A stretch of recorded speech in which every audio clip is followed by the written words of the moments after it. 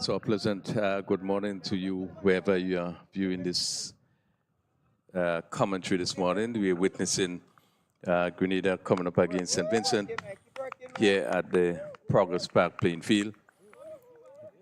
Well, we greet you with the good news that conditions again looks pretty okay, even though a bit on the gloomy side, but no threat of rain.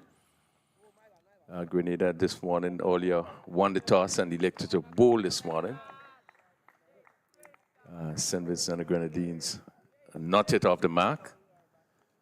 Scott Murray is bowling from the northern end.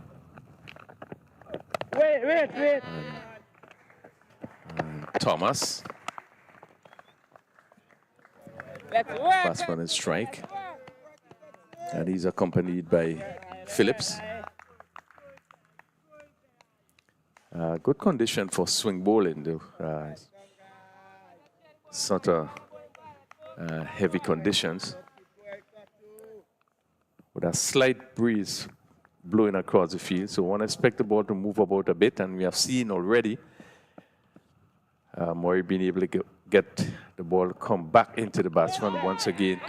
It comes in, it's being turned down to that long region, goes very close to the boundary, picked up just about a foot before it get to the ropes.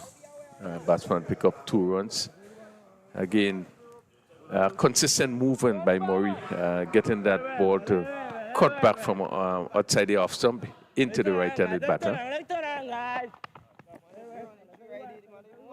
St. Vincent and the Grenadines at the end of the first over. They are 4 without loss. Both these 2 teams will want to end on a high note. Grenada lost convincingly to Dominica yesterday on this venue. And St. Vincent went on to St. Lucia.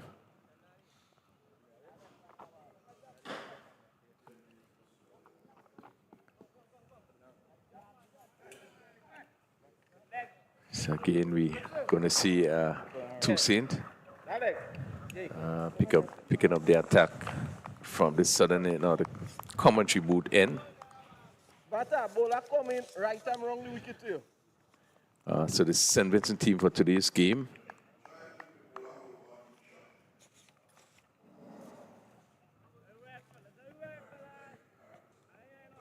We're just going to get the St. Vincent team. We do have the Grenada team.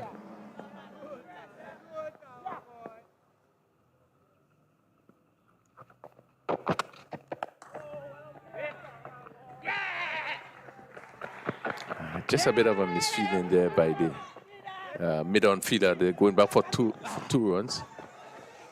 Yeah. A little miscommunication. They're going back for the second run, but the throw was high. So Thomas was able to make his ground. 6 without loss.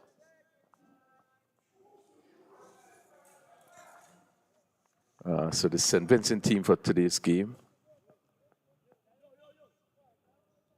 Javon Richardson. Dwayne Adams is a wicket keeper. Zach Thomas. Cody Grant, the captain of the St. Vincent team.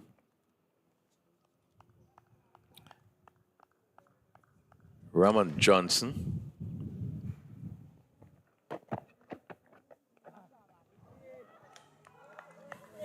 First extra. Grenada has been noted to bowl quite a bit of extras.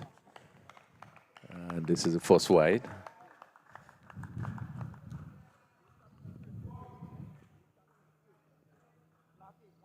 So just to go over this Grant, the captain, McDowell, Kevin Joseph, Elron Glasgow,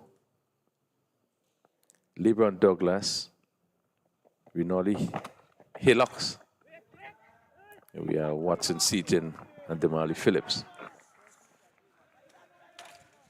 So out is Kevin Shallow, Ramon Johnson, and Dexter Baines.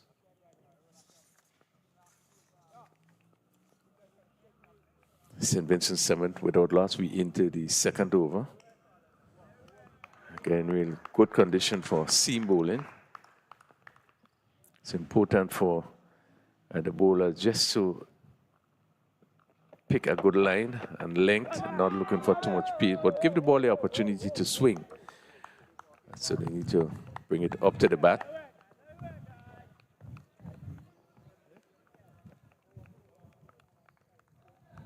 So it's actually McIntosh and not Toussaint.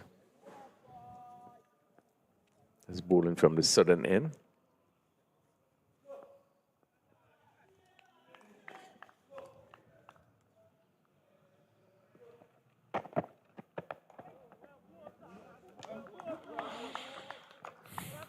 Again on the short side, looking to extract some pace off the wicket, but probably would be better advice to bring the ball up, give it a chance to swing.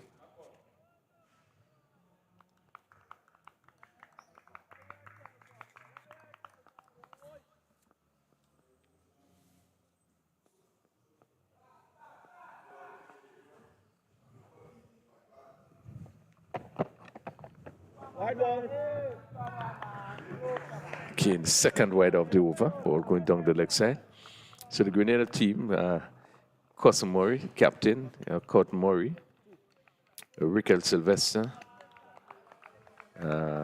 Justin John is back in, Kevin Bartholomew, Kevin Bob, Cleveland Bartholomew, Jumal Francis is out, Desmond Mitchell, Desmond Jurican, I think playing his first game, Enoch Toussaint, and Giovanni McIntosh. So you see McIntosh opening the bowling with Cotton Murray. David Grenada would be looking to make all the inroads into the St. Vincent batting. Grenada was defeated heavily yesterday.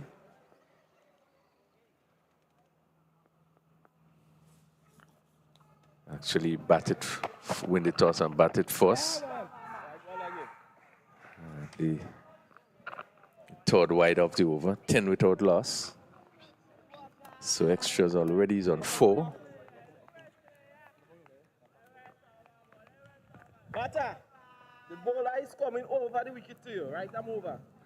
Market just coming, bowling around the wicket. Just slanting that ball, pitching on the stumps and going down the leg side. Now he goes over the wicket.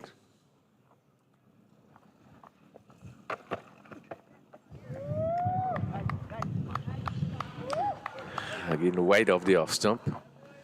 Just seems here, so you look into extract pace, trying to see what pace he can get out of the wicket, and as such, just praying the deliveries.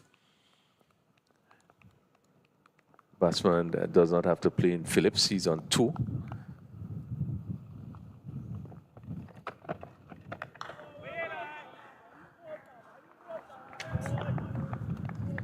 And that completes McIntosh over. 10 without loss after 2 overs.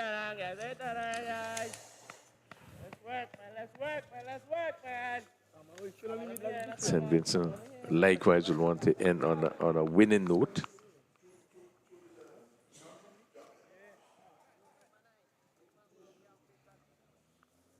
St. Vincent, after losing the first game, did come back strongly and win the next 2 games.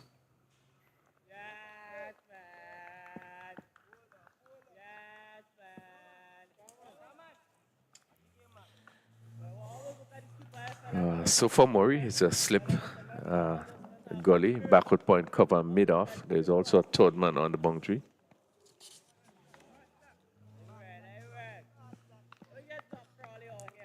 So just 3 players on the leg side.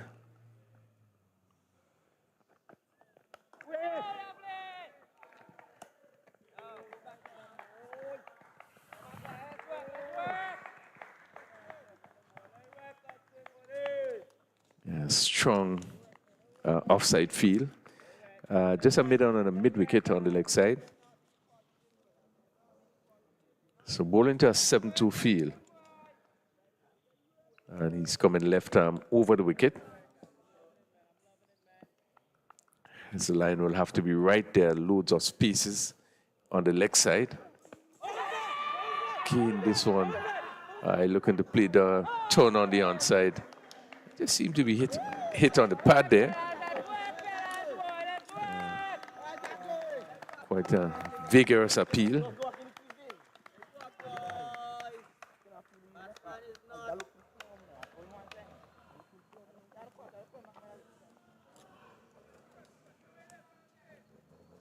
Umpires on move.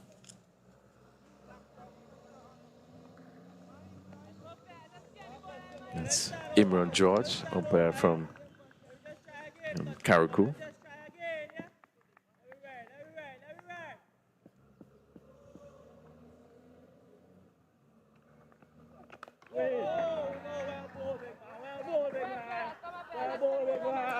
Again, good line. The ball just staying down a bit.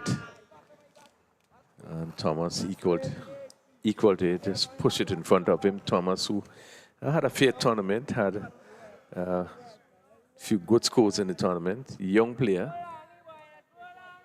And shows a great deal of promise.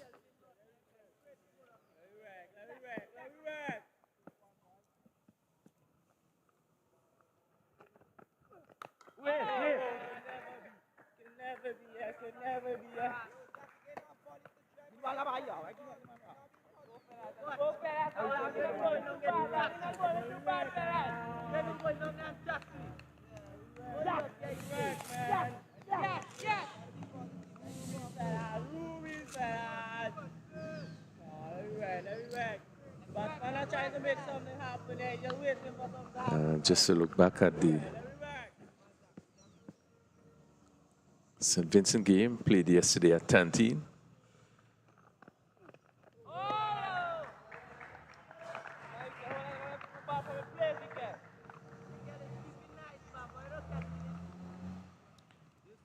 Zach Thomas only got 3 yesterday.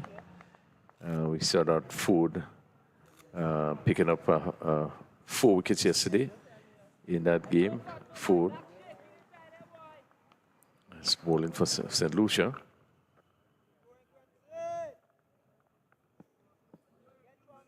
Thomas only got 3 yesterday in that game. St. Vincent making just 125, and they were chasing 256.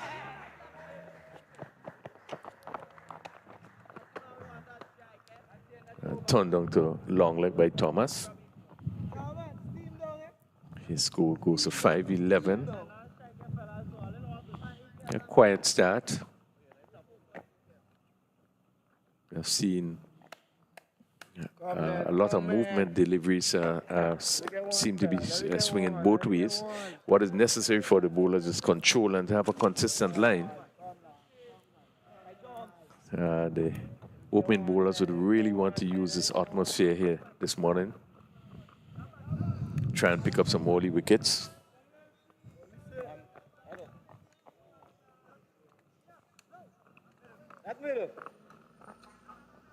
As we look to the left of us, quite a bit of cloud, which is really has already passed us. So no threat of rain. After 3 overs, 11 without loss.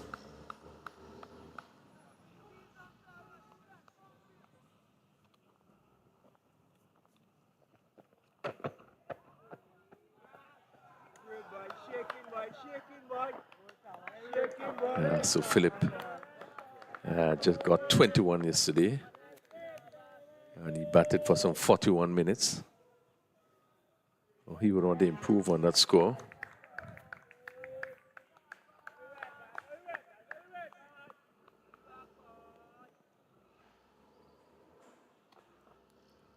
We had a top score of 35 from McDowell. Played straight to the fielder at gully. What a soft dismissal there. Thomas just steered that ball straight to the fielder at gully, who accepted a rather simple catch. And St. Vincent losing the first wicket. Disappointment for Thomas. He has been really the mainstay for the first 2 games that St. Vincent played. It has fallen cheaply yesterday and today, just going for 5. And St. Vincent and the Grenadines losing their first wicket at score at 11. We're into the 4th over. They are 11 for 1. So first blow struck there by Grenada.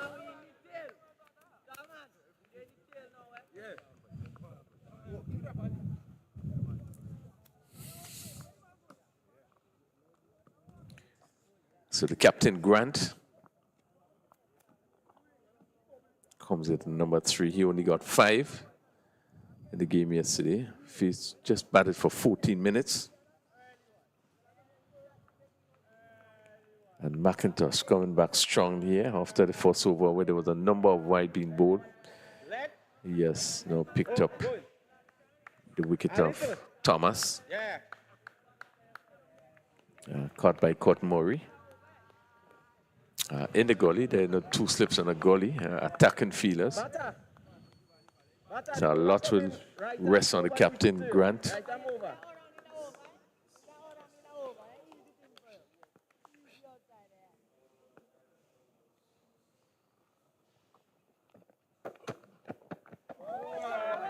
Another short delivery. Probably lucky to get away with that one not being called a wide. But you see again, McIntosh, we're looking for pace and just seem to be pulling that ball a bit into the wicket. Ball bouncing wide. Batsman was not required to play.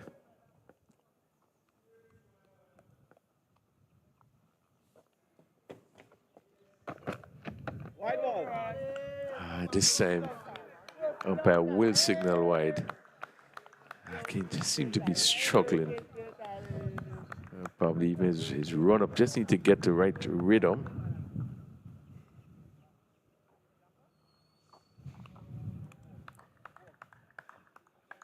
Extras move to 5.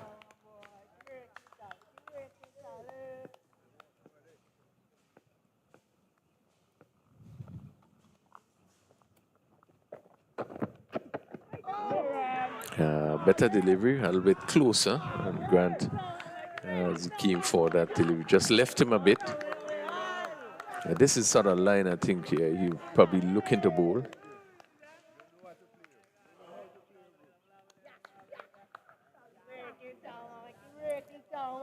$12 for 1. Phillips on 2. And Grant not yet off the mark.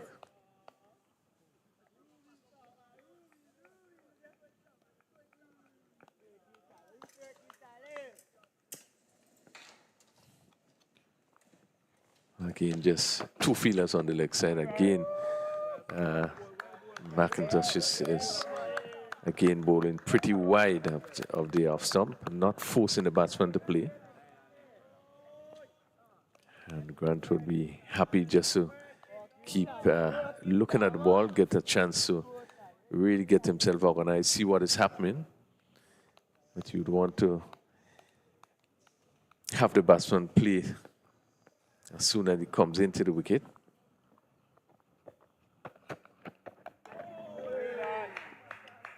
And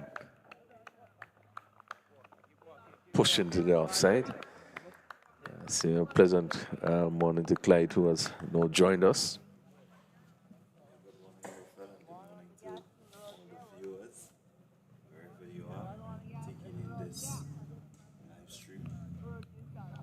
It's a pretty overcast morning. Yeah, complete opposite in terms of what we had yesterday. And really it's good conditions for swing bowling. And really, I was making the point that the fast bowlers really should look to take advantage of this condition. What will be important is the line and length, not looking to bowl too fast. I think maybe that's just one of the areas of concern of the bowling of McIntosh. He completed second over, picking up 1 for 7, but he had been very short and really looking to extract as much pace. But looking at the condition, probably the wiser thing to do is to look for length and keep the ball up, give it a chance to swing. Yeah, well, he's the sort of hit the deck bowler. Not really known to swing it about too much. The conditions will help, and so I think he needs to, as you say, take advantage of it. Maybe just try to see if he can get it moving, although he's not known to be that great swinger of the ball. But so far he has started well. One would hope that he will continue.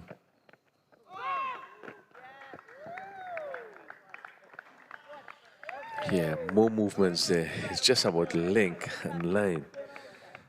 You want the batsman to really come on the front foot to play so that when that ball leaves, it gives you an opportunity probably to pick the edge.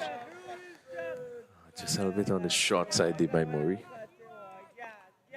Yeah, I really need to see him pitching it a little closer. Maybe just about a foot further up. He's extracting good bonks and good movement. And this time a little too straight. He wanted just outside the off stump. Having the batsman wondering whether he should or should not play. I really would have loved to see him coming from this southern end. Murray bowling from this southern end. Just to see what's going to happen. Again, slight breeze continued to blow across the field. And with this other atmospheric condition.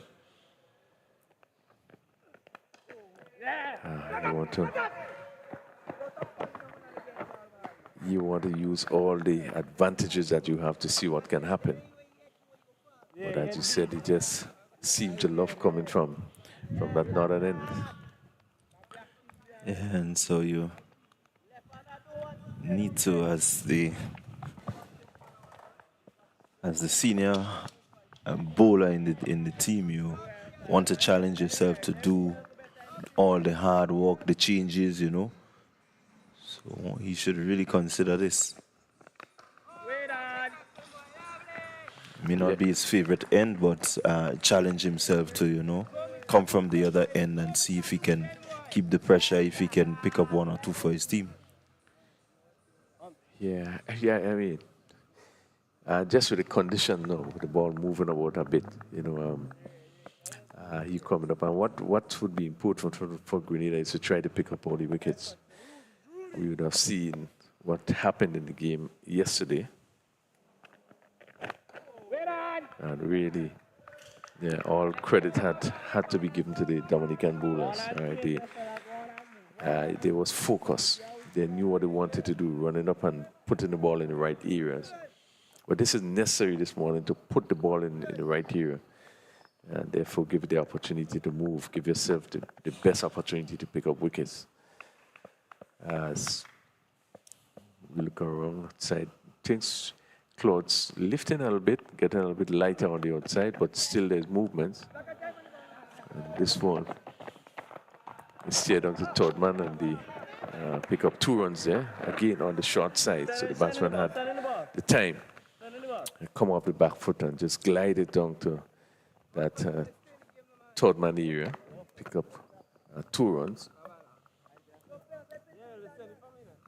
So that completes the 5th over. It's 14 for 1. Yeah, Grenada will be hoping to make some early inroads into this Vincent and the Grenadines batting. Really looking at what took place yesterday, you really don't want to be out in that sort of condition for a complete 50 overs. We'll want to bowl them out and get back in as quick as possible. Again, McIntosh, as you rightly said, with a bit of movement. As he pitched this one, you can see that it just left the right-handed batter in Cody Grant. So I think this is the formula that he needs to work on. The wicket will flatten out a bit more once the sun begins to bake it.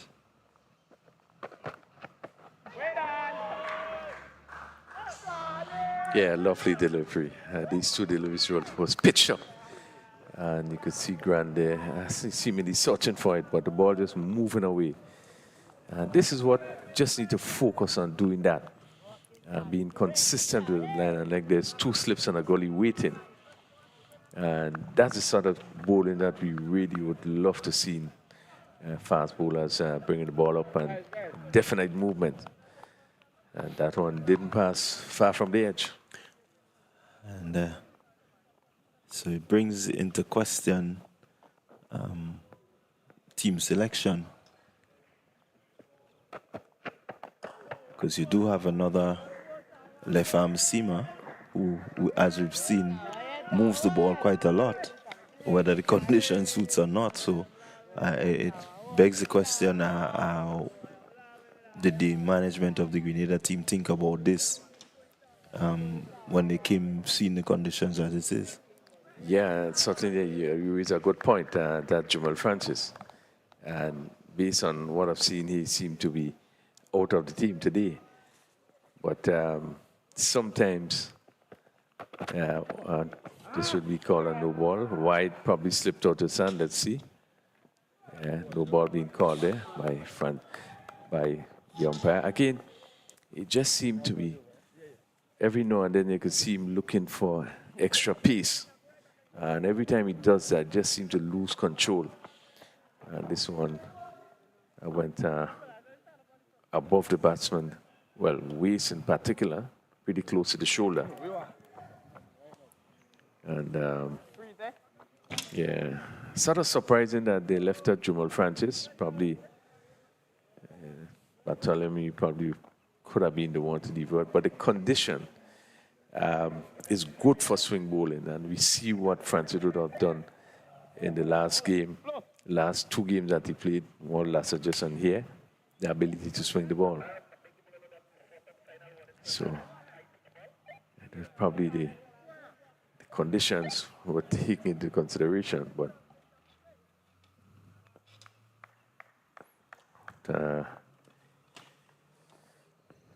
15 for 1. Another short delivery, hit down to mid-on for 4. Real confident shot. Very short. And Grant just stood up. And with a leg side fielder, just have two fielders. Long leg and short mid-on, wide mid-on. And he gave it the full treatment. And stayed down to the long on boundary for 4.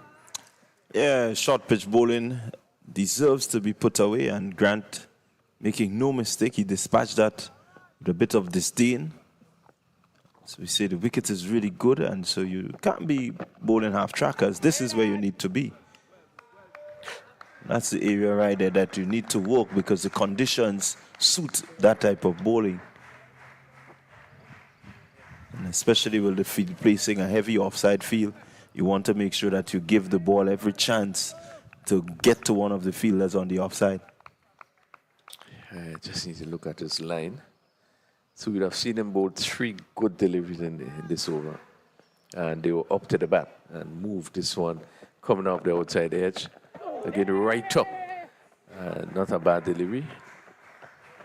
He comes off the edge and go down to third man. So that completes the 6th over. And McIntosh 3 overs gone for 13 so far. It's 20 for 1. Yeah, Grant, very fortunate they get in the outside edge. I think had he missed this completely, it would have been a totally different story. But he lives on. St. Vincent and the Grenadines, they will continue to try to ensure that these two give them a solid foundation that they can, you know, maybe look for a total closer to 250, 260. The wicket is going to play really well, we know that. We have not seen any wear or tear or anything that suggests that it would play difficult. And it's generally a batter's paradise. Yeah, I agree with you. There's really no issues with the pitch. It looks very good. And this is why I think the the bowlers will need to take full advantage of this really nice conditions for bowling this morning. So one aspect that we're probably going to see the seamers bowling this morning. So one aspect that probably we'll have two seam coming on maybe from this end. But they will want to take the advantage to bowl this morning in this really good condition. Just to be able to put a bit of pressure, get the ball, make batting difficult for the St. Vincent team. Yeah, certainly you want to peg them back as much as possible, use the conditions that are available. And it will say something about you and your team as in terms of the understanding of the game.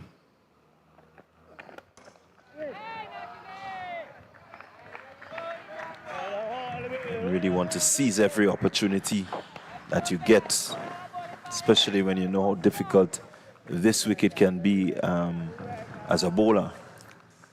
When you get the assistance of the atmospheric conditions, nice light wind, and you want to take advantage.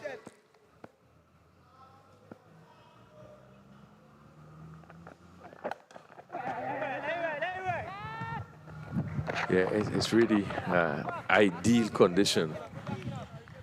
Seam bowlers, you know, and as we sit here in this commentary booth and feeling the breeze coming across, you know, one can imagine someone being able to coming up bowling seam and swinging the ball away from the batsman.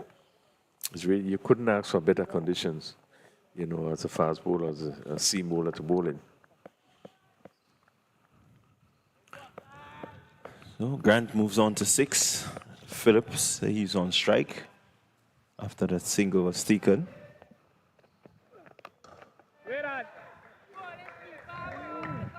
Total moves to 21 for 1. Murray has settled in really nicely here, not really giving away anything. Still think that the St. Vincent and the Grenadines batters just a little bit defensive.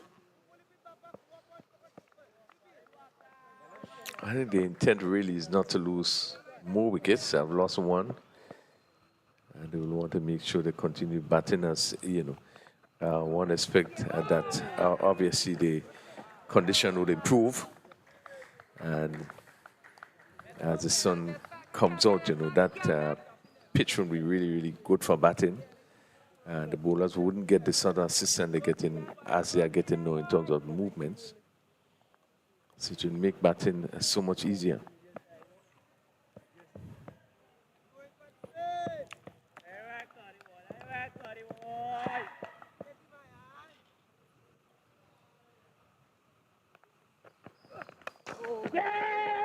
And nicely played, just push through the onside and the cross for 2. 2 very good looking runs, not really trying to overhit Philip. Just play through the line of that one, the mid-on being a bit wide. And up maybe closer to the mid-wicket area. I had to run back and chase. Yeah, it's all timing. You just get into the good position and played it past the mid-on fielder, which was wide. And he had to chase back for 2 runs, but Grant looking fairly comfortable. Really, score pushes on to 23 for 1. 7 overs completed. We see the strengthening of the leg side field, mid-wicket now forward square. Just to the left of the umpire. So there's a mid-on shot, a long leg, and a mid-wicket. The 3 fielders on the leg side. Continue to bowl to a 6-3 field. Now the mid-on has been pushed back. Just about halfway to the boundary. As the forward square leg move to mid-wicket. Much better looking field here. Leg side field.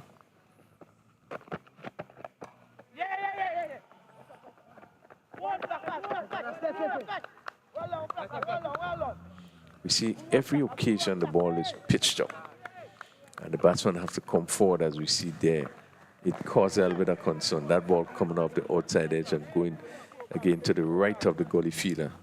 So it tells you that you need to keep the ball up to the bat. Give it some chance to move in the air. And one would hope that McIntosh understands, because he has created some doubt when the ball is pitched up. It goes around to the left-handed Phillips. Right ball.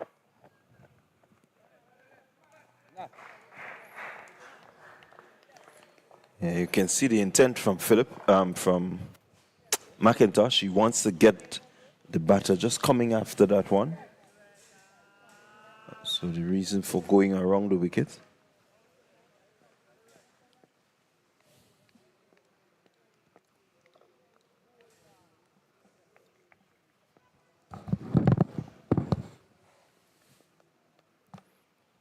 Stay. Right ball. Again, just strain there a bit as we see the conditions get a little darker. But the sun, the direction that the sun is coming from, it's still pretty okay. Yes, sun now. I think it's first time for the morning we have seen the sun and beginning to come out as clouds seem to be passing this area and probably lifting a little bit higher. Although there we can see some clouds to the right of us, but McIntosh continue to struggle. Really, I think he's just trying to bowl too fast and need to concentrate on bowling the line and keeping the ball up to the bat. Now he goes back over the wicket, so he has bowled 3 consecutive wides. Goes back over the wicket.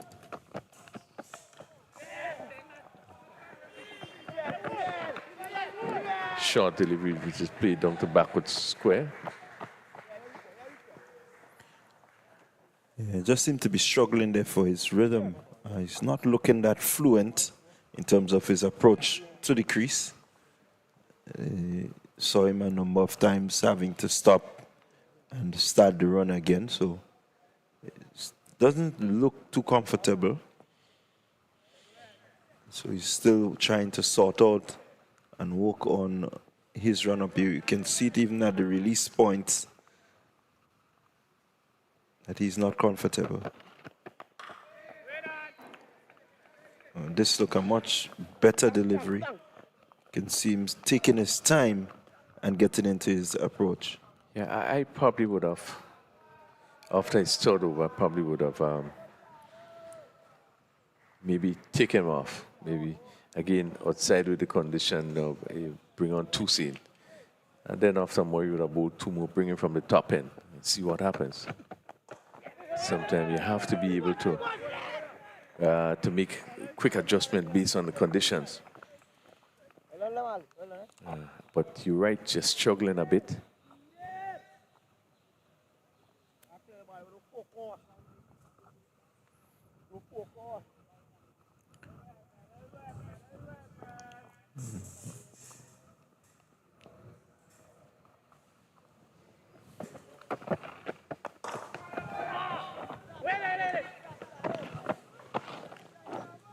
And what I've noticed from McIntosh is that he's not really sprinting in. He has a decent enough run-up, maybe just a bit more purposeful and maybe a little more focused towards the crease.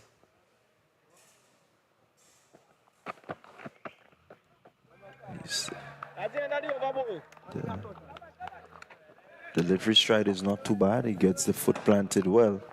But just before that, I think there is some work that could be done just to help to strengthen that.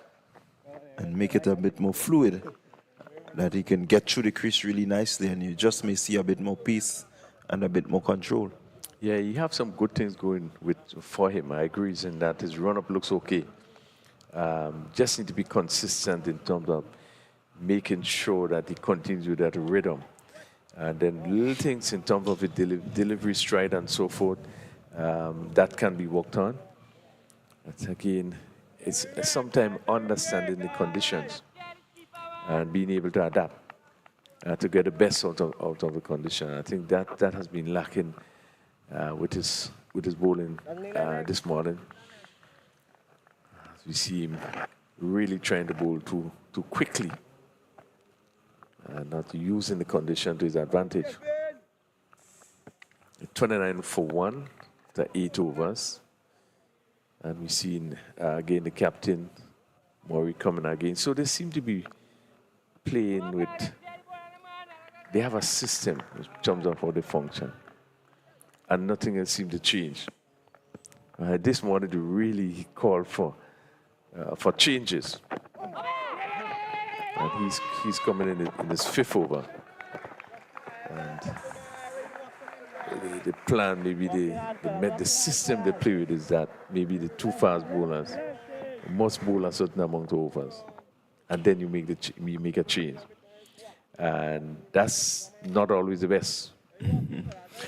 Well, no, we're at within the 9th over, the start of the 9th over. Generally, the left arm spin of cut Murray will be used, but again, I'm seeing that he's probably thinking of the conditions. He has given himself an extra over. But as you rightly said, just maybe a good time to get Toussaint in at the other end and have McIntosh switch. Yeah. You have to mix it up at times. You have to mix it up.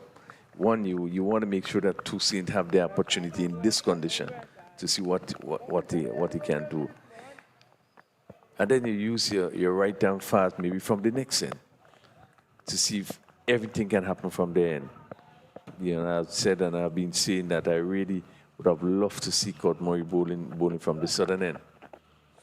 That he has been consistent in one end. He's now into his 5th over. And not to say that he's troubling the batsman or such. You probably need to know when to continue and when to make changes. Well, I don't want to think that comes through experience and maybe some guidance from your management team. Yeah, certainly will need some guidance from your management.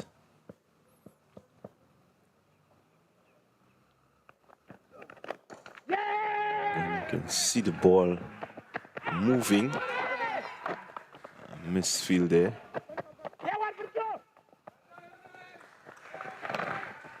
Come on, Bachelor! Let's work, Bachelor! Really not a proper bit of fielding there, giving away an extra run or extra 2 runs when it should have been maybe just 1. Fielder guilty of not really keeping his eye on the ball. A good shot by Phillips, though. It was really got in line and played it smoothly down to long on. The mid-on fielder had some work to do there.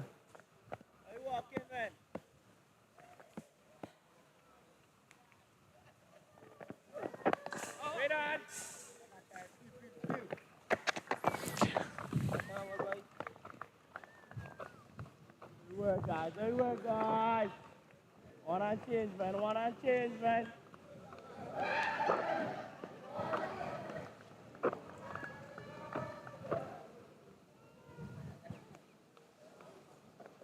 They keep pushing, fellas.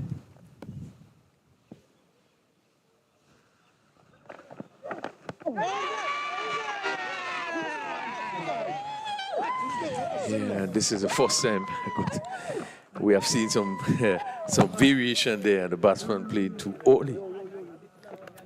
Grant missing this delivery and hit plumb in front, and really there was no hesitation there. But a slow delivery ball, folded the bat, and he looked to whip it somewhere through mid-wicket and miss.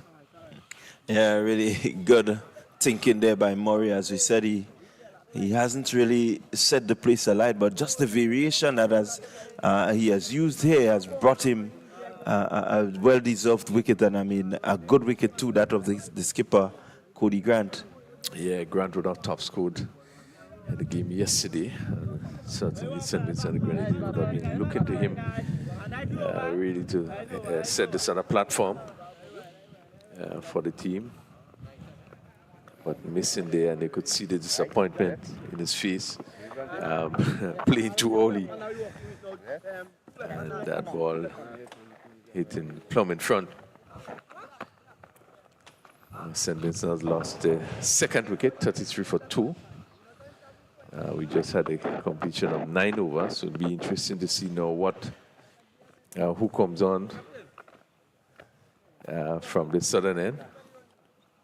There will be Toussaint coming from the southern end, so continuing with the piece. Again, as we said, the conditions pretty good for swing bowling.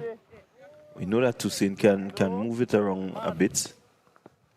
So he will have his opportunity to really show what he can do.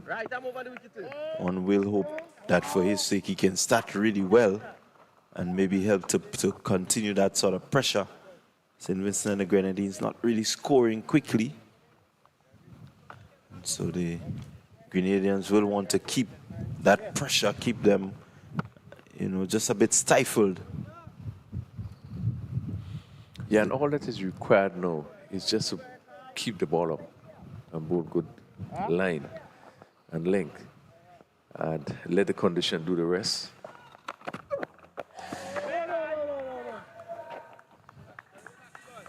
Again, movement from the desk delivery, moving to the offs.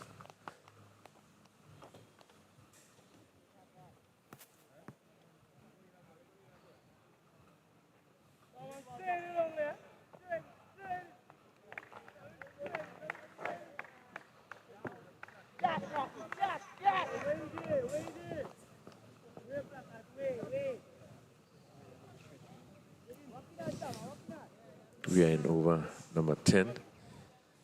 Last over of this power play.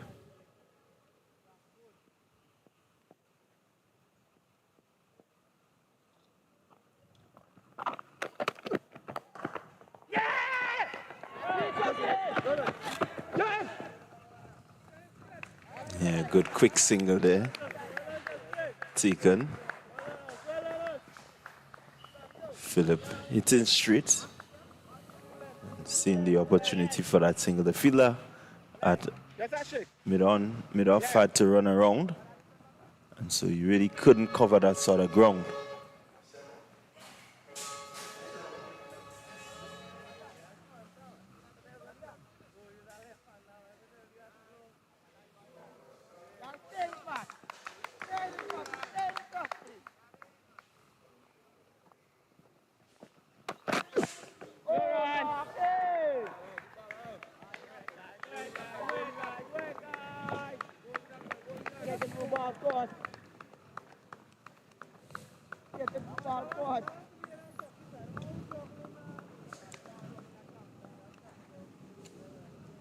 So McDowell.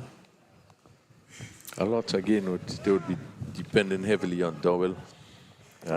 He actually got 35 in the game yesterday, actually top score. Does have the ability to hit the ball. So a lot would depend on him. St. Vincent after losing those 2 early wickets. It's so important that he stay as long as possible. And they will need him here. He has the propensity to stay in the wicket and bat. He loves batting. So certainly one expects that he will look to anchor down here and ensure that St. Vincent gets a pretty decent total. And Phillips, who opened the batting, he got 21 yesterday and batted for some 41 minutes, he had 4 fours. So he'll want to stick around as long as possible.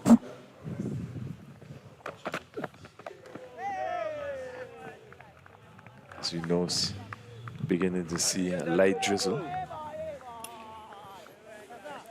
Yeah, it's a bit, as we continue to say, it's a bit overcast. Conditions this morning just totally different to what you had yesterday. Oh my God. So it will be interesting to see how this game progresses, because we just may have a rain delay. I thought it was probably a good toss to win. The Grenada team would have done the right thing in terms of feeling first. They really have to use the conditions. Try and pick up as much wickets as possible. We're still with a very light drizzle and no movement by the ground staff, which indicates that the rain is not going to stay with us. It's just not going to stay with us for long. The wind is just picking up a bit. As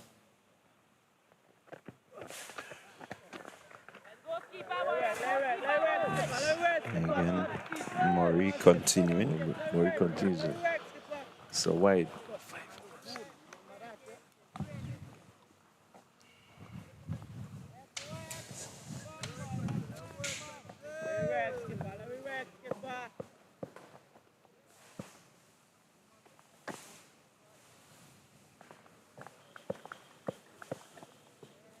The drizzle is with us again. 35 for 2 into the 11th over. Hit down to at point position and goes across the rope now for 4. Yeah, ball pitched up. And Phillips, the right treatment. As he hit it down to backward point. Good shot. Didn't seem to get it off the middle of the bat, but got enough bat onto it. And went all along the ground. And down to a backward point position for 4. Yeah, good boundary there for Philip. He certainly will feel good getting that onto the boundary.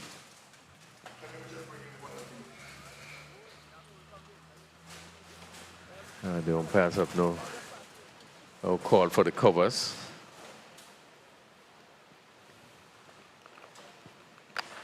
Should just get a little heavier. Wrong staff. And so we are going to have a rain delay as the showers come down. The conditions, as we said, quite overcast, but it shouldn't be with us for a very long time. And so definitely the St. Vincent and the Grenadine team will want to use this opportunity to regroup, have a chat, maybe reset their target and really look to focus in the boys as to what should happen based on the conditions. The Grenada team, I think they will do their assessment. Fairly okay position. Well, really, it's an even game at this point in time. I think St. Vincent would be happy that they only lost 2 wickets based on the condition. Grenada would be disappointed that they haven't bowled well. And they haven't used the condition, the bowlers this morning at the best advantage. Really, when you look at the condition out there, you would have think that that ball that was moving should have created really more problem for the Vincentian batsmen. Yeah, certainly should have been a bit more tight in terms of their lines and length. And there were too many deliveries they hadn't, that there was no need to play. Yeah, with the ball as moving we would have around. seen, McIntosh in particular, anytime he brings the ball up, he create that bit of doubt with the ball moving away. And but I think he was not consistent, and really it gave the batsman the opportunity to have a look at those deliveries. Murray, on the other hand, I don't think he was as effective as we know he can be. Again, probably looking for pace and being short at some times. But one hopes with this break that obviously some discussion with the coach and the management, they would understand in terms of how you bowl in conditions like these.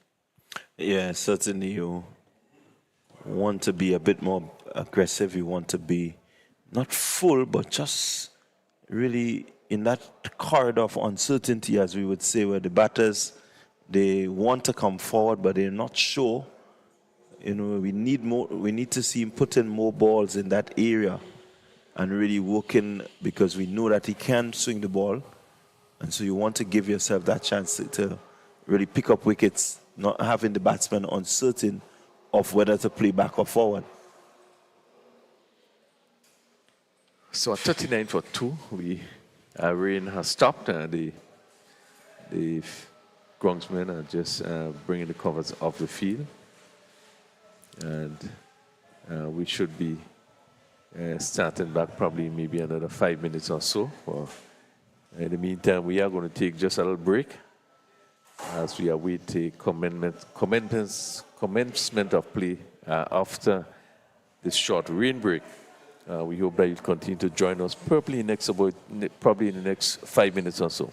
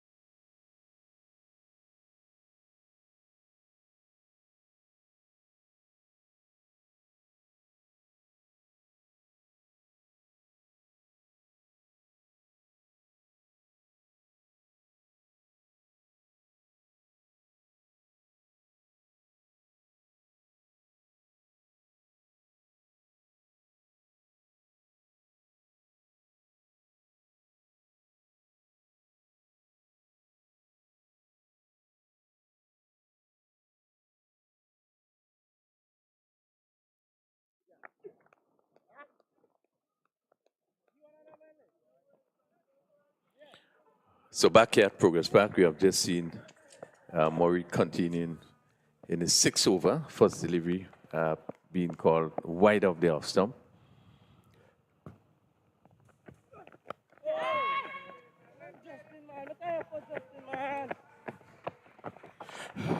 Yeah, just need to get to the right as he continues his 6th over. Ball saved down to third man. Again, Phillips getting into good position, good control as he right it down to that position. The breeze has picked up. We expect from here on, hopefully there will be good weather going forward. 41 for 2.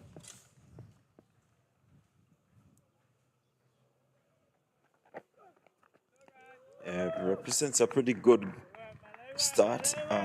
Not too bad for St. Vincent and the Grenadines. Knowing that the pitch is playing well, it could have been a bit more.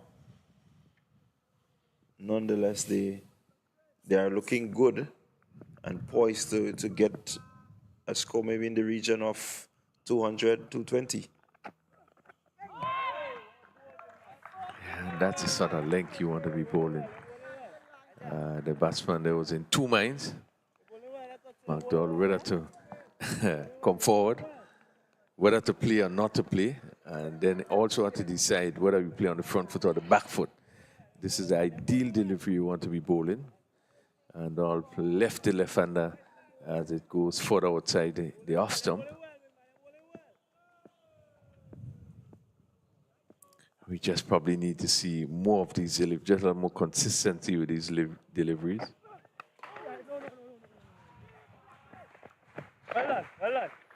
Yeah, again, I quite agree with you there. You want to be there, just there about giving the batsman the opportunity to do the thinking. When you pitch all over the place, the batter doesn't really have to think, but when he gets the freebies, he put them away. When you challenge that outside edge, he's always there. His confidence will take him a while before he can build that sort of confidence. Right there, you can just leave it alone. So you just need to be into the stump just a little, and with that movement away, so you're actually looking to hit the top of off, as we often say, and have that bit of doubt created in the bowler, in the batter's mind. So Murray has completed his sixth over. He had 1 for 20, no maidens. And Toussaint had 1 over, just 1 run conceded.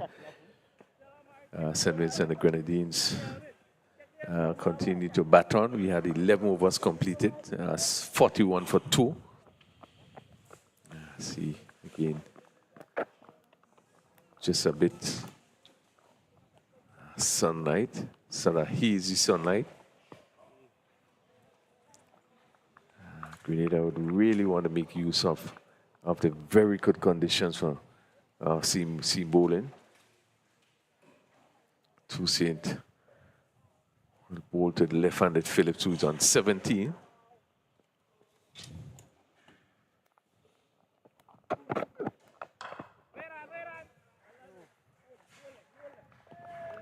Toussaint looking to pitch it up, but I get a bit too full. Really wants to just pull back that length and maybe have it on the off stump, moving away from the batter there, the left-handed batter. So really not the sort of consistency that you expect. And you also have a pack offside field.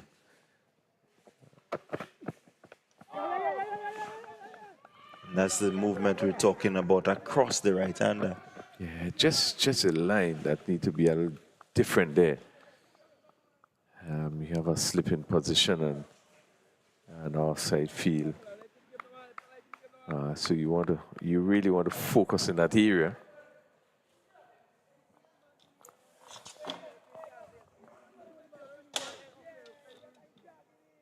We just see one of the players down. He's now up on his feet. I don't know, Clyde, if you saw what actually happened there. Yeah, I think that one pitched short and would have hit him straight in the groin area.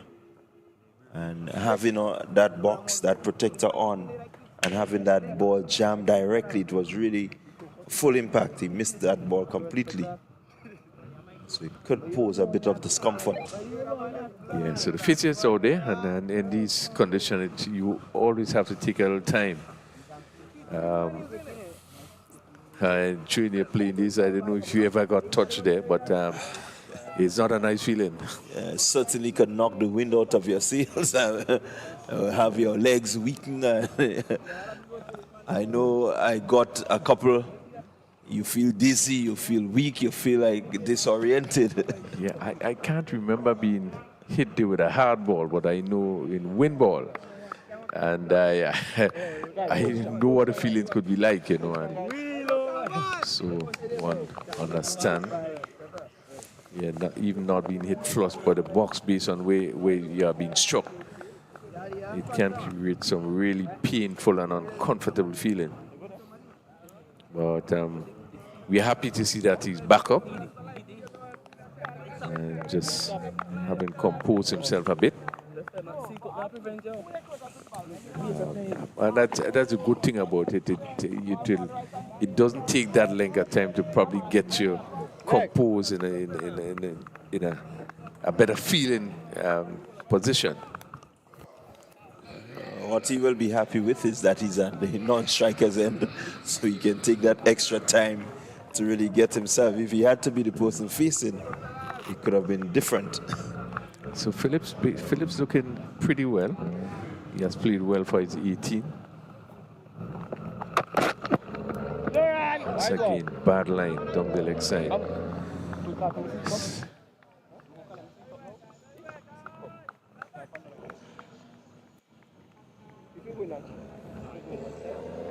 Yeah, really, Toussaint not starting well to the left-handers. Ideal good delivery to the right-hander, but he has to remember he's bowling to the left-handed McDowell. So he does need to start that ball a bit more on the off stump.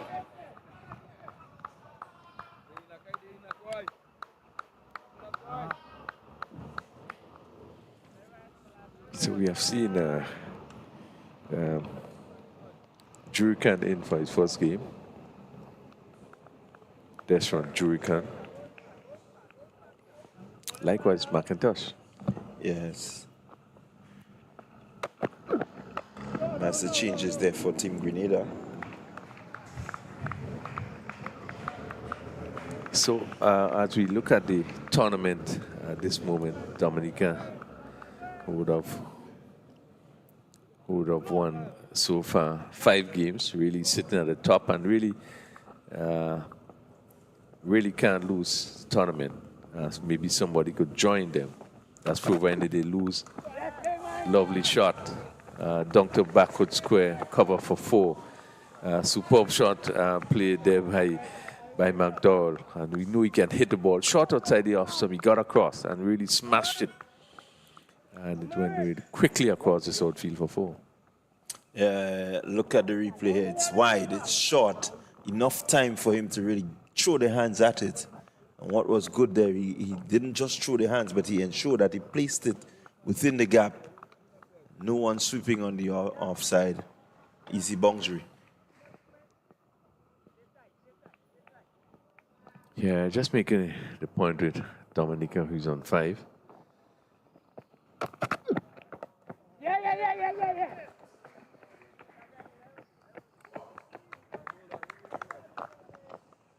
None of the other teams can reach it. Yeah, Dominica doing well. The only team to have the players score centuries.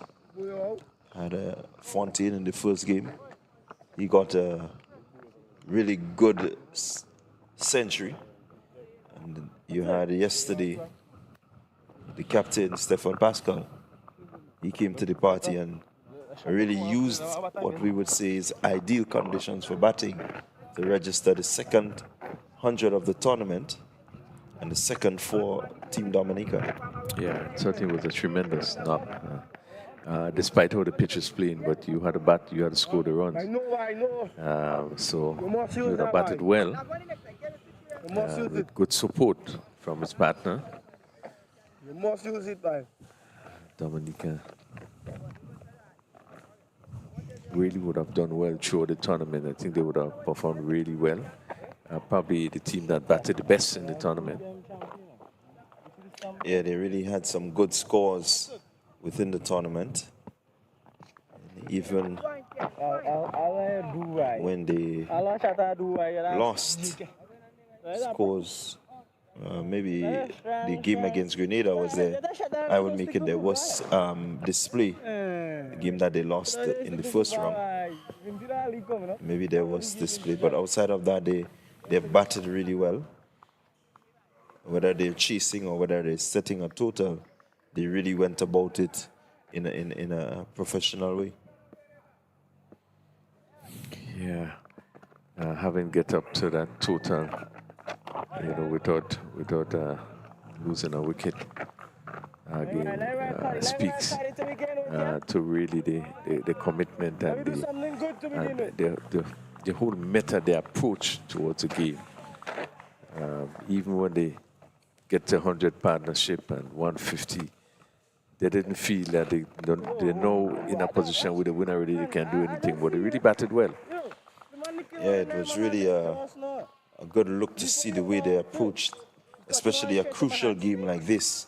They knew that if they lost this game, then it would be even Stevens in terms of the both teams. So they really started well with the ball. They restricted the Grenada team to 224. I mean, on a wicket that is known to be batters friendly, 224 really is not a total that you expect to defend easily. So Court Marina picked up the attack from that northern end. Again, there probably could have been a good thing even to try Murray from the next end. So just to turn things around, you have seen all your bowlers bowled, and it's like when situations are difficult, you do things differently. For instance, as a fast bowler, you would probably use a crease. You'll go all wide, you'll go close to the stumps, because things are so difficult. So you're looking to find out all angles where you can get some advantage to pick up wickets. Again, it would not have been a bad thing to try to see him come from the other end. Well, again, the total 50 for 2.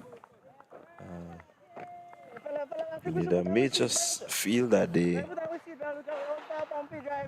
in a good position and maybe they don't want to try anything different. Really, sometimes you tend to question,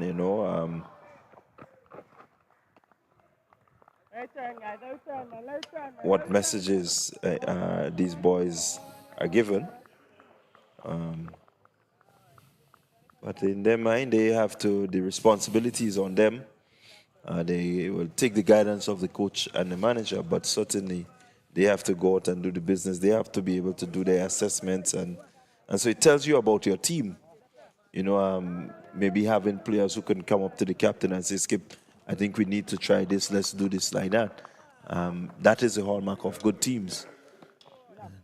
So one just probably wonders, are they well knitted as this? Yeah, I think it all comes from the whole aspect of planning, the discussion that you have, maybe discuss the conditions, the options that you have, what you can do if things does not work in a particular way, who you can use where. So it's a lot of discussion, a lot of planning. So one of the things I think is so important that you have the players understand, firstly, the conditions and what can happen, who you can use and when based on how situation goes. So yeah, it speaks to really a knitted team close together, both on the same page with management. The off spinner, Bartholomew.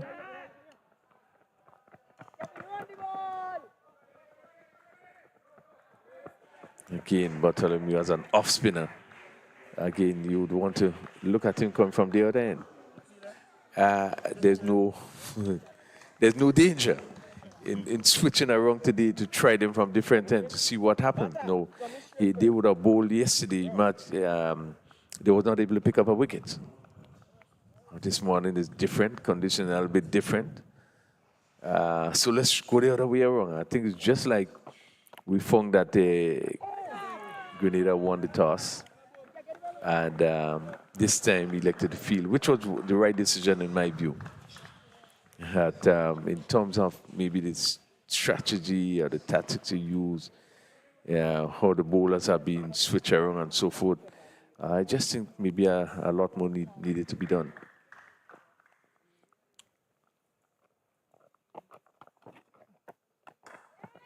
Well,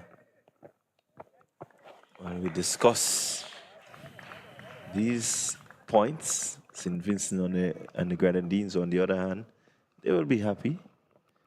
The partnership between the two looking to get to the 20-run mark. And they will just hope to settle in and maybe register a big score.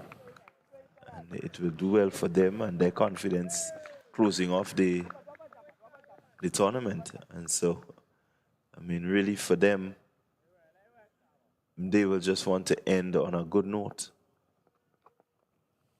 What better note than maybe to beat the host in the final game? Yeah, they will. Certainly want to finish the tournament on a winning note. Likewise, Grenada. Both teams would have lost the previous game.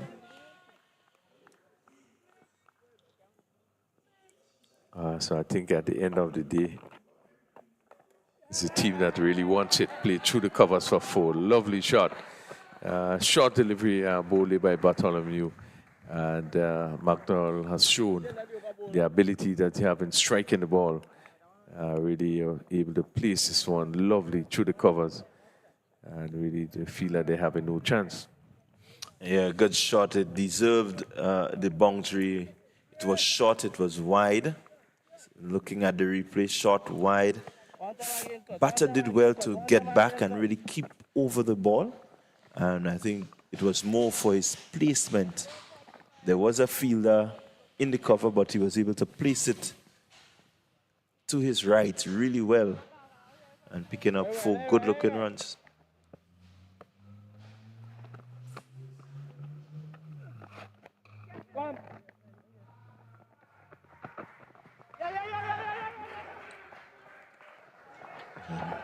Really, this says a lot. The fielder there with the ball in hand, and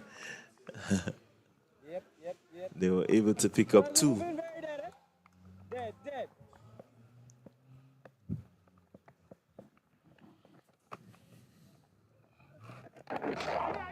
And we're just looking to slow it down a bit. So we've seen some really good positive batting by St. Vincent and the Grenadines. Again, not allowing the spinners to have control. That was played to backward square, ball traveled quickly, but the non-striker responded well, picked up an easy single, and ball hit down to mid-wicket. So they are prepared to be positive in the stroke play. And that can work to the benefit. Yeah. Yeah, and you want to make sure that, as we kept on saying, when the spinners come on, things tend to get slow, but there seems to be a deliberate move here now to ensure that they do not get bobbed down by the spinners, that they rotate the strike and really get the scoreboard just ticking over slightly. Use of the feet coming down, and certainly will pick up Another boundary. We'll pick up another boundary there.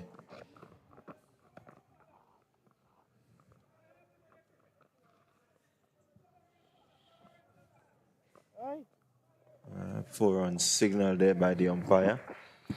And so this is what we're talking about, is get the use of the feet. Now the bowler has to, in his mind, wonder exactly what you're going to do, because he has seen the batter willing to use his feet.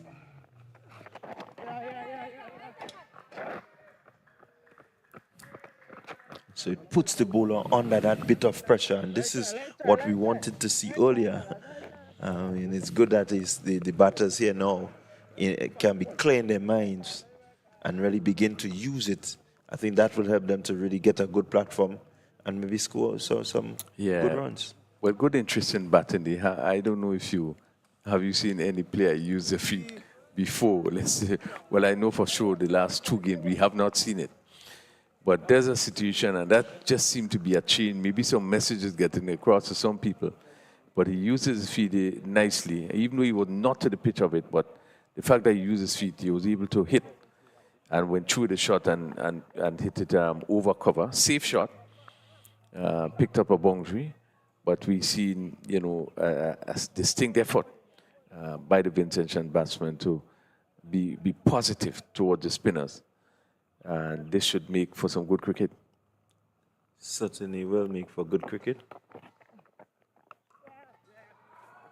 Okay, just going back and cutting. Man out there at sweeper, cover. Wayward throw will earn them that second run that they were so hesitant about. And what we are actually seeing is now that pressure has been reversed on the Grenada team. So we've seen some misfields. Now we have seen some overthrow. So you can see that the pressure is really getting to the players.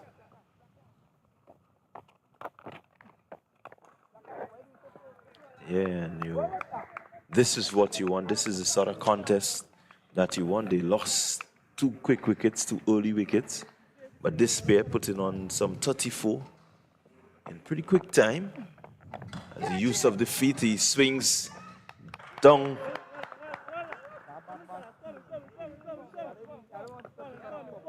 And actually we taken on the long on boundary. And certainly would be very disappointed there to a full toss as we look at the replay here. And really just didn't get it middle of the bat. And was taking at long on. Would be very, very disappointed there. McDowell really was looking to clear that long on boundary. And held out on the boundary. Yeah, really not getting the sort of connection, but I think the intent was right. The area that he intended to hit it straight. He had acres of space on the leg side. He could have chosen the leg side, but he chose straight, but not really getting the sort of connection that he needed. So the power behind the shot was really limited. Fielder taking the catch some maybe 10, 15 meters in from the boundary. Yeah, pretty unfortunate. It was a poor delivery that really should have been put away, and you see the disappointment on his face as he comes off, knowing what he could have done with that delivery. Yeah, he must feel disappointed not being able to get that one away. So you see Phillips still struggling a bit. What we do know is that hit in the groin area, as I said, it can be very difficult to deal with, especially when you get it flush on. So Philip will retire hurt. Yeah, it just seemed to be coming off. Probably that hit has been a little more serious than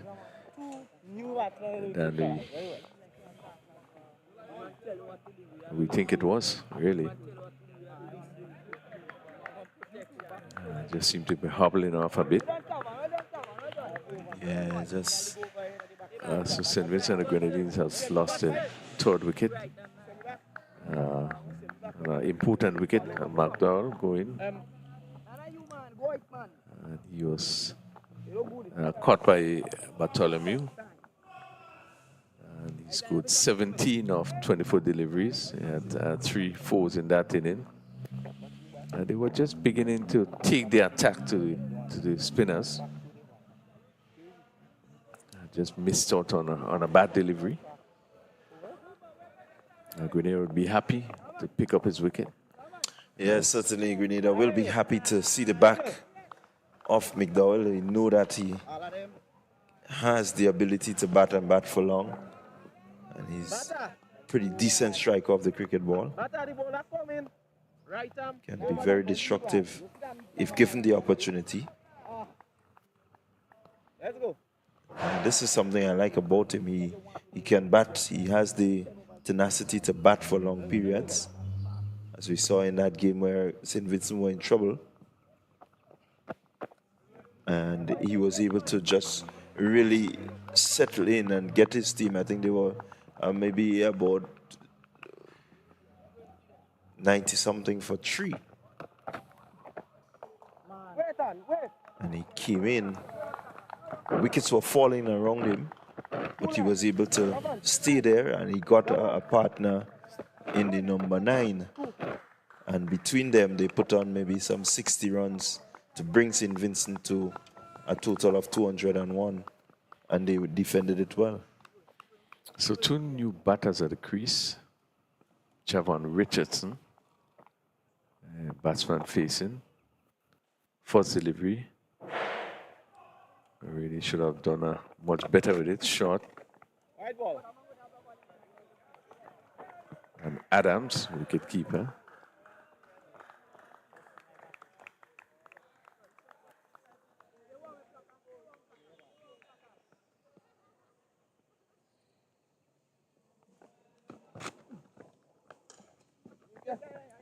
Good looking drive there.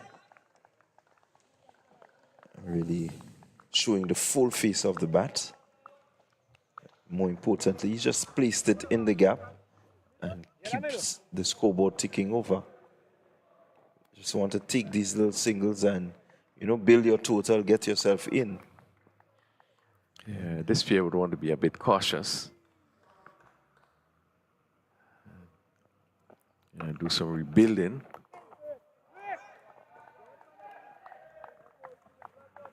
At the end of the over ball. So 3 for 69. It's 16 overs completed.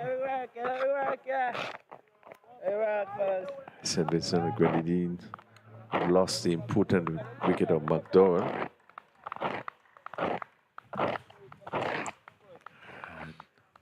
Phillips retired on 24. Phillips would have scored 21 in yesterday's game. McDowell would have scored top score with 35.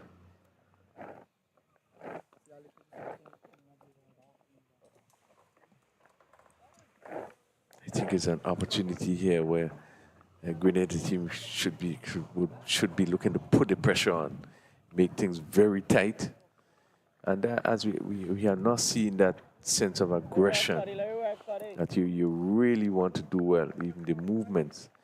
Now there are 2 batters, and really they should be pushing, keep things very tight.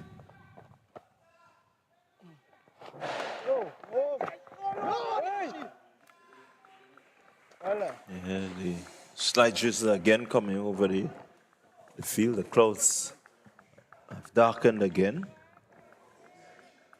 So there is the possibility of a stoppage. Murray continues from the river or the road end.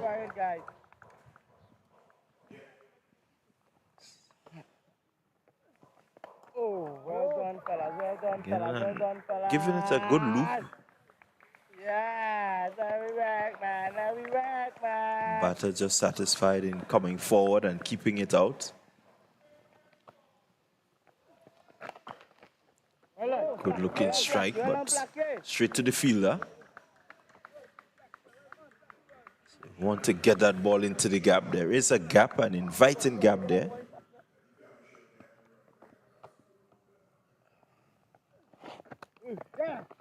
Well played, beautiful shot. It's just dabbing that one past the man there at backward square, and it rolls down to the boundary.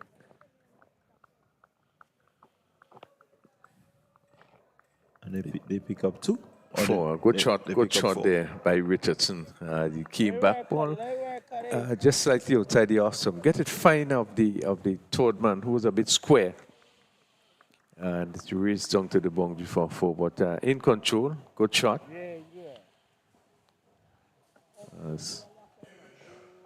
See the umpires once again call the ground staff. He's going to run out. I think probably he's not going out with probably the right cover to cover the clean surface. And then we'll probably bring on the bigger covers that would cover the square. And the covers for the run-up. So we have another break here as rain drizzle get a little heavier. This would be second break for the morning. The groundsmen just about to cover. Still a bit hesitant. The rain is not coming very heavy. Just want to make sure that surface is covered. So we are going to take a break and just hope that we'll be able to join you very soon. Hopefully that rain is going to pass and we should be back with you in a few moments from now.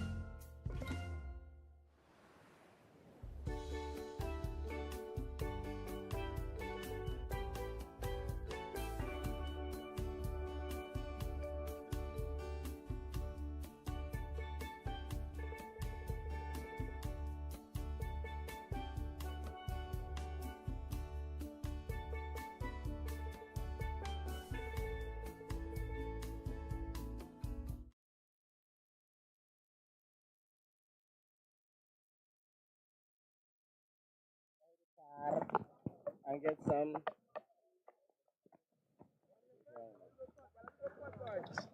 So back here at Progress Park, the drizzle has stopped. And we are about to see the resumption of play, 73 for 3, St. Vincent and the Grenadines. Just in about 17th over. So Murray just have one delivery to complete his third over. Richardson on 5. Well on cut, well on cut. Well on, later. And that completes the 17th over. As we look at condition here, Clyde still overcast. And I want to seemingly get the impression that it's probably going to remain so for most of the day. Yeah, it certainly seemed to suggest that it will remain. I think at the Tarntine playing field, we have similar situation where the rains came and the covers were brought out. So they have a delay down there. They're going to restart hopefully in a little while. But here we have restarted, and quite possibly the conditions will remain overcast and very cloudy as we go through this final day. Have you been able to pick up any score in the Tarntine game? I know that our viewers, our listeners will also want to follow that game. Shot outside the off stump, hit down to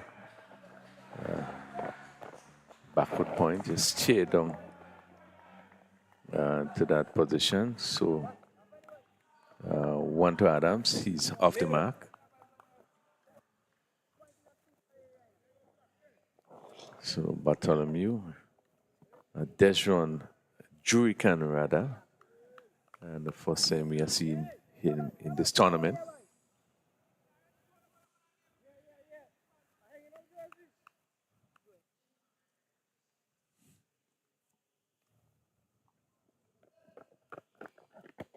White ball.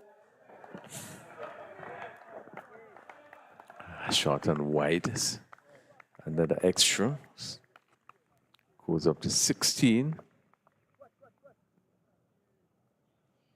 Quite a bit of wide we have seen bowl this morning. Yeah, the discipline from the Grenadian bowlers have really not been the sort of discipline that you need.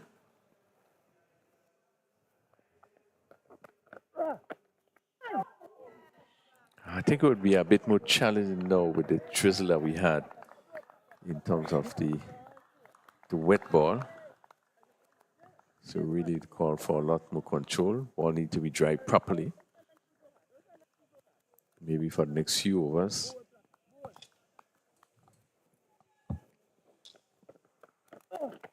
White ball. Yeah, the wet ball will give the spinners a bit of problems. They have to try and keep it as dry as possible so that the fingers, it doesn't really slip from the fingers.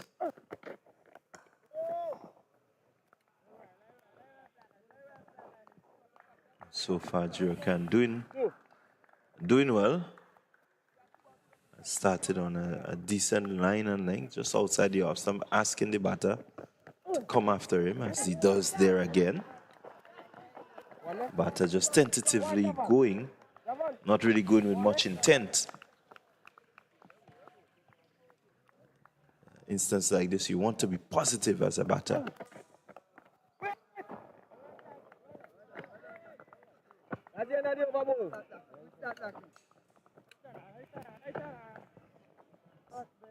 That completes the over there from Jurakan.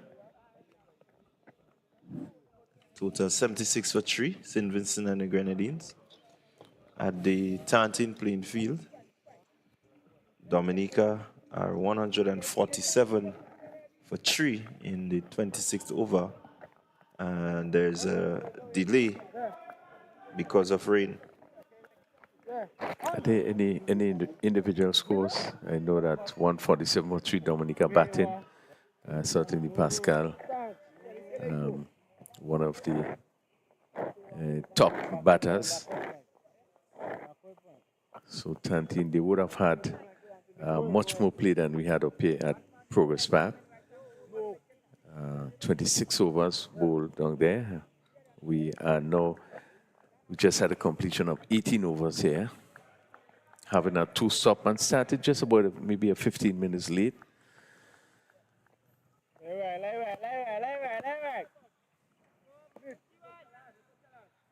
So 76 for 3. Again, the slight drizzle with us, ball tossed up, really full toss, and just casual there by the bowler. Allowed a run as the ball went down to long off.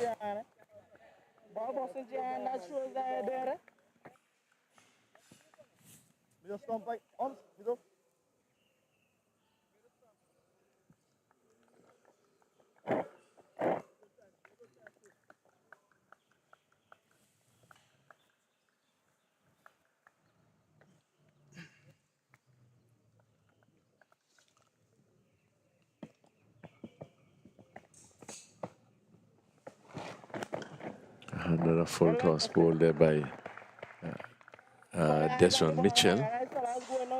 That's a leg spinner.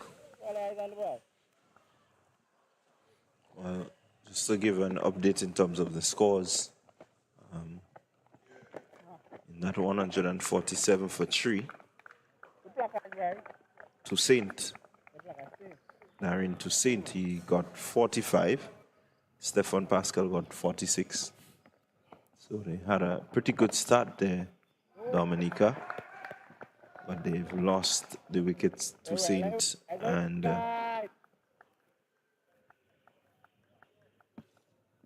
the skipper, Pascal.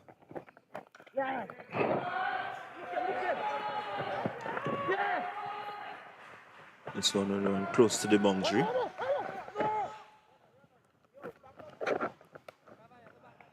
Well fielded there.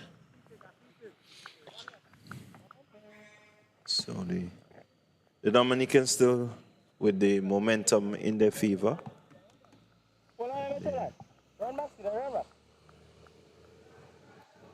We'll be looking to seal the deal, as we would say, with another victory.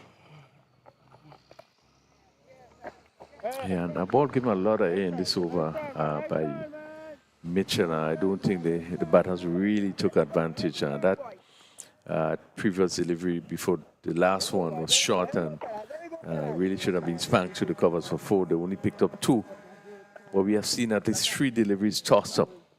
And really, there was almost full toss. And the batsman, nobody stepped forward, but just, driving from the crease.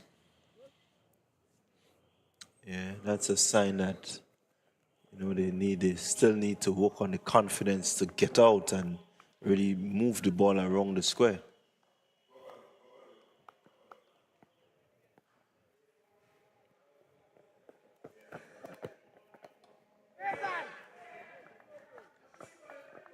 When looking short there, but straight to the fielder.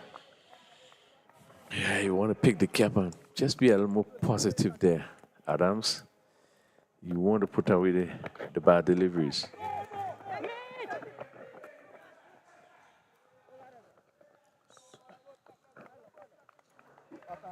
Again, the conditions just getting a little bit brighter. Still that heavy cloud cover around.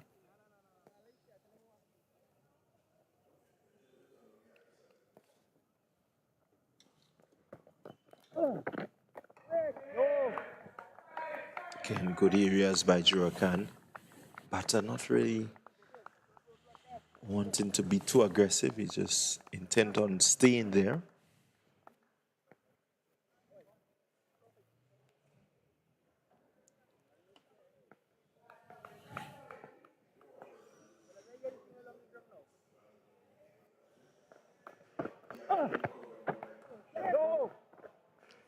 Pushing out to the man there, well fielded. Feel that backward point. So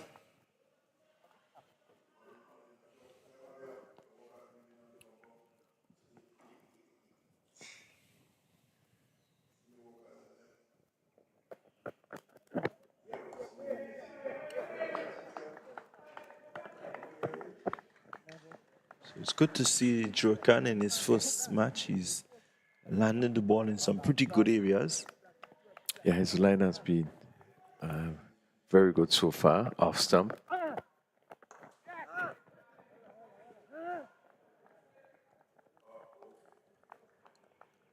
So he completes his second over there, Jurkan, and his 2 overs going for just 4 runs. More importantly for St. Vincent and the Grenadines, the score moves on to 80 for 3 at the end of 20. Yeah, just corner run rate of 4 runs. They would want to avoid losing a wicket now and just to press on, maybe just up that scoring rate. Maybe can walk it at least 5 per over. But both players looking comfortable at the wicket. Both Richardson and Adams. They will want this partnership to go on for quite a while. Maybe bat for the next 10, 15 overs. And as you said, they'll be looking to get way over 200. Yes, certainly with a run rate of 5 and above, you will be on schedule for 250. I think anything outside of 5 on this surface, I mean, it will be a bonus. Definitely need to score 250 and above to really be competitive. Because of the nature of the field, it's a good outfield, really quick, and a really nice flat batting track. As bowlers, you really have to use your head, use your variations, as we spoke about. If you're going to be successful, as you see this one, just punch there to the cover.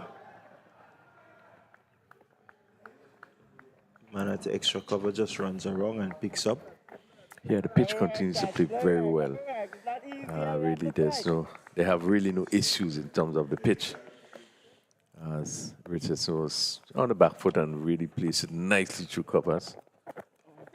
And Coverfield said they're going to pick up another single. Cover fairly deeply set. And the batsman there, Adam, just stroking the ball to give them time to pick up another run.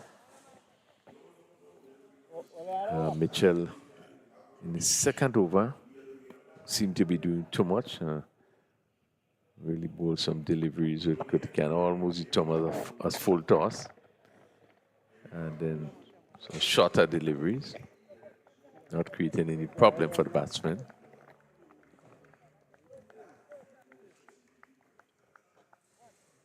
Really, the wicket not taking too much to spin. So you see the edge being found there, and seems to be a drop catch there. Yeah, again, the batter allowing the ball to pitch, and really, if you have a chance to see that replay, should be met on the full toss. Ball give him a lot of edge just outside the off stump. But allow it to drop and try to drive. And seemingly taking the edge, not taken by the keeper. Would have been a difficult chance. It's right up.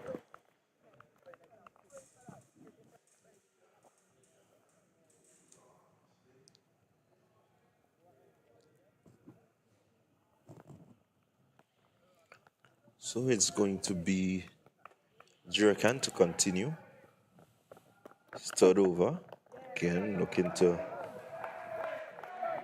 just get the ball in some good areas. He gotten a bit of turn there.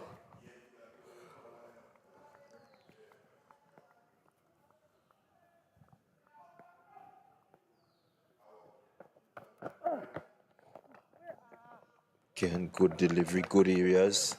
Batter not really having room that he wants.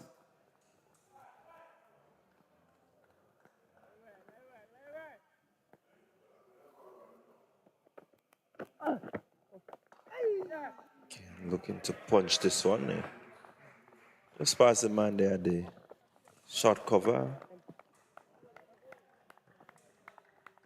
The wide long one picks up and one more, 84. Yeah, there you. Vincent looking to build a partnership here.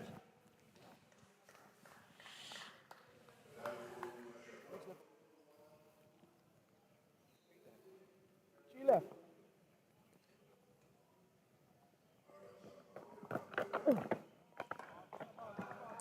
Henry just dipping a little under 4. It's at 3.88. Ideally, you want to get it up to 5, as we said, so to give yourself a chance to get a score of 250 plus.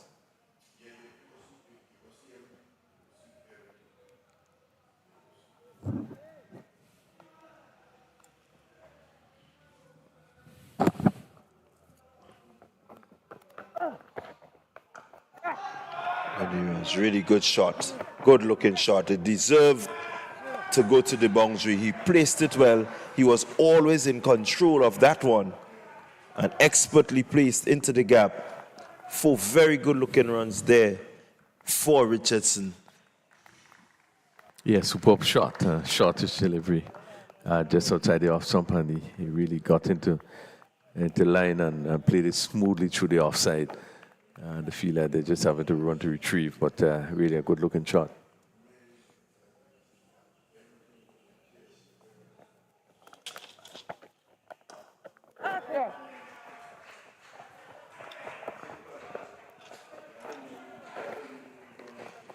So the partnership now to 22 as the score moves to 83 for 3.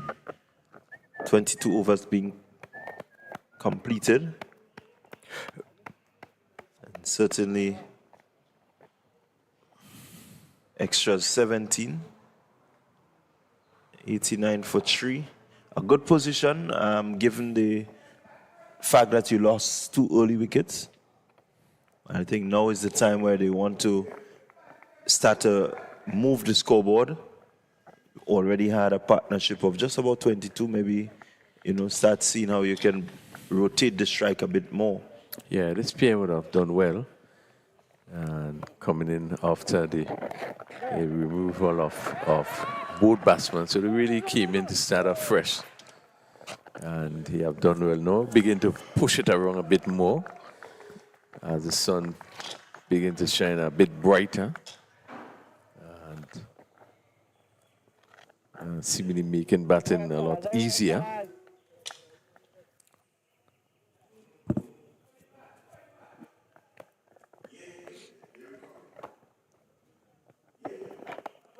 So it's Mitchell to continue.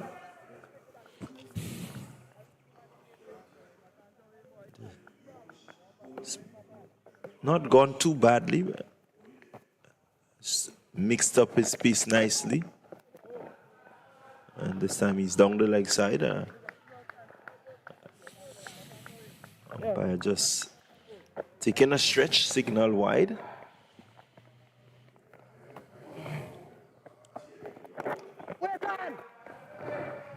Again, good area. Yeah, Adams not being able to put away the short ball. This was short and it was on his back foot and hit it straight to the extra cover. Another short delivery. A bit of a misfield from the point fielder then Cleveland Bartholomew. A little casual. Try to stop it with his feet. Batsman pick up 2.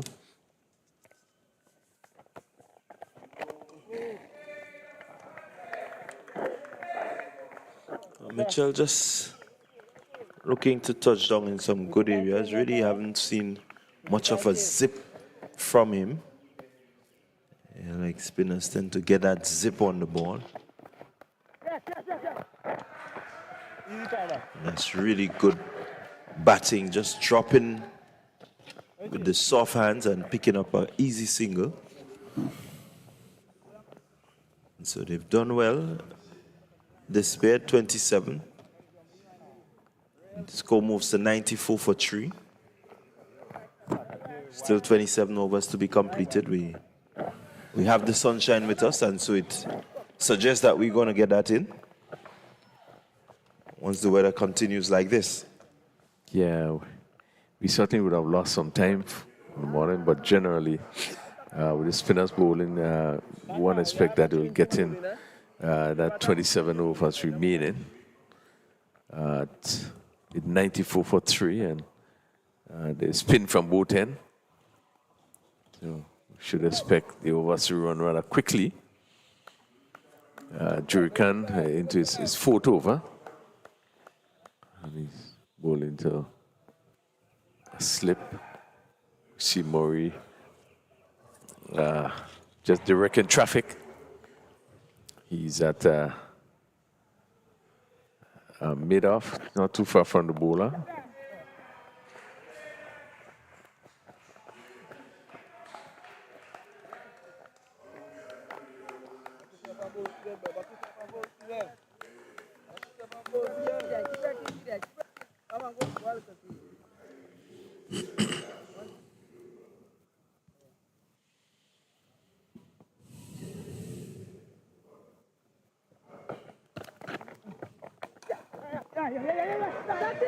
Again, well played.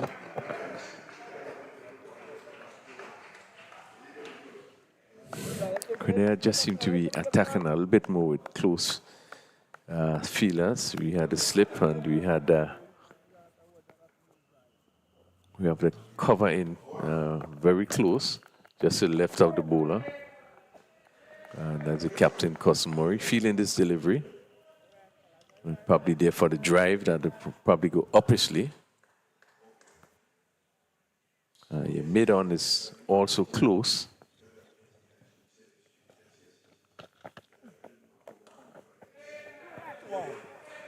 Yeah, good tactic there from Murray.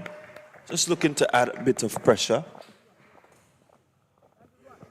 Hoping that the batter may play a false stroke once he cannot get that scoreboard ticking. So it's good to see that he's proactive. Yeah, that's not a bad strategy. Allow the batsman to take chances.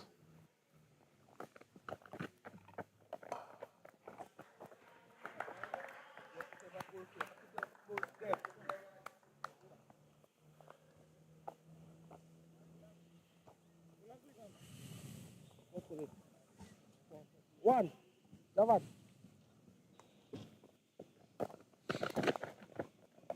No. Yeah. Getting this one past the diving fielder. Doesn't have much pace on it, so it wouldn't race into the boundary. But more importantly, they pick up another 2-run. Yeah, well played. Again, on top of this one and stay down to a wide third man position. And Adams picking up 2 runs there. 99 for 3. We have some 24 overs being bowled. Just about getting to the halfway stage. And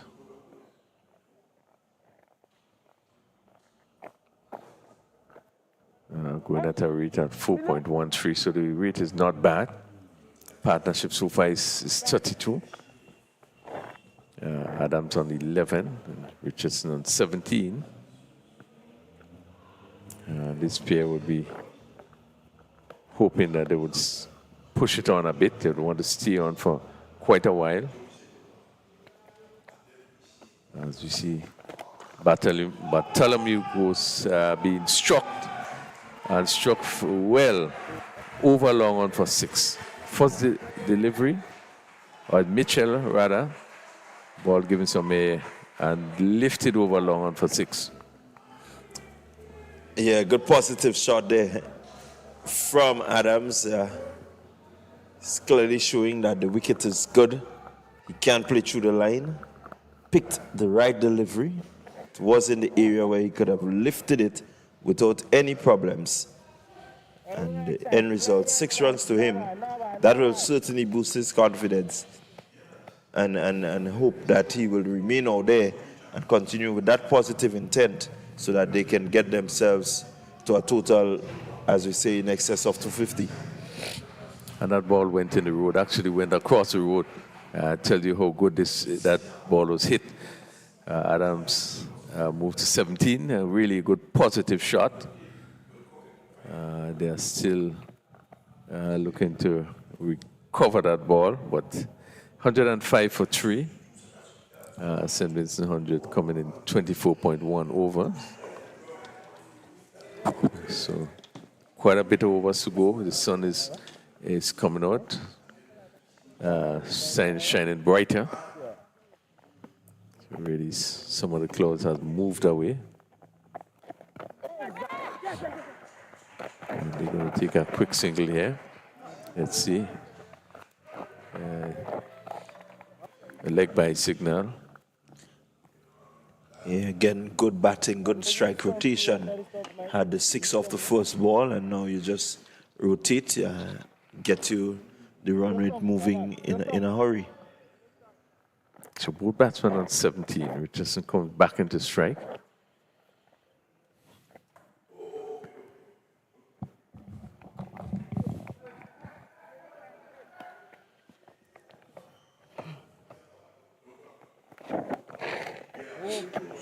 Mitchell a bit flatter with that one.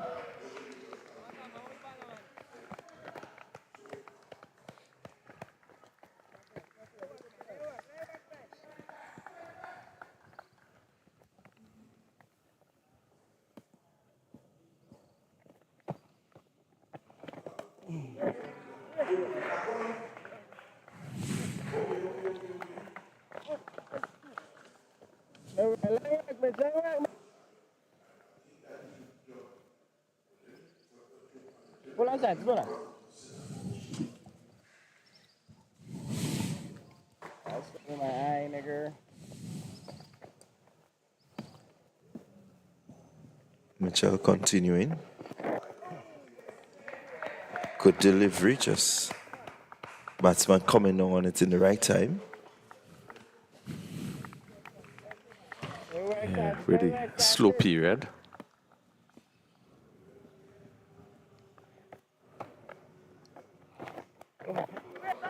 Again, looking to just guide it past the man there. Not really much pace to work with.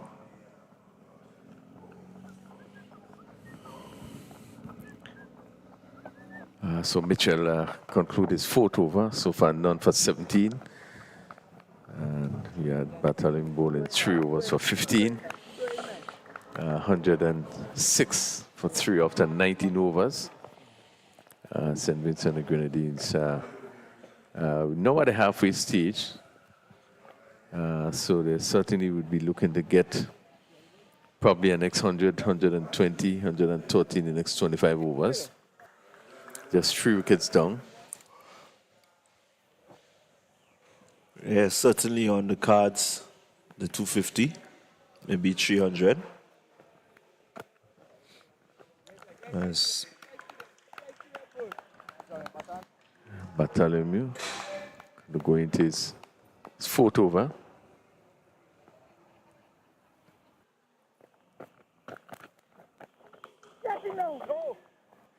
Short outside the off, so I'm not doing much with it there. I'm just steering it. But really, should have really given that the full treatment. Short enough. Full toss. And again, hasn't done much with that delivery neither. So one can consider 2 bad deliveries. A short ball and a full toss, and have not been able to make use of either of the deliveries. yeah, really.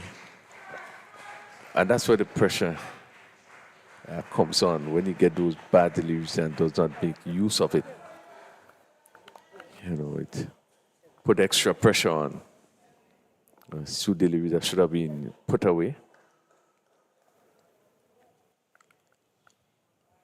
Could be a difficult delivery to put away to the full toss, but more times than not, you back yourself to put them away.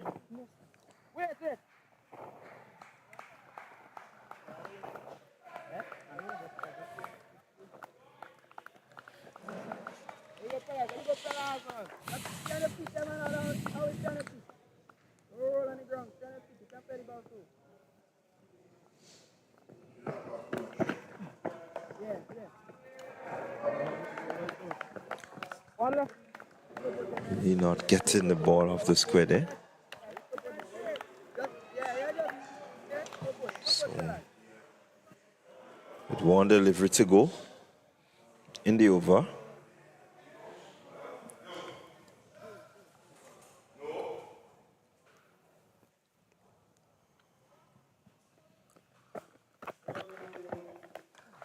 This time he's looking to find a gap. Field just fortified there a bit. So the score remains 107 for 3 after 26 overs. St. Vincent and the Grenadines asked to bat here at the Progress Park in St. Andrew. Yeah, just over bowled by Bartholomew. Nothing much happening. He did bowl some bad deliveries in that particular over.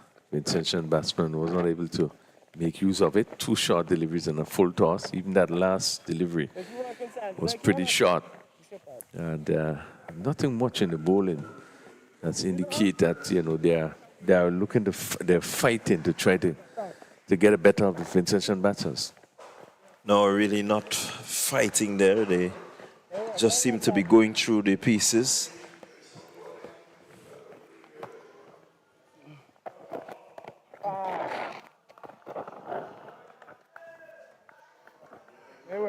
Really not looking to build pressure.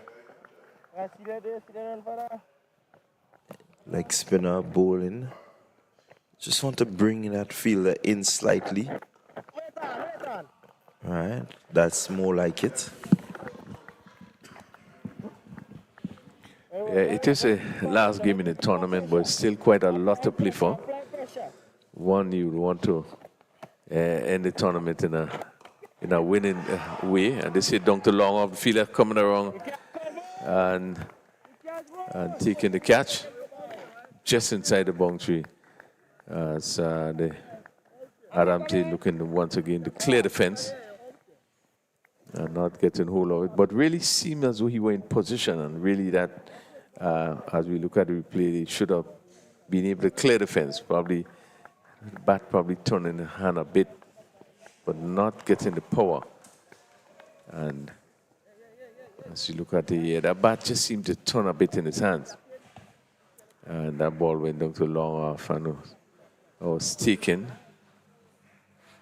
That looked like Jurkan who's picked up that catch. I think it was Murray, but more or less a power failure there for Adams, not really getting the sort of connection. I think that one was a bit closer to him than really allowing for the freeing of or getting underneath.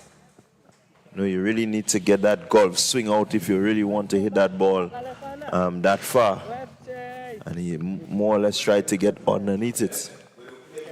Probably was the right shot to play. Yeah, it seemed that he hit it straight, but he just didn't seem to get enough bat. And as I see, that bat just seemed to turn a bit in his hand and didn't get the power. But good wicket for Grenada. You know, as we were just saying, they just seem to have been going through the pieces. But let's hope that wicket is going to put some, you know, drive in the bowlers, not only the bowlers, but the players. Yeah, they should be thinking now of maybe putting some extra pressure on the new batter and really try to restrict run scoring as much as possible.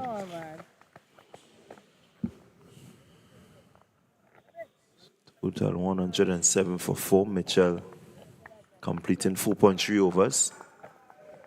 So Phillips is back. We did retire Lowly on. And hit down to long on. Looks Pretty fluent as he took that single. Yeah, he's much revived there, Philip. And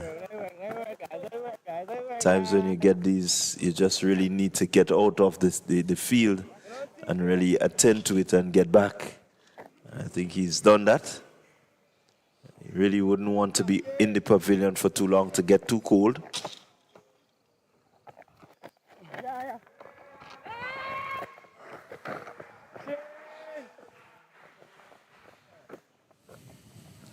So he's been very positive, Philip, and so one would expect that as he has returned and maybe feeling much better, that we'll see the scoring rate just picking up slightly.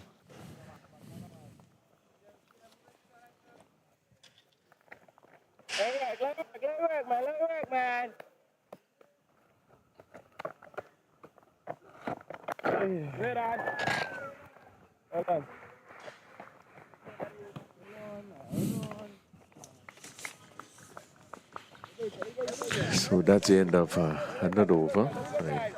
Mitchell is fifth.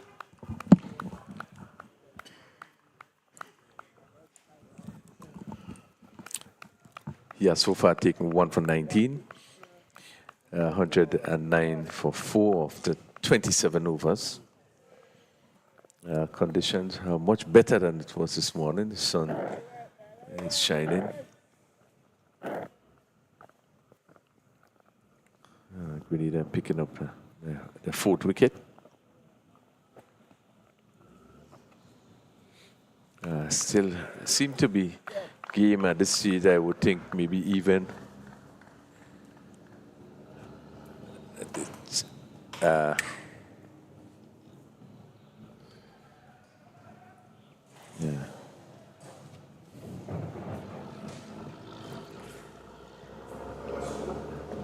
Bartholomew into his fifth over, and ball pushed into the covers.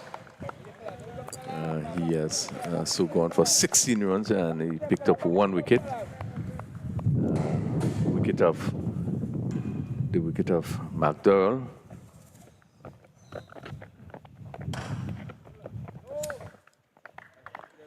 Again, another full toss, so it's played straight back to the bowler.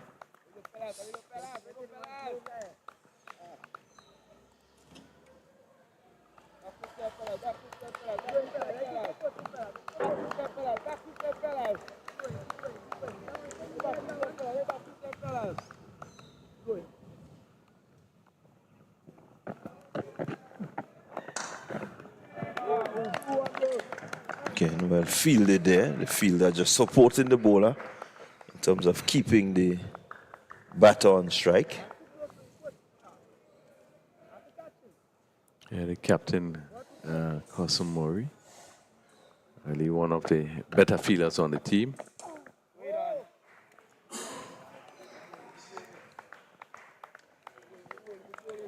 So deliberate ploy here by the Grenadians seem to be keeping that ball outside the off stump and asking the batters to maybe make a big hit.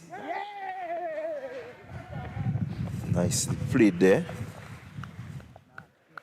Fielder was in short, but he weighted it really nicely. Fielder had to run to the ball, and so that gave him enough time to cross for a single. Yeah, and they continue to have just three fielders on the leg side. Even with the ball, the off spin of Cleveland Bartholomew. So as that ball was pushed on the onside, the mid-wicket fielder had some work to do. Mid-wicket probably shot mid-on. So 110 for 4. And this is final delivery of the 28 over. Full toss and hit. And let's see, just failed to hold on there. And that's caught. Murray just failed to hold on this catch. And that looked like McIntosh there. McIntosh, yeah, just failed to hold on that catch at mid on there. A little bit on the casual side. As He probably went for it, not sure, but he got both hands straight. Probably should have thrown it up, but he was off balance and really couldn't recover. Yeah, that's where the quick thinking comes in, where you can get there, push it, and then try to compose yourself to get a second grab at it. But chance goes up again. Yeah, life goes there for Richardson. Phillips, rather. Jamali Phillips on 26. And not being able to put away that full toss.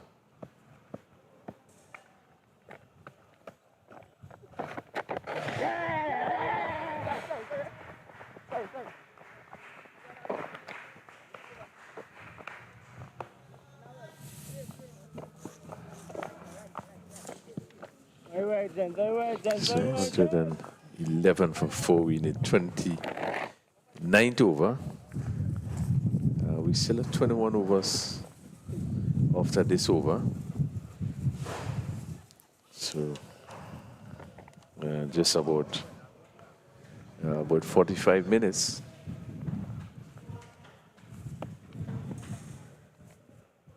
Till lunch.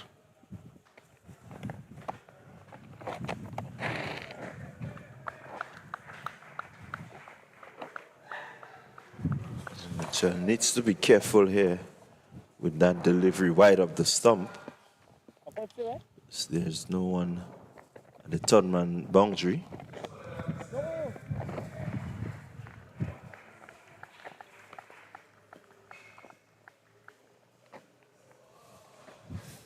So you do not want to be too wide.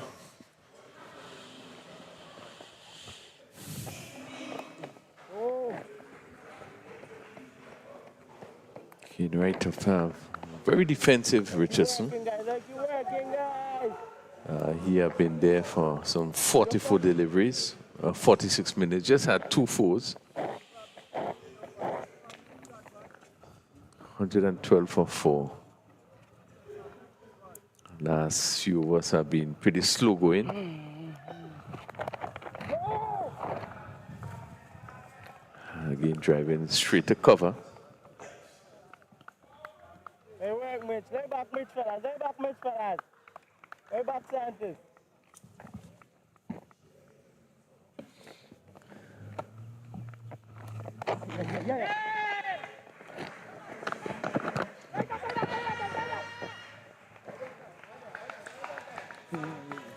Quick single taken there, and that single brings up the end of another over for Mitchell.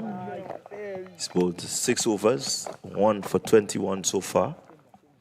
Total for St. Vincent and the Grenadines moves up to 113 for the loss of 4 wickets. So the early days of this partnership, and Team Grenada will want to break this partnership as early as possible. Bartholomew may just want to have a few more wickets to his name. He was the leading wicket taker for quite a while. I think there just may be, and I'm hoping to get that start shortly, a tie, or he has slipped behind. Well, he has gone up to 13, haven't taken 1 wicket in this match.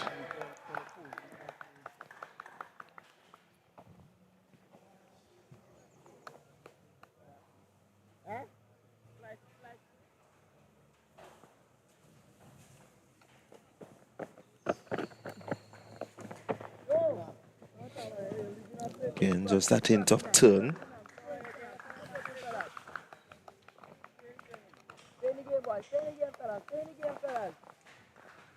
And Bartholomew with some good control.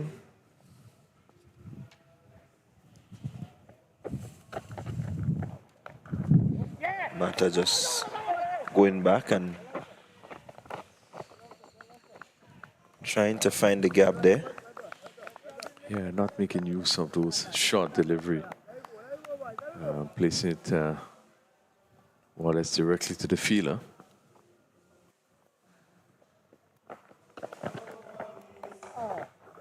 Again, just pushing that one.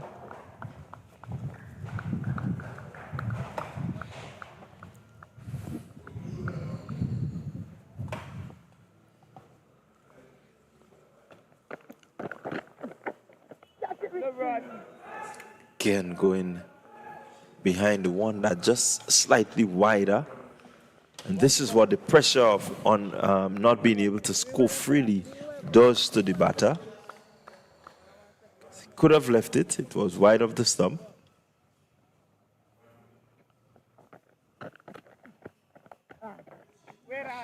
Another full toss it straight to the fielder there. And certainly Phillips will feel that he missed out. Yeah, there's no movements. The batsman really a full toss. Really again should have been hit somewhere down to backward point, but there was runs for the taking. But he stood and actually stretched, so there's no power into the shot. It just went bouncing straight to the fielder. That concludes so over number 30. The score. St. Vincent and Grenadines being asked to bat first here today, 113 for 4, with Richardson not out on 20, Jamali Phillips not out on 27. And as the fielders take a refreshment break, we too going to take a quick break and we'll rejoin you probably in just in about 3 minutes time.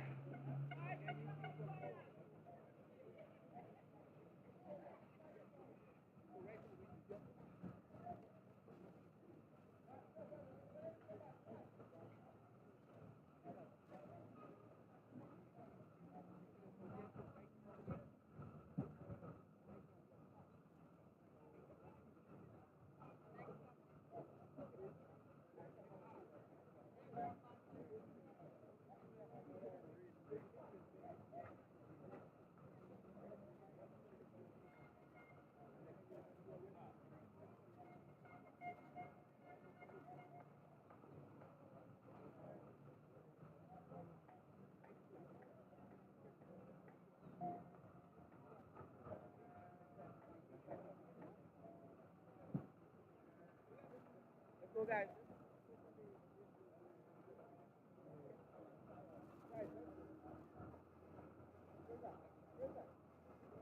Let's go, guys.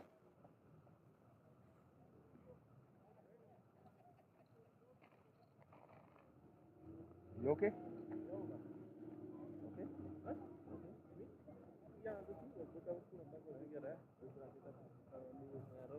Wah, you strong, man. Strong, man. Wah.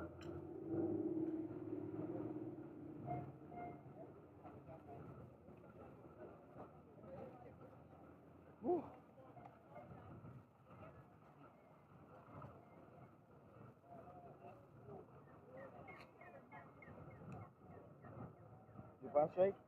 Yeah. Left hander.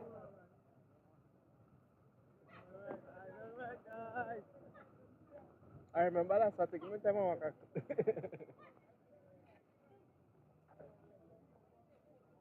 Left. Go up here. Huh? Right, left. Left, left.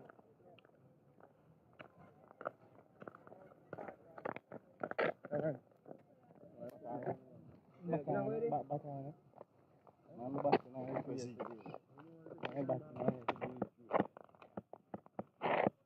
taking all they got all the studs rub in the middle of the wicket. Use one stud now.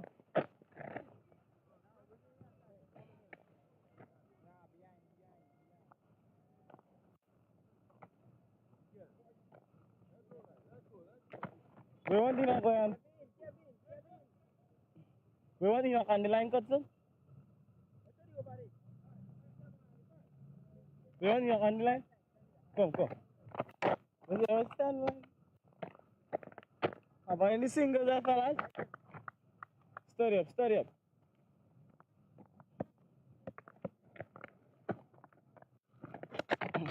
Wait. Come on, Cleveland. Wicket to wicket. Now we don't let it free hand.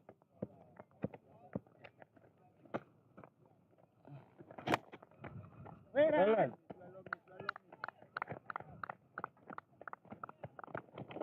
Shut down when you pull up power.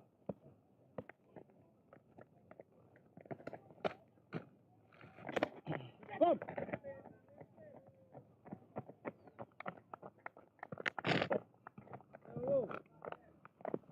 Wait, right on now, wait.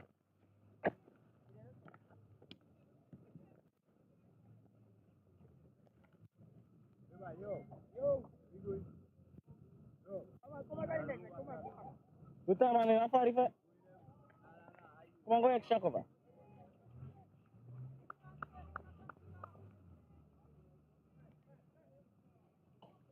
Good time, man, I'm out of study there and pull the weight. The man have to pull the weight, guys.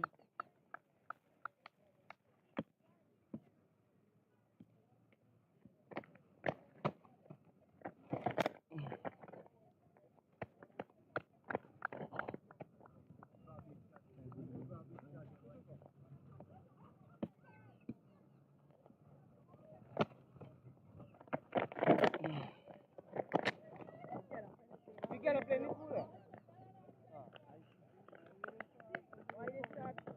I don't want to throw. If I throw back there, nobody to back me up. I'm watching all of that too. So we get around quick enough. I know. Oh. It's right. So we are back here after the drinks break, and Mitchell completing another over. It's not bowled too badly, Mitchell. 7 overs, 22 runs, 1 wicket. Total for the St. Vincent and the Grenadine team. More importantly, 114 for 4. They've not lost a wicket. Scoreboard not really moving as a while ago. The run rate has dipped. And I certainly think that the pressure being exerted there by the Grenadians, where you have that close-in fielder, or the two close-in fielders really cutting off that easy single, has somehow allowed for the stemming of the runs. Yeah, but one felt that really both batters, I think, should be a bit more positive. We saw that last over from Mitchell. And again, he continued to toss the ball high in the air. And, well, again, we have seen no one looking to meet the ball on the full toss. But I think with 31 overs completed, and this pair have been in the wicket for quite a while, partnership is just 7. You will want to begin to push on a bit, pick up the 1s and the 2s, and take the opportunity when provided in trying to make maximum use of the bad deliveries. And the Grenada team will be hoping that a rash shot may come shortly.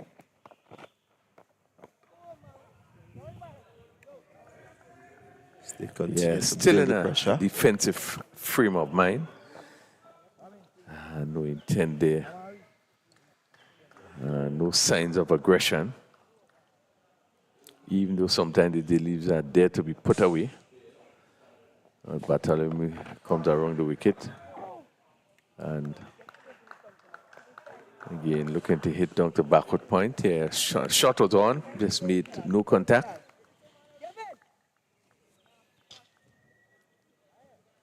St. Vincent the Grenadines still has some 18 overs after this one. We'll certainly be in over 200. Again, a full toss that was played down the long on. Could have done much more. Well, he was very wary there, Philip. The long on is on the boundary. You have a deep mid wicket. And so you have to, if you're going to go aerial, you have to make sure that you place it well between these two fielders. And so he's just using the option of playing safe.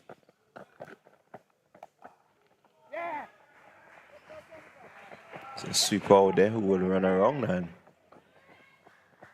throw comes in. Two easy looking runs.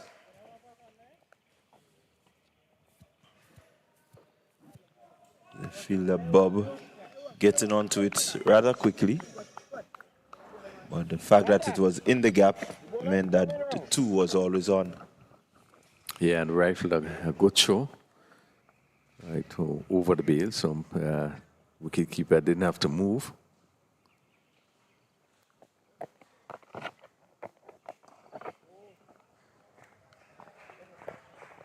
But again, I don't think maximum use was made to that full toss. Really need to put away the bad deliveries.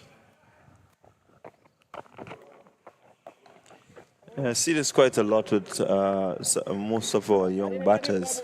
I know we talk about remaining steady in the wicket, but you can be steady and still be moving the feet in terms of the rhythm, in terms of getting to the pitch, to the lineup of the ball. You can still remain steady, and I don't think that they really understand when we say remain steady what it is that we're saying.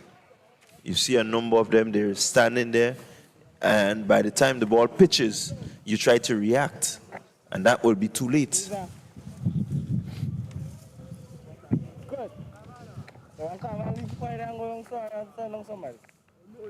So 18 overs remaining.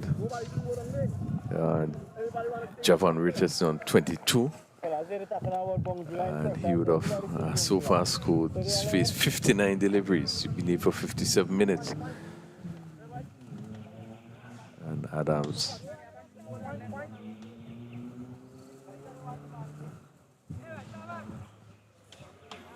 And Phillips, who would have opened the batting.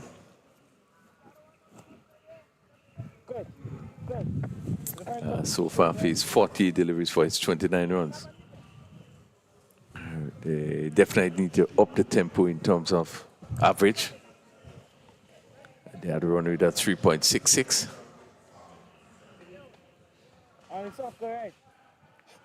We should have been probably even looking at over 140 at this stage. At just 117 for 4. Again, quite a lot of time is being taken to bowl the overs. We see that, you know, the bowler making a fair amount of change, and that's Curt Murray, again coming back from the same end.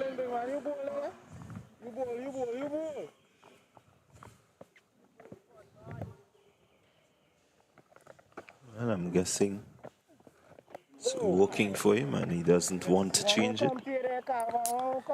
Well, I'm not sure if it is working for him. He's bowling from that end and nothing really dramatic is happening. It's not that he's, you know, he's picking up wickets or he's creating much problem. So batsman just gonna, Phillips continues coming forward and pushing on the offside. Maybe just keeping things tight, but what you want is also to pick up wickets. Yeah, I think the idea here is to keep it tight and to strangle the batters, not really give them the opportunity to score. This one is played out there, beating the man at mid-wicket, and they cross for 2. But I like to see the slide. Good backup fielding by the man on the mid-wicket boundary, preventing what would have been a certain foul.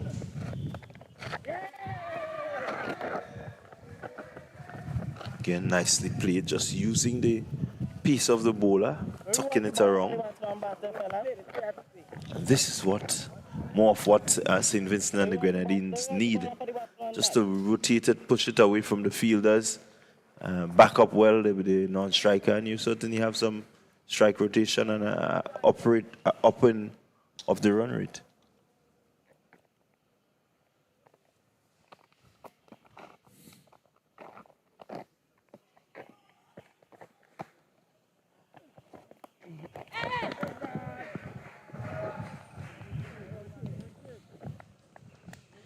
Well, you have to try something. You have to try something different. Moik completed that over again. You know, the same thing over and over again. You have to try something different. We really not seeing that. It's 120 for 4, 19 over. We have some 17 overs to be bowled. And Maury finishing his 4 over, none for 18. St. Vincent and the Grenadines with 17 overs to go would really want to push on. They would have already lost 4 wickets. But Phillips, who opened the batting, have been there for quite a while. He's on 32. And Richardson have been there also for quite a while. He's on 22. So one expect that something will have to give pretty soon. Well, we have a change. Mitchell has been moved from the top or road end, and he's now going to come from the pavilion end. More likely than not, he's going to complete his full quota of 10. Yeah, well, this is good, something different. He already had 7 overs, picked up 1 wicket, and he's expected to complete his 10 overs. He's bowling around the wicket, and that's to the left-handed Phillips. Phillips, who has been there for some 54 deliveries. In 2 straight, ball turning down the leg side. A wide signal.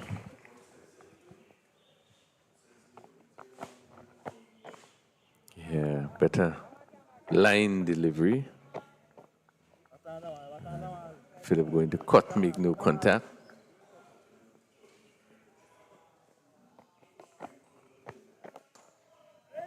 Yeah, much better line delivery there. And Philip looking to drive in no position, pulling it to, dragging it on the onside. Where Cotson Murray, the captain of field. This one a little bit too straight. And umpire have no choice but signal wide. And the extras just building there, not the sort of disciplined approach that we saw in the last game. Short delivery and hit down to mid-wicket and goes across the rope for 4. Given the right treatment, very short delivery, and Philip had no difficulty in hitting that true mid-wicket for 4. Yeah, bad delivery there. Once you pull down as the leg spinner, you give the batters the chance to really free the arms, and he did well to place it there, Philip. He's been there for some time. He opened the batting. He was retired hurt. And so he has time. He understands the piece of the wicket.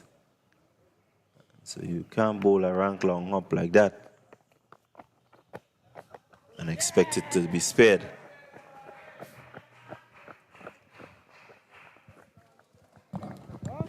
Followed it up with a full toss.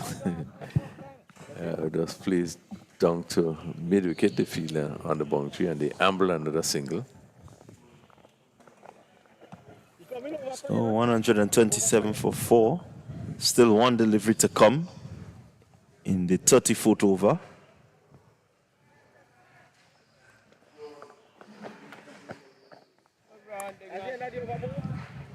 thought about it there, the batter. Decided not to go for the shot. And so the over comes to an end. Over number 34 completed. Another 16 remain, and St. Vincent and the Grenadines 127 for 4. They will be looking to get closer to 200, so they will definitely need to up the scoring rate somewhat. I know this track is a good batting track. Yeah, they would be disappointed if they get anything under 200. As we have seen in the game yesterday, 223 looked very easy. I don't think there's any major difference with the pitch. I think all the difference we had today was the overcast condition that would have given the faster bowlers the ability to move the ball about. I don't think our bowlers use the condition as they should. We have seen now that the sun is shining much brighter, and he just plays his ball up, and what a strange shot. And they're going to pick up a single. Phillips there probably just looking to flick on the onside and almost provided an easy return catch to Murray, who is in this. Murray is in this fifth over.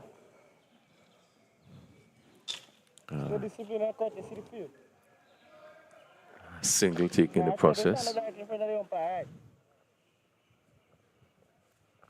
Yeah, Murray will be eager to pick up a wicket here. It's gone wicketless so far.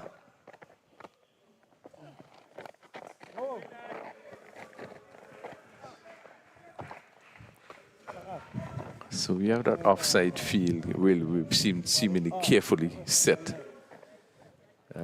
Backward point, fine. Square cover, and then an extra cover short, and then I to call it a mid-off, very short mid-off, and really it's just a lapse by the fielder feeling on the long and bouncy day, and that ball went down, past Bob there and went down to that position. And the fielder was rather slow moving around, give the batsman the opportunity to pick up 2 more.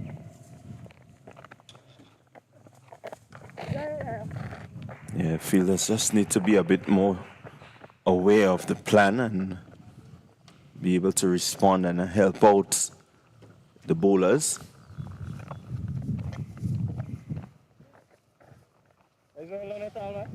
This over so far has gone for some 4 runs.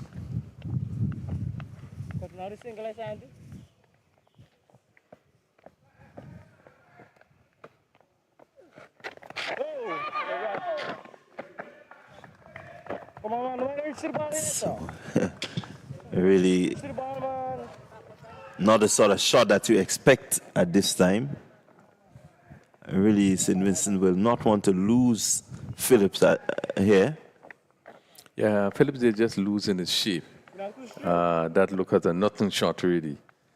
He just looks to swing and probably, maybe they can declare the mid-wicket, but really we're in no position.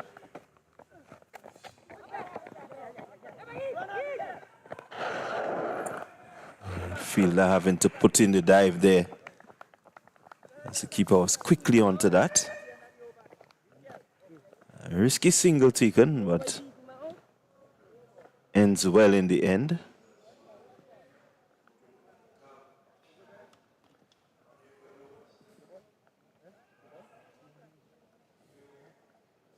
And so 15 overs remaining. St. Vincent and the Grenadines 132 for 4. Really, the score at this point is not the sort of score that is reflective of how good the wicket has played, of how good the outfield is.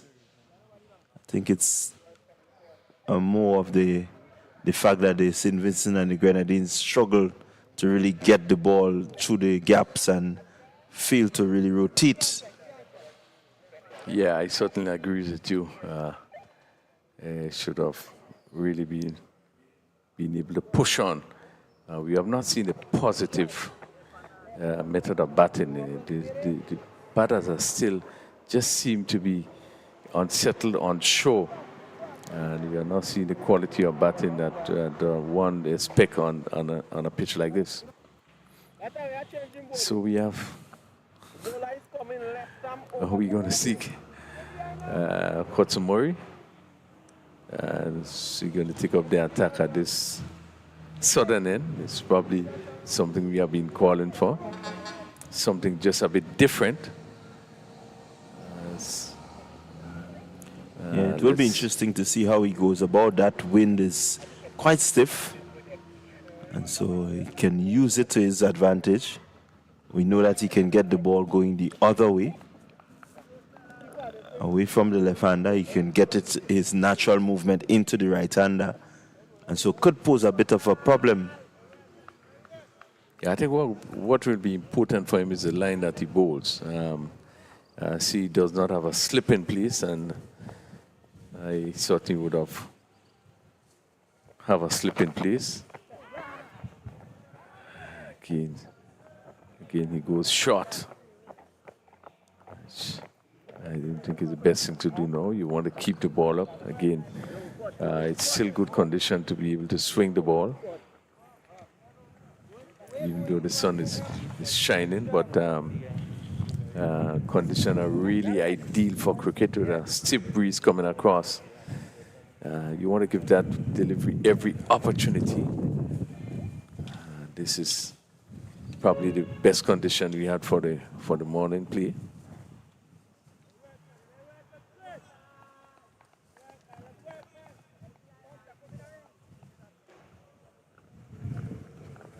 And interestingly, he goes around the wicket to the right-handed batsman in Richardson.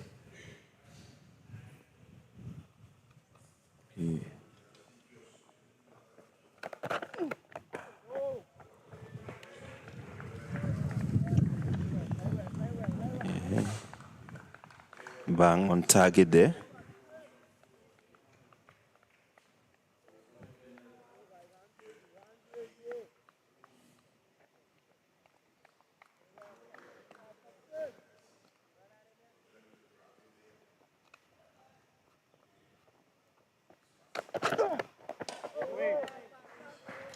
Again, just keeping the batter quiet there.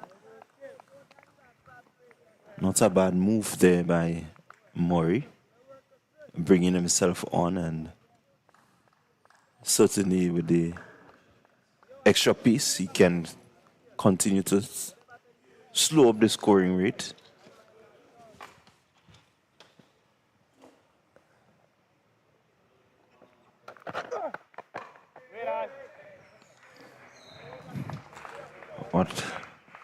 What I will do if I was him is to get the man out mid-wicket for the release shot that the batter just may try. Keep it just around that length, good length region.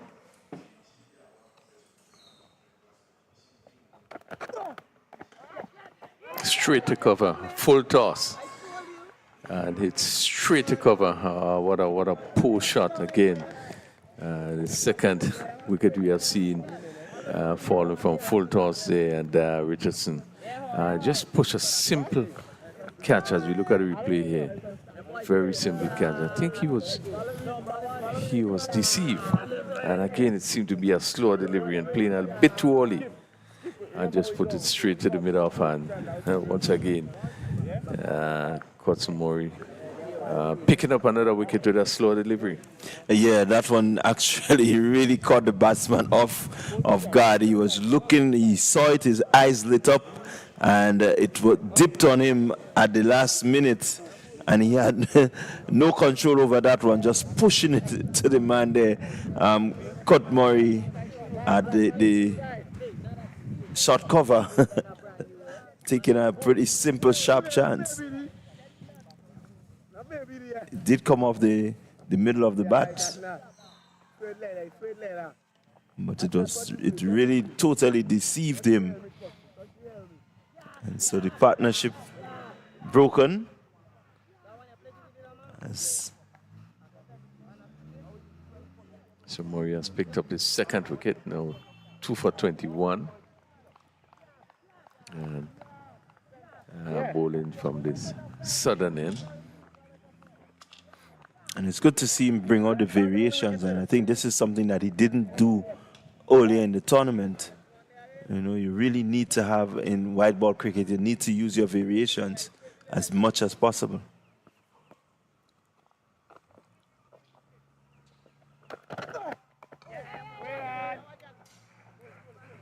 Okay, bag on target with the Yorker length delivery.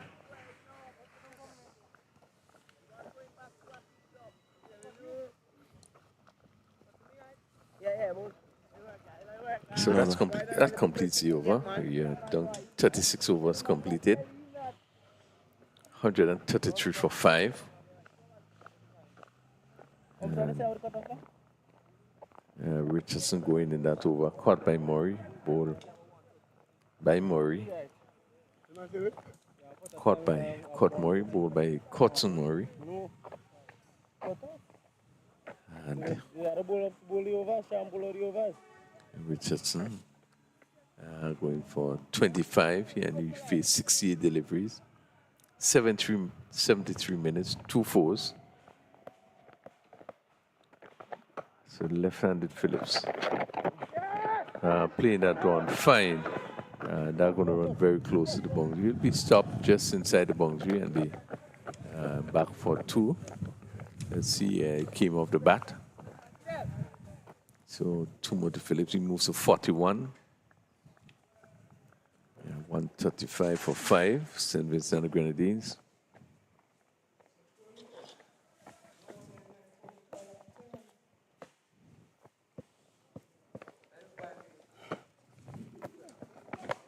Boy.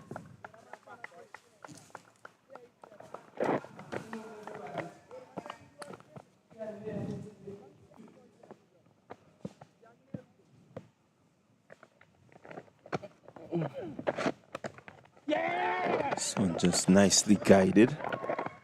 Single taken. We really need to do a lot more of this, St. Vincent and the Grenadines.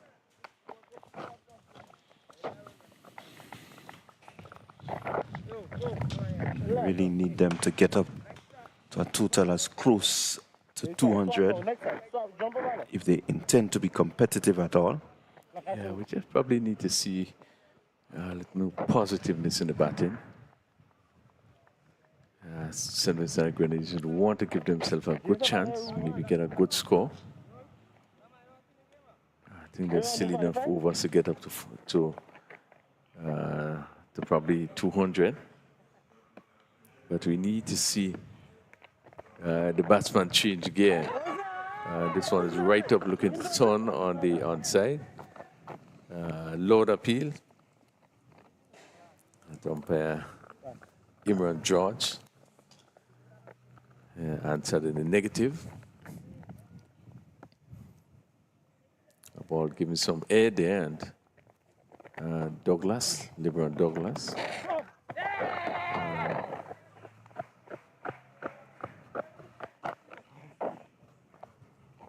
Snow off the mark.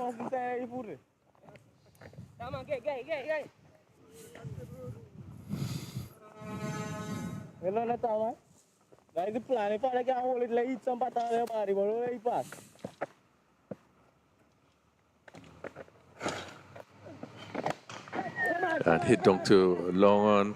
Fielder comes around and takes a simple catch. Again, Phillips, you didn't see even the confidence in that shot. Just choked it down to long on. And the fielder coming off the boundary, they had no difficulty. As we look at the replay here. Yeah, just stretching. That foot just needed to come across so you can get the power that is required. In a sense, pulling it or dragging it down to long on. And for the long innings of Phillips, he going for 42. St. Vincent and the Grenadines losing their 6 wicket score 137. And really not this sort of position that if you're St. Vincent and the Grenadines supporter, that you will want to see your team in. I think they have dug themselves into a hole by not really rotating the strike. The boundaries are fairly large. You know, there's adequate space for running twos. And maybe, as we see whenever there's a misfield, they tend to get the extras run pretty simple, pretty easy. So the risk that was involved really shouldn't be there. Credit to the Grenadians, though. They have really rallied back. They really pulled back this one. I think they were always in control. It's just a matter of not letting the game, you know, just run away from them, but taking control.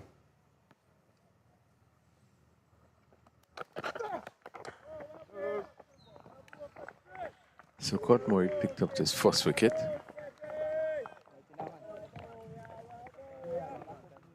James, who have Phillips, who have batted for a long time, opened the batting. He was caught by 2 Saint. He faced 66 delivery, 119 minutes. Only had 2 fours.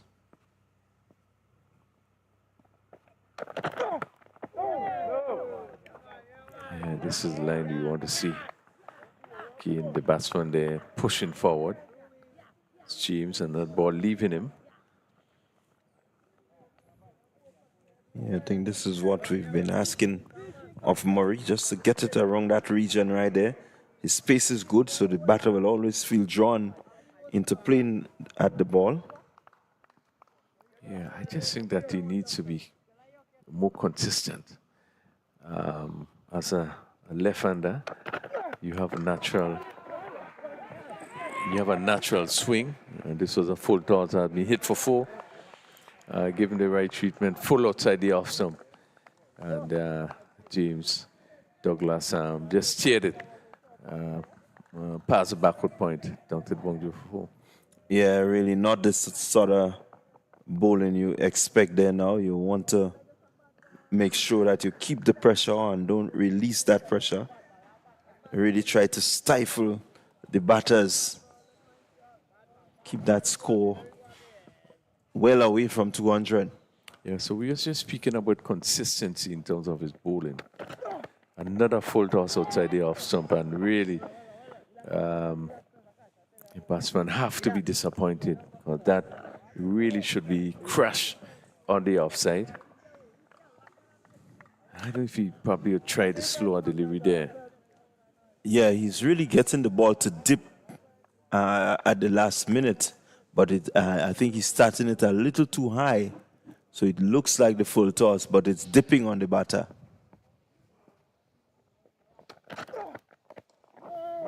Batter again equal to it. So it's become a bit predictable. 3 full toss in succession. One was hit for 4. No one just scored off the other 2.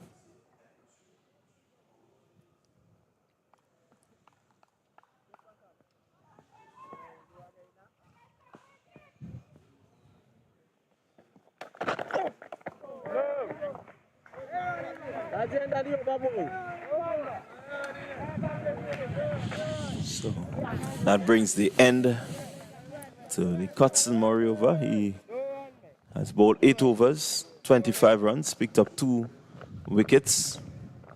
St. Vincent and the Grenadines, after 38 overs, they are 141 for 6, with some 12 overs remaining. They will certainly be happy to cross the 150 and maybe get, I would give it 160, 180. Yeah, I would think they will get past 160. I'm pretty sure, based on where they are, they should get past 160 rather easily.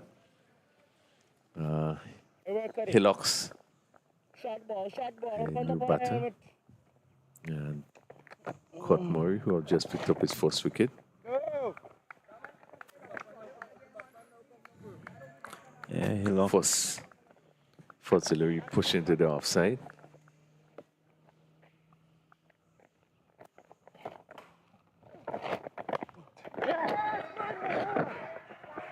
Getting this one off the edge. Will run close to the boundary.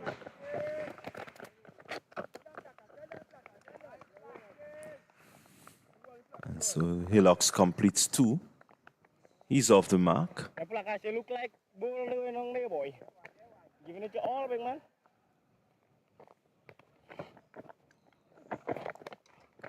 Again, off the back foot, looking to punch it through the offside for can't beat the fielder.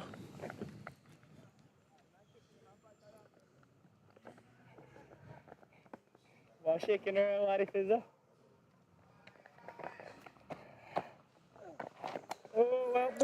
Murray just slowing it up a bit. You ball cut, just flight it, yeah? Flight it and let the breeze do the rest.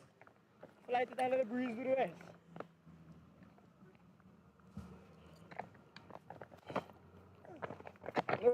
Again, just giving it that little loop, asking Hillocks to come after it. Yeah, Hillock would have scored 17 yesterday. And he batted for a while in some 36 deliveries. So St. Vincent and Grenada will be hoping that he could once again add some runs to that total. Yeah, it does look like he has the ability to strike the ball well. So one of the St. Vincent and Grenadine team will really hope that he remains out there.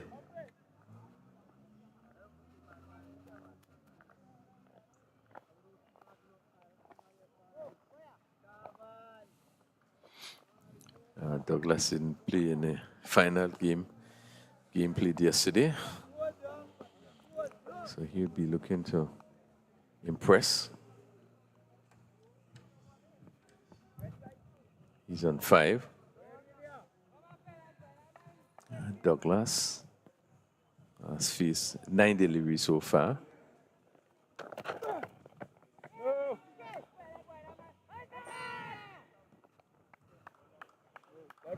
Again, another delivery that beats the edge of the bat.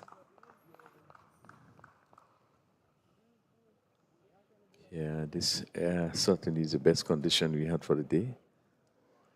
We are now beginning to see some blue skies to the right of us.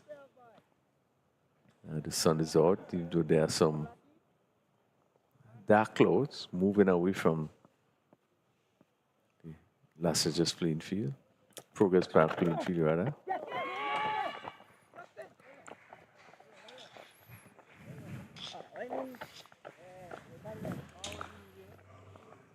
Slow going by St. Vincent and the Grenadines.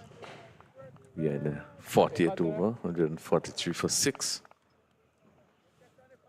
Caught some more in the 9th over so far. Has taken 2 for 25.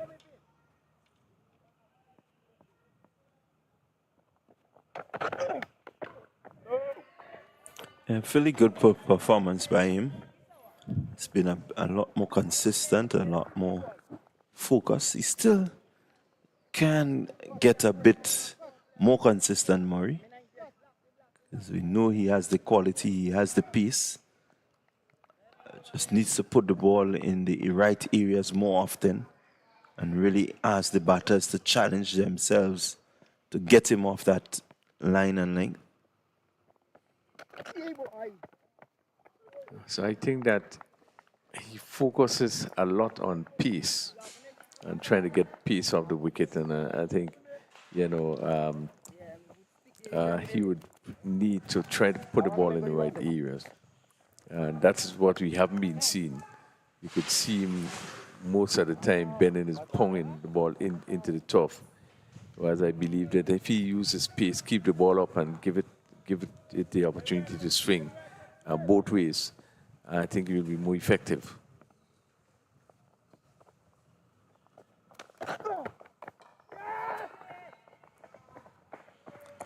And this is where you want that slower delivery. You had the batsman reaching there, really trying to get towards the ball, and this is more of what you need. You don't need it to be full, but you need it to be dipping just around the ankle region.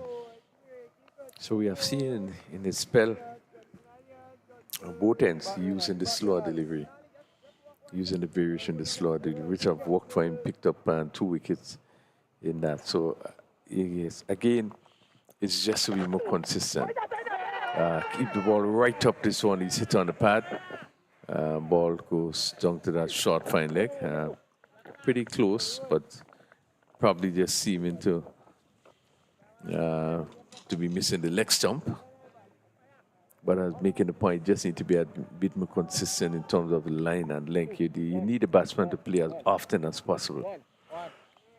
You give yourself opportunity to pick up wickets. But to me, just being too much focus on the short delivery. There it goes again, another short delivery outside the off stump, and really giving the batsman the opportunity of, of a free swing. Well, Hillocks failed to make contact. Again, consistency is needed. He finishes it. It's 9th over, 2 for 26. 145 for 6 after 40 overs.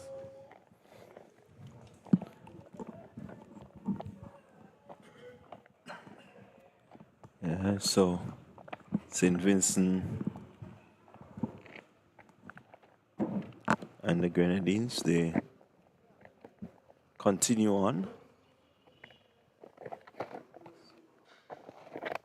Murray continues. Get it in quick, get it in quick.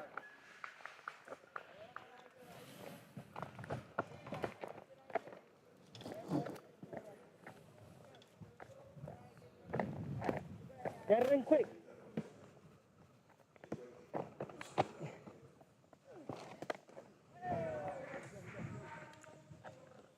You're not really going anywhere. You just need to be a bit more purposeful, more intent. Just me see them get a bit more.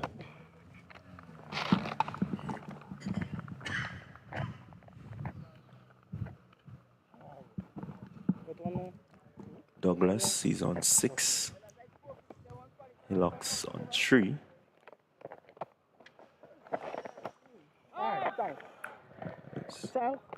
No ball signal there by the umpire. So it's going to be a free hit to the batter.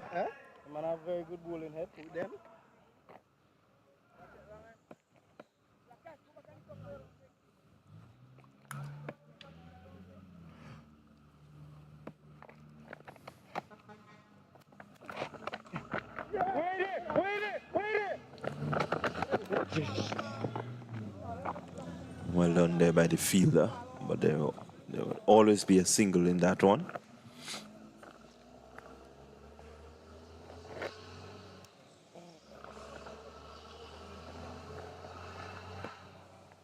$147 for 6.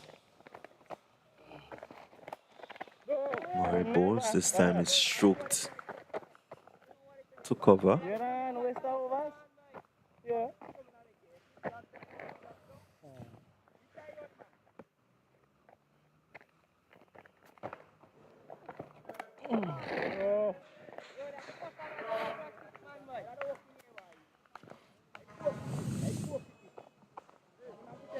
So another over comes to an end. St. Vincent and the Grenadines not really going anywhere in a hurry. Some good stifling stuff from the bowlers from the Grenada team.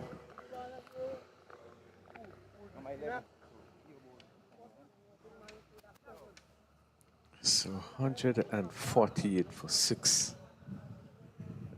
We have 41 overs being bowled. there seemed to be another water break.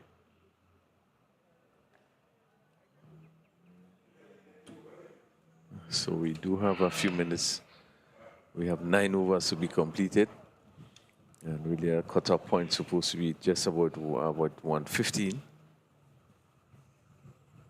So probably maybe some...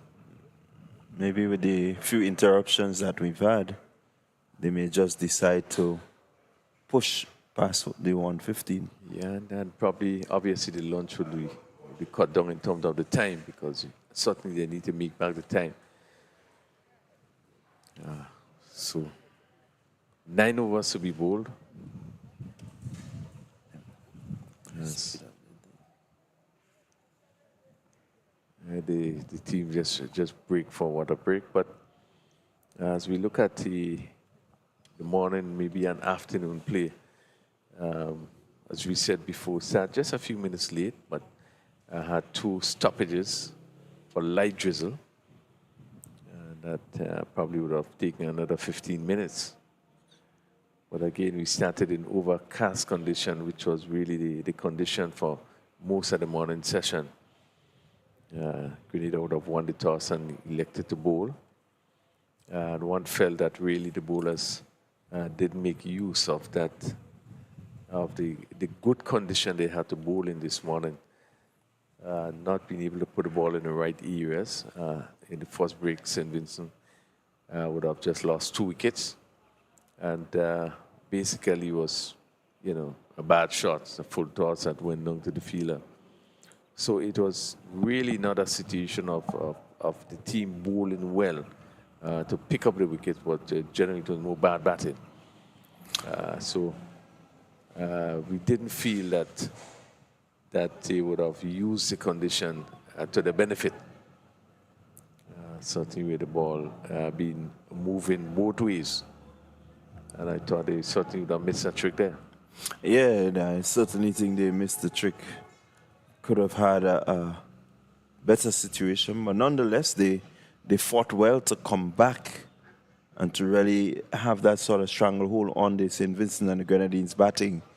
Again, you look at the stroke play, it wasn't really as purposeful as one would want it to be. It more seemed like, let's get out there, bat for time, look to occupy the crease. Crease occupation and not really scoring. I mean, this is white ball cricket to one-day cricket. You need to have the scoreboard ticking just around 4.5, and make it, that would be really the sort of total that you expect on this kind of wicket. Yes, I agree with you.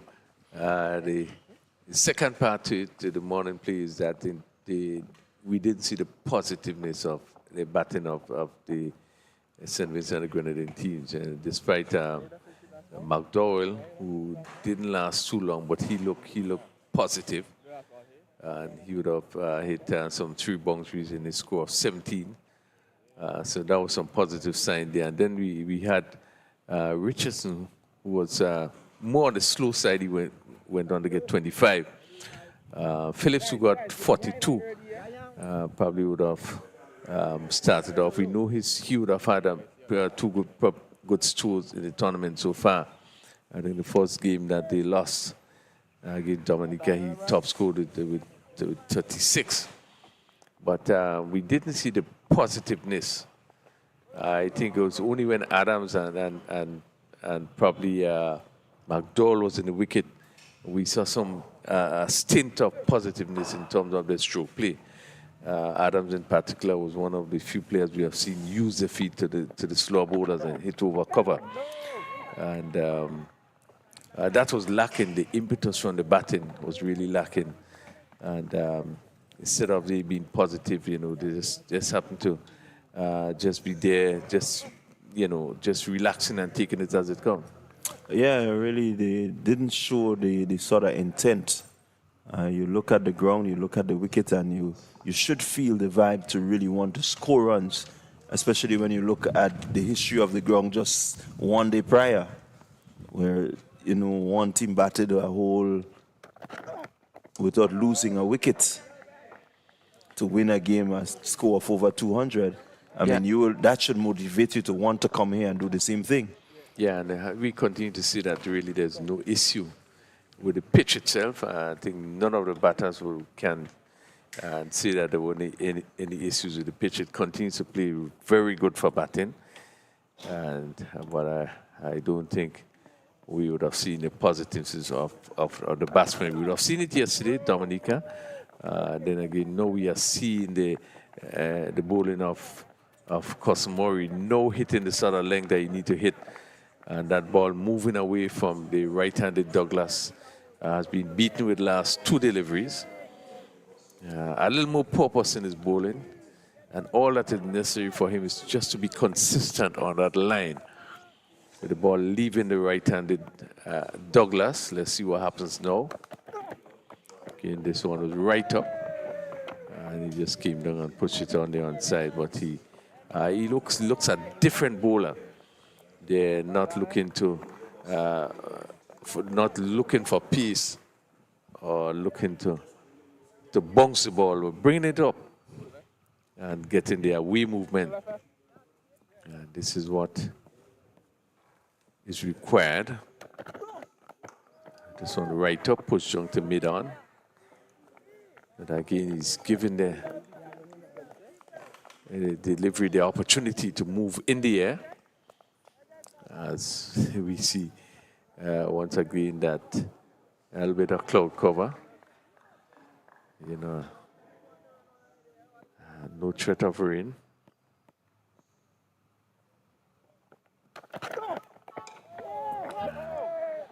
And this one played to Gully, and that complete his spell. Cosmori, 10 overs, 2 for 26, and we're just making a point, decline that. This over, we have seen him bowl a few deliveries that would have left the right-handed batter. And we're seeing, this is the sort of bowling we wanted to see. And pity it was not all year. But 42 overs completed, 148 for 6. And St. Vincent would be looking to really push on for the next 8 overs. Yeah, they really need to push on for the next 8 overs. You want to get, a total, I would make it closer to 180.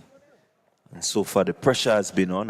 Really good over there by Cosmori to just help to continue the stranglehold.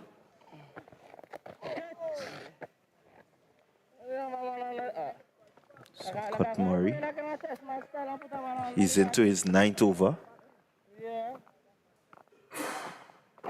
I see the ploy there, where the Grenadians just... And I was just about to say that they really dried up the runs and hoping and they're pushing that the batters would come after them. And there you go. Hillocks looking to get after Murray, and he's comprehensively bowled. Yeah, we see again another batter standing in his crease and looking for the big drive. And again, allowing the ball to drop, which is so much up to him, and looking for the drive.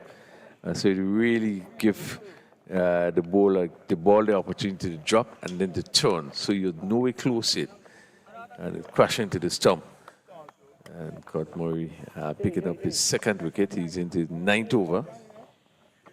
And St. Vincent and Grenadines losing their 7th wicket.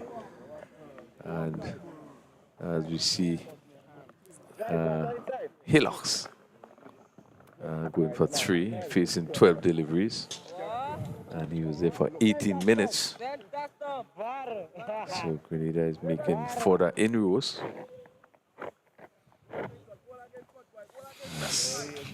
Kevin Joseph replaces Hillocks.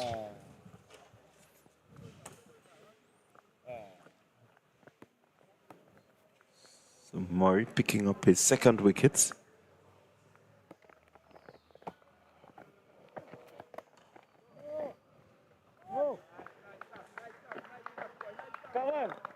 He's bowled some 8.3 overs, 31 runs.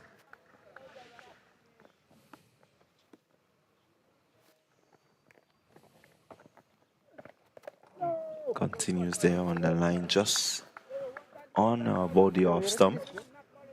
What is score, bro? What's the score? Trying up the game now, right? Batters now just looking to survive. I don't understand.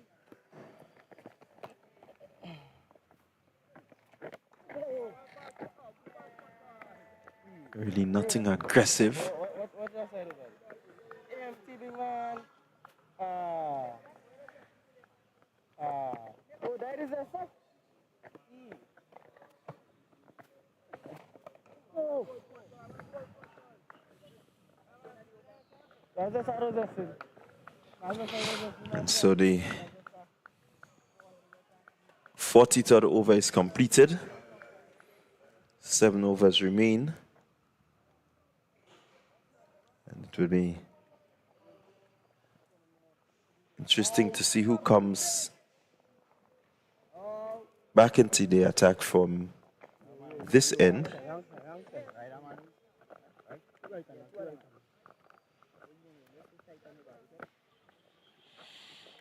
Seems to be two Saints.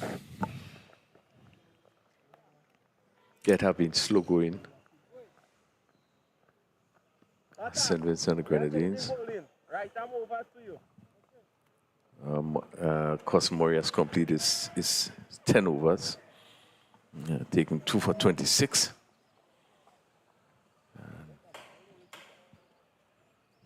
And you're about to see Enoch Toussaint picking up the attack.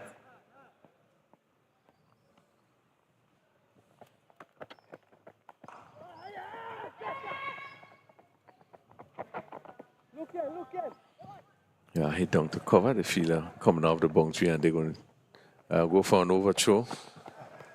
And yeah, the fielder coming in there just had a direct throw at the stump. 2 runs in the process, and that will bring up the 150 for St. Vincent. And that's in 43.1 over.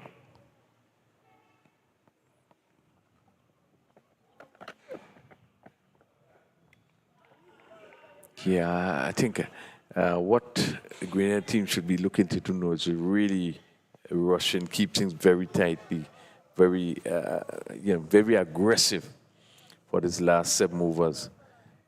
Just keep things tight, avoid batters from scoring, and certainly put you in a position to pick up wickets. So, even though it means that you're going to pick one side of the wicket and just bowl through it, but you want to rush through your overs, not even giving the batsman time to breathe. And as such, you could strangle the batters. They're really not moving quickly. Changeover has been rather slow. You need to see a different approach as they look to bowl this last set of overs. Ball pushed down to long on for a single.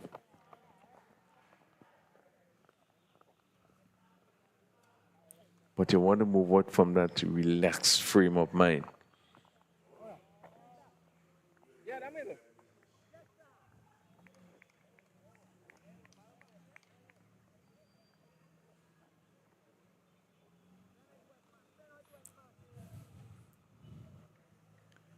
Mid-pitch conference, just taking a bit of time to settle back in. Again, the conditions just getting a little darker. But really,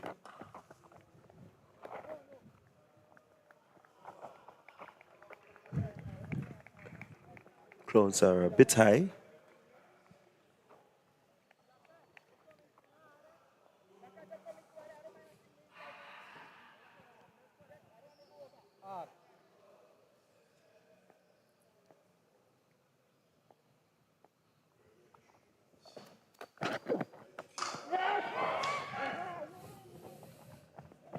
Son just hit firmly to the man there at sweeper cover. Get a pretty easy single. So the 40-foot over comes to an end. St. Vincent and the Grenadines, 152 for 7. LeBron Douglas, he's on 10.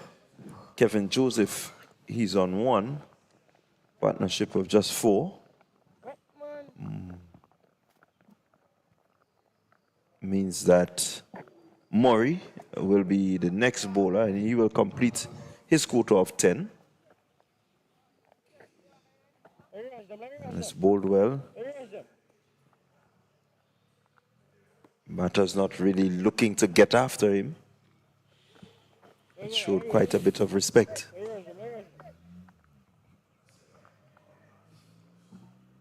It is in 9 overs, he has picked up 2 for 31, so I've been keeping fairly tight, short delivery. Joseph not being able to make use of it.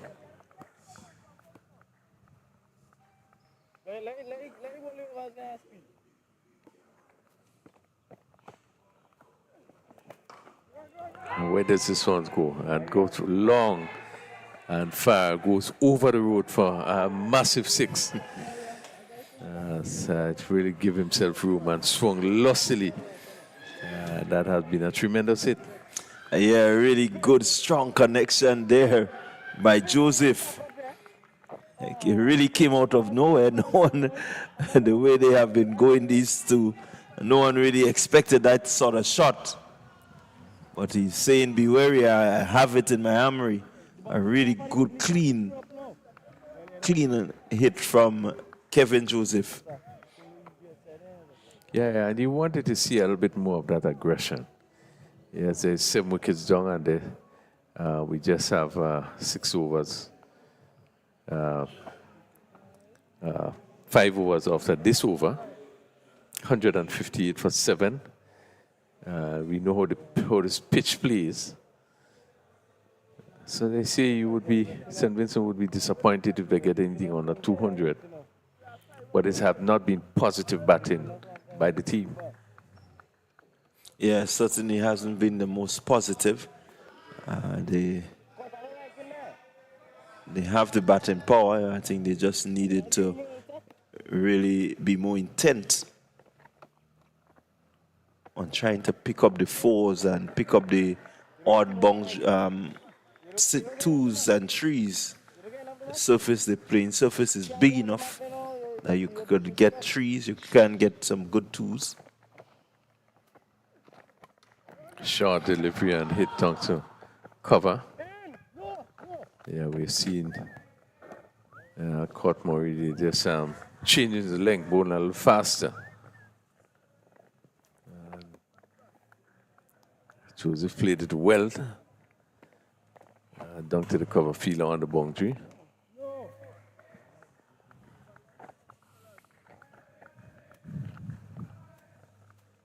And the final delivery. Spell off Court Murray.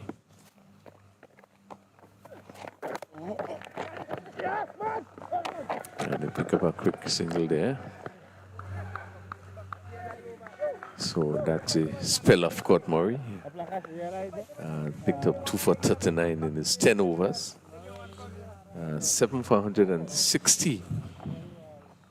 With 5 overs remaining. And we have seen in this over some aggression from Kevin Joseph.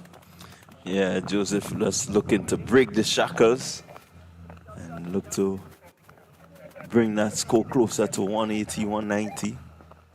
Maybe 200 if he continues in that manner.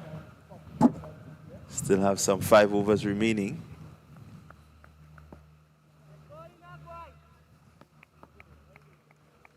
Not sure we're going to get the 5 overs in, but it's stipulated 5 overs.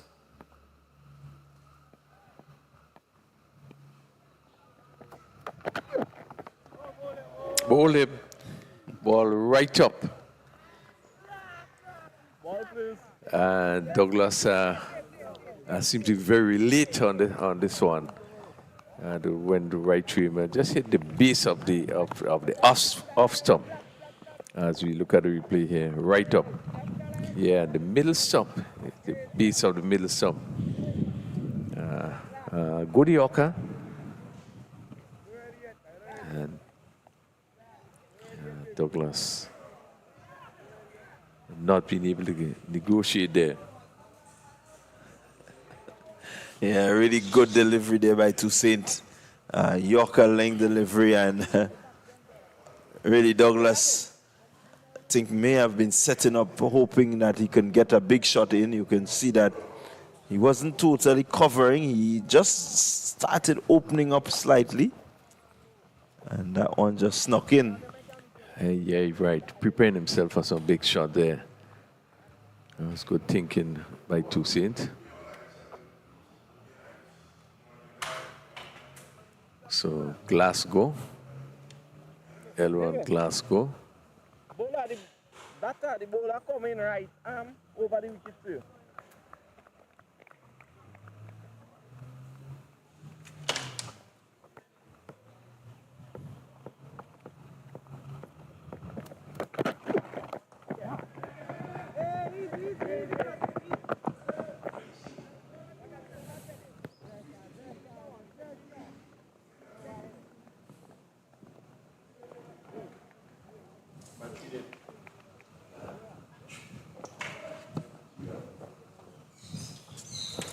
So it's going to be Toussaint.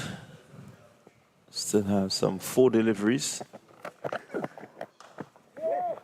Bowling, and batter just pushing out to the offside. Really can't score. It's the cloud cover just moving across.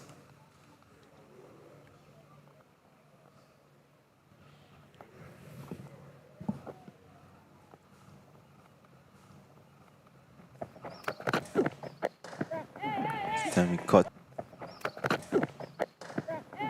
Time he cuts down to the man at cover. Gathers rather cover. Gathers rather quickly and again. And they could only complete one. 162 for 8. St. Vincent and the Grenadines.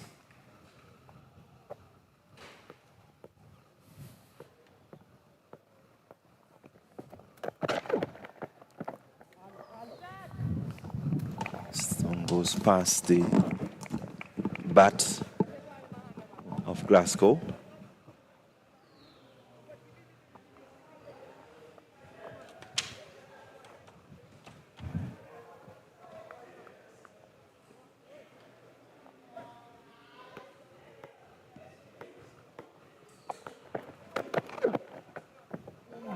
That's it, Babu. Again, Toussaint. And then it's over. 4 overs, no maidens, 14 runs, picked up 1 wicket. So at the end of over number 46, St. Vincent and the Grenadines 162 for 8.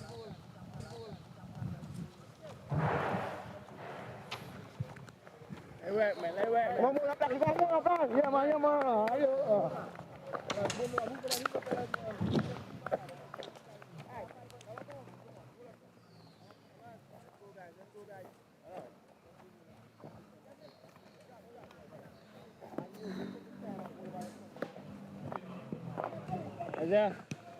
How much you had? 46 gun.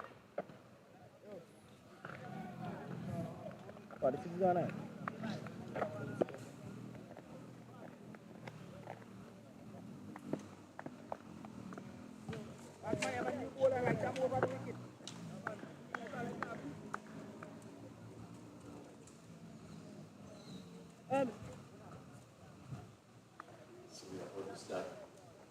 Over number 47. Just picking up a hint, Clyde is going to give us some update with Tantine. Dominica would have scored heavily in Tantine. So we're going to get a little update on what happened in Tantine. At the moment, 162 for 8, St. Vincent. Glasgow is on 1. And Kevin Joseph, who is facing, is on 9. Just look the attacking player. And Bartholomew bowling his first delivery. Kevin Bartholomew. Ball is hit back to Bartholomew. Well, at the Roy St. John playing field 13, the end of the Dominican innings. Dominica, as we see some poor fielding there by Team Grenada. Really not sort of discipline that you need. You have the game in a way that you have controlled it well. You do not want to be giving over throws at this stage. So yeah, we've seen again Joseph showing his attacking nature. Look at that ball coming out the bottom edge goes went down to backward square, and they run rather quickly to pick up 2 runs, and then there was an overthrow, allowed them to get another 2.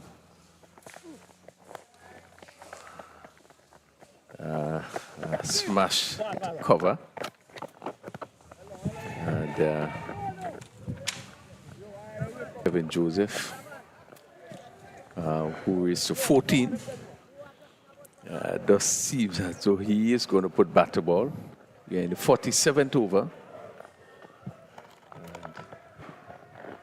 They know probably want to get up to at least 180. Still can get to 200. It's 167. And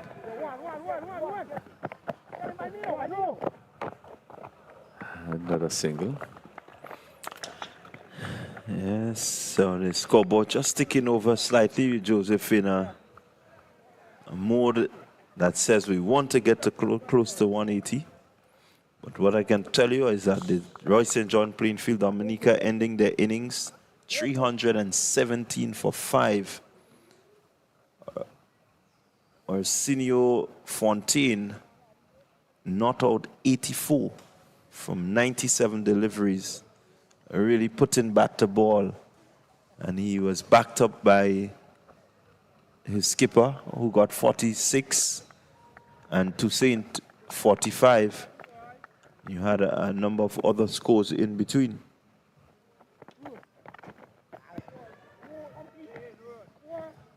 So certainly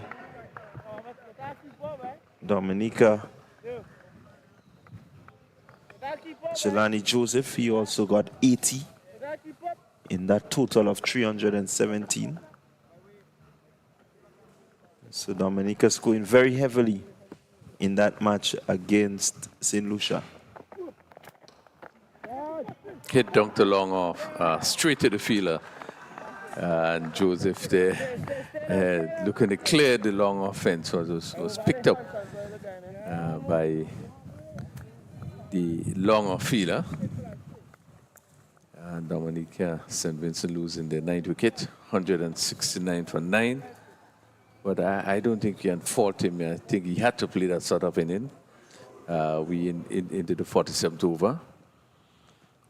Just was not able to clear the fence. Yeah, needed that enterprising innings there from Joseph. 14 from 16 deliveries. He came out for 19 minutes. Really tried to give a bit of momentum to the innings at the end. He had 1-6, a really huge 6, and I think he can go out feeling that he did his best to try to really get the score closer to 180, closer to maybe 170. Well, so just to give you a little bit of bowling figures, we come down to the end. Cotton Murray, 10 overs, 1 maiden, 26 runs, 2 wickets. He would have completed the spell. McIntosh, 4 overs. We haven't seen him for a while. 1 for 19. Then we had Toussaint. He had one for 14. Curt Murray also completed his spell, 10 overs, 1 maiden, 39 runs, 2 wickets.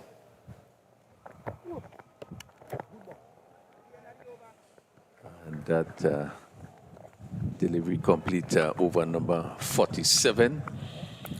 Cleveland Bartholomew, he has 7 overs, 1 maiden, 21 runs, 1 wicket. Jury Khan, 3 overs, no maiden, 10 runs, no wicket. Desmond Mitchell, 8 overs, he no maiden, he picked up 1 for 29. Kevin Bartholomew just bowling his first over, and he picked up 1 wicket for 7 runs. So there's quite a bit of option, just 3 overs to go. So we have Desmond Mitchell who would bowl 8, Jury Khan would bowl 3. Not a bad start for Jury Khan, who just went for 10. Bartholomew, Cleveland has bowled 7. And then we have Enoch Toussaint 4 and McIntosh 4. So we've seen Toussaint continuing, 48 over.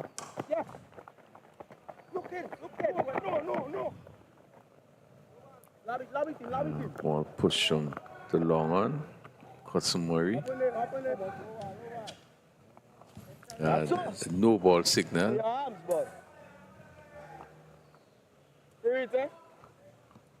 So that's 2 more to the score.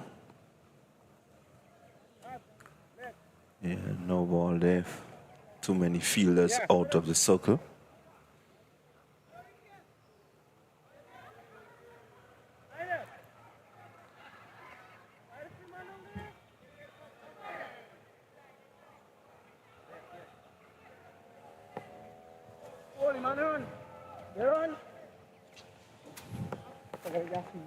Guys, there we go quick. Yeah, signal at third. Remember free hitter?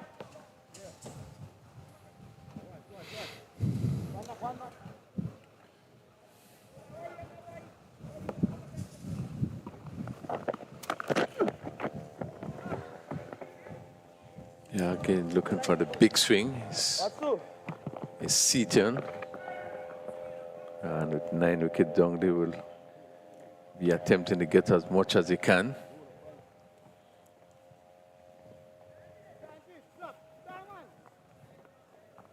Yeah, 17 deliveries left.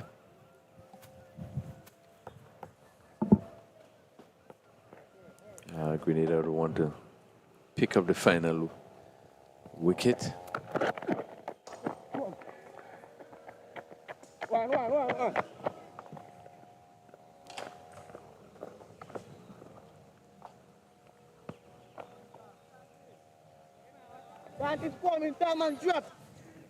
Yeah, really not what you want at this point.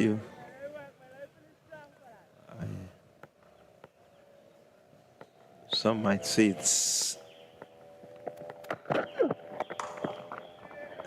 it's crazy, but I would bring up the field and force them to try to go over the top than to spread the field and have them taking the easy singles.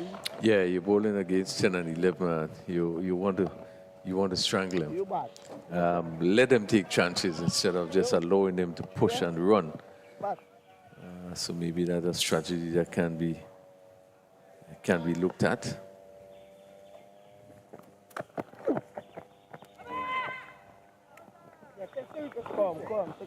Yeah, certainly you want to keep that runs as minimal as possible, and I think given these little singles, they all add up at the end. Yeah, we've seen a widely spread field. And you really would have wanted the field to be as tight as possible, not to avoid any single. Yeah, but good bowling by Toussaint, keeping it straight.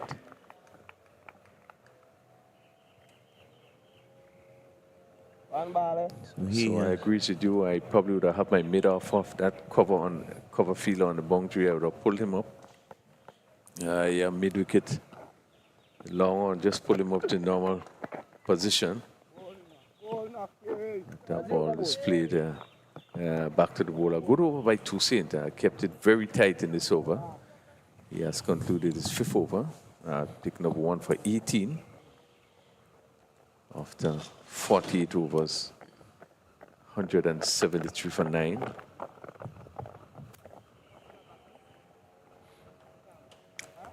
Yeah, really, St. Vincent and the Grenadines fighting hard to get close to the 200 run mark. 2 overs remain, and I just see them trying to maybe put Winlott to leather and get a couple boundaries here that may just give them some momentum to end the innings. Yeah, again, as you look at the field, long on right back of the ropes, long off right back of the ropes. You have a cover, deep cover right back on the ropes. Really not understanding the tactics here. Third man right back on the ropes.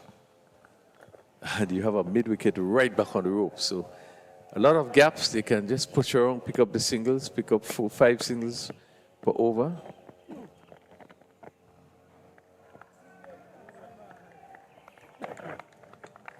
Yeah, you really want to strangle them and not really give them that option.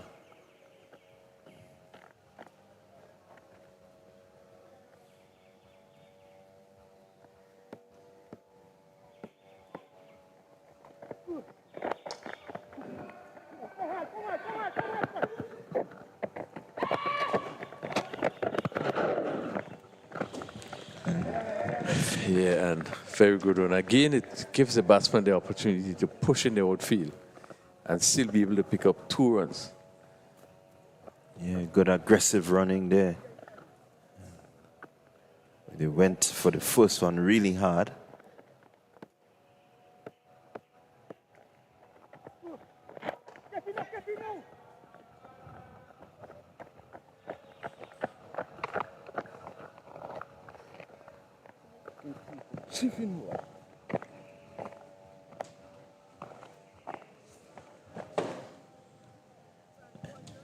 Still really trying to figure out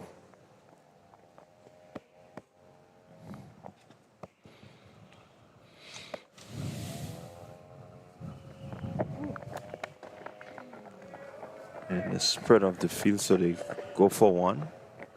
That's all they will get.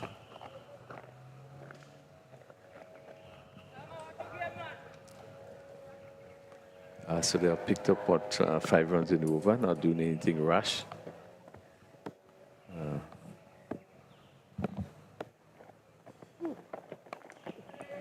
They push it on the onside, and they, looking for the to come back for 2 there. The fielder, I think, did the right thing, came off the boundary. So he was just about halfway. This was good thinking. 179, 48.5 overs, so just 1 more delivery in the over.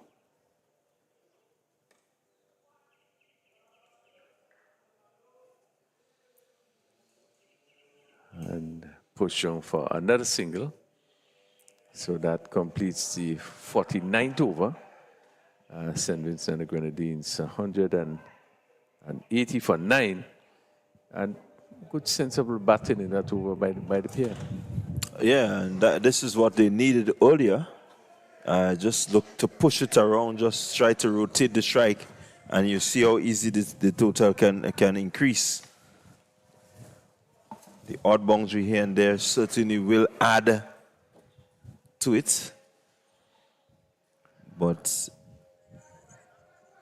you want to really make sure that you don't give away these easy singles that can come back to haunt you. So as we come down to the end, we'll give you the scorecard, the batting scorecards. Zach Thomas was caught by Murray Bone McIntosh for 5. We had Damali Phillips. So a hit down to long off. Fielder comes in and takes the catch.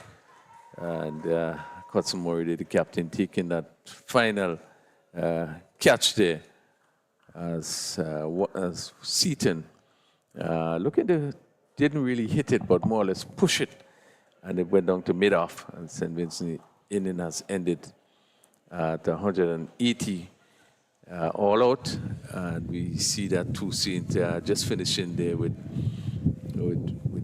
figures of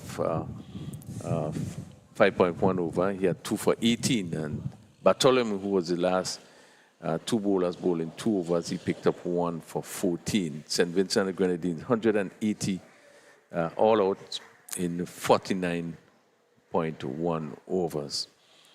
Has been probably a testing period this morning with breaks for rain, and then we had a probably late start. At I think St. Vincent would probably feel they should probably get maybe a 20 more runs. And I think while Grenada would feel that really they should pick up, they should maybe score a bit less. Yes, I quite agree with you.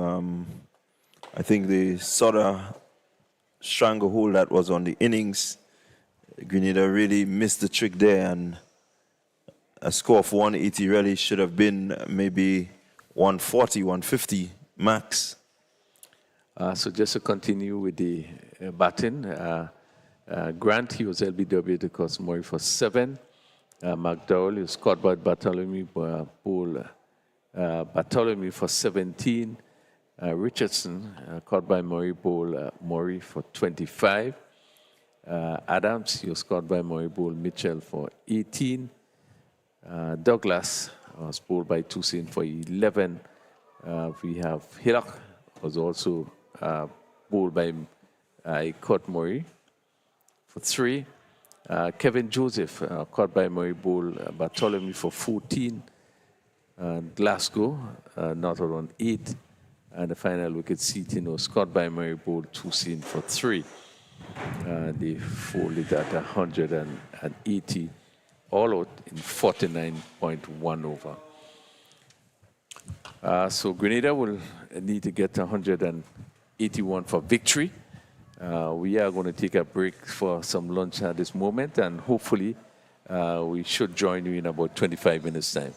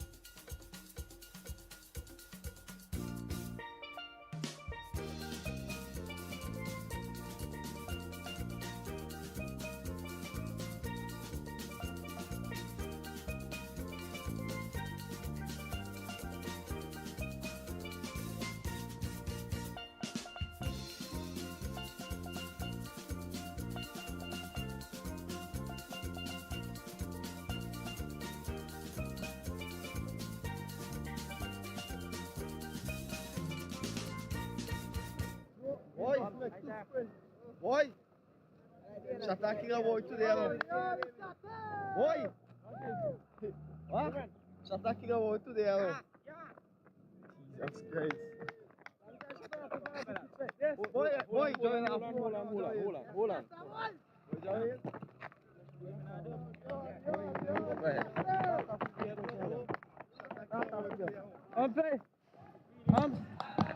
Left place, Sylvester. All right, when you ready? All right, well, we are back here at the Progress Park in the beautiful big parish, St. Andrew. And we are out.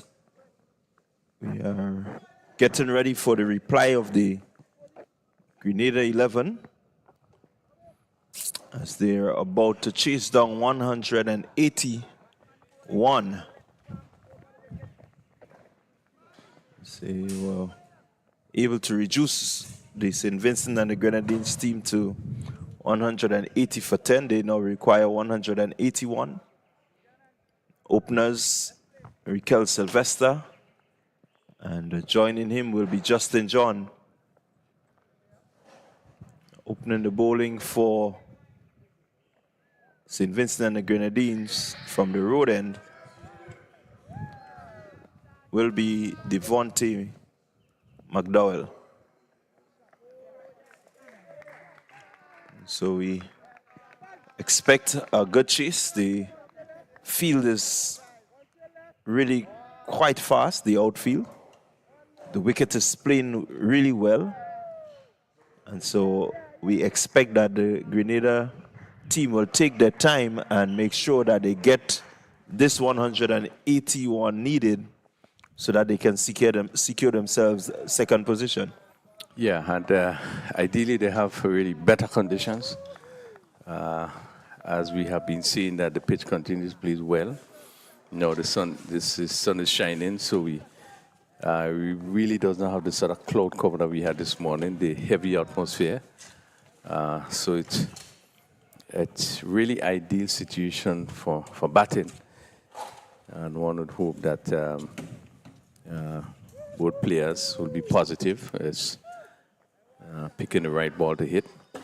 But again, what would be important also is how the St. Vincent and the Grenadine team bowlers use the conditions.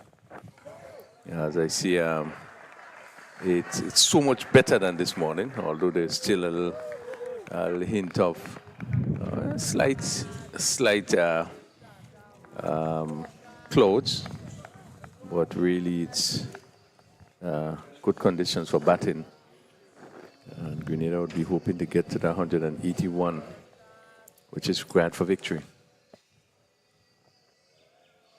Yes, certainly want to approach this one in a positive note, Grenada.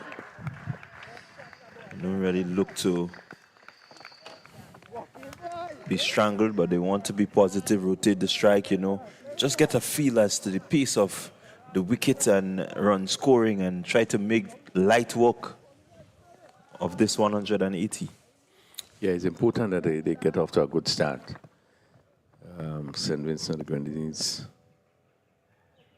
will be, however, looking to make some early inroads. Raquel Sylvester, as we have seen before, they have a sort of weakness to the ball outside the off stump that leaves him. Seems to drive away from the body. That has proven detrimental to him in his downfall. While we have not really seen the best of Justin John. Not very attacking, but the sort of player that would stick along or would stay. So it would be interesting to see the approach of the Grenada batters. Yes, certainly. We've seen them bat well at the start of the inning when the pace bowlers are on.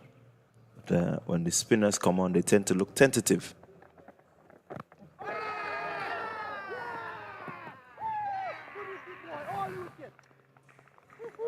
So again, we see the left-handed McDowell coming from that northern end.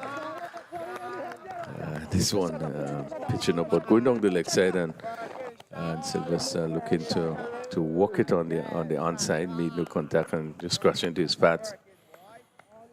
Stifle appeal.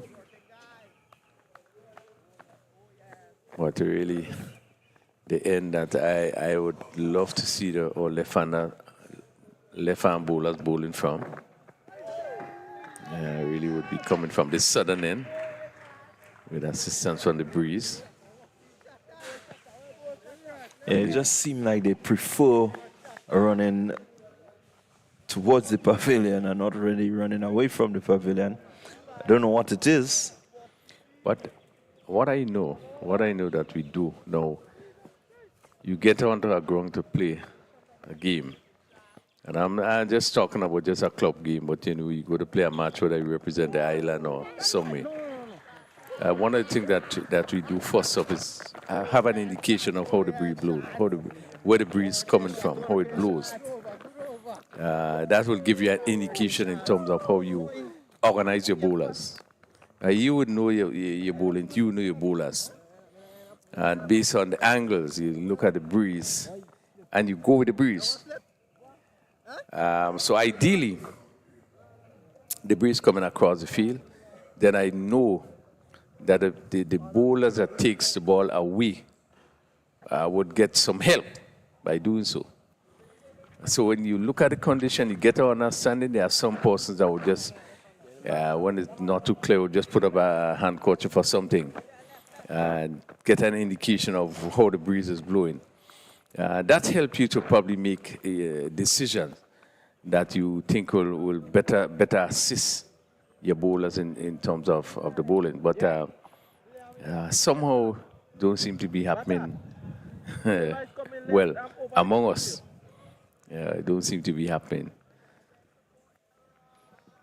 Yeah, well, it's pretty interesting to see how they go about these left-hand pieces.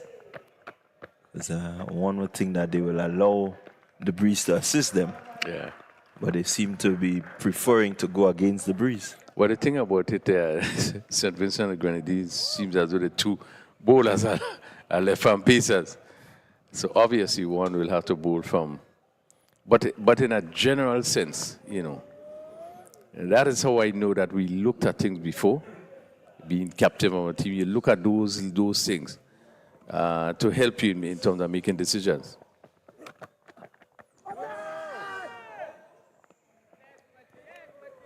Yeah, it's always a tussle for ends. Some bowlers prefer certain ends, especially when you play a lot of cricket on those parks and you're quite familiar. Some persons would tell you the rhythm would be off if they bowl from the other end. But as we see the evolution of the white ball game, have to be prepared to bowl at any end. Yeah, and I don't know if the preference sometimes is the best for the bowler, but sometimes I guess the bowler may not know, may not even understand the benefits, and they would want to go the easier end. You know, coming down from the road and coming from that northern end looked as the easier end because it seemed to be coming down. Yeah, but from the southern end, it seems to be going up. But again, I think it's the bowlers understanding the importance, the difference between the ends, and maybe what are the advantages that can be derived from bowling a particular end. Again, knowledge, understanding. Yeah, I quite agree with you there. A lot has to go into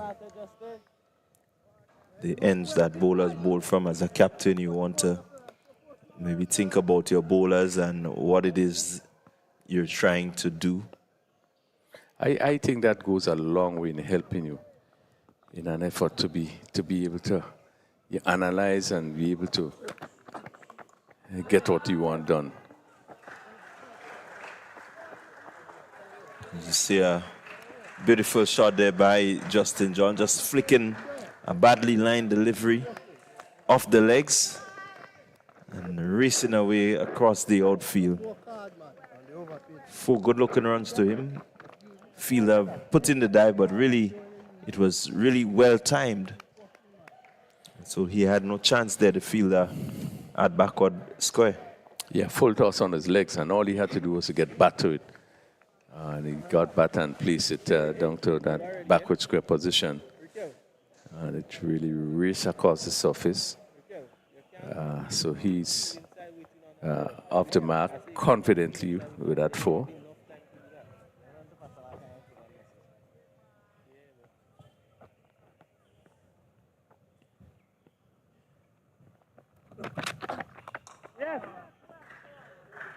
Again, just driving at that one. Coming off the thick outside edge, but was always in control. So the total moves to 7.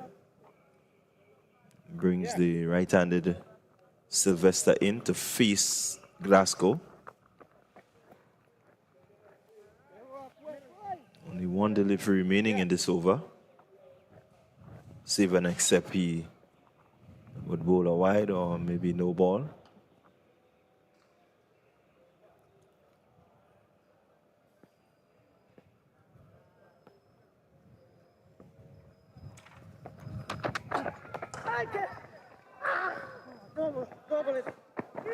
Ken Sylvester just giving a chance there. Yeah, fairly loose shot there by Sylvester. I guess he was looking to really clear that mid-on area much more confident, and just happened to just barely went over the head of the mid-on fielder. He actually got a hand to it. Was pretty high. Maybe he was looking to put it squarer to the mid-wicket region. Yeah, but certainly. Didn't get the timing. Falling over and not really having the power to really get into the shot. And so he must count his blessing here that he survives. So one of the things as we analyze his batting is his movements. I just tend to stand and play shot, and sometimes to really to get to play the ball where you want to play it, it calls for movements. And being a right-hander, that left foot is so vital in terms of your movements, because that would help you in terms of positioning. And I think, as you rightly say, that was probably one of the issues, getting that ball to go and almost go to mid-on. And good delivery, just asking John to come at him.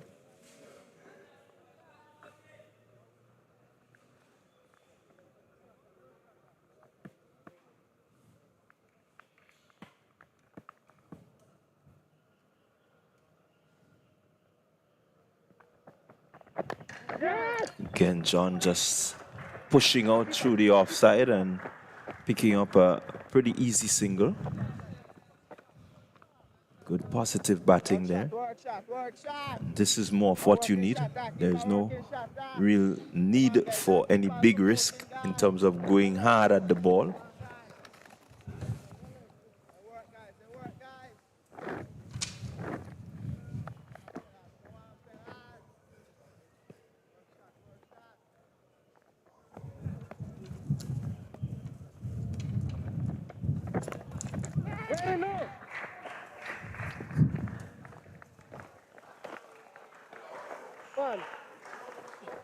We don't take the risk, you Andre.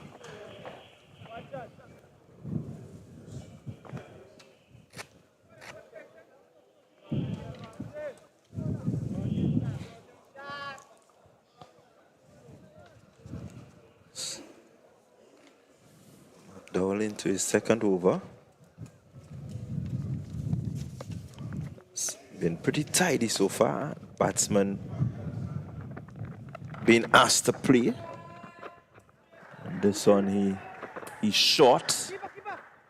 And really Sylvester not getting hold of it. What was in his favor there is the fact that the field is in and there is no one out there at the backward square. Yeah, seemed to have been taking a high upon the batter. So he's looking to pull, not really hook, but to pull. It went over backward square. And the fact that he was not able to get much, the ball dropped and actually stopped. And he was able to pick up 2 runs.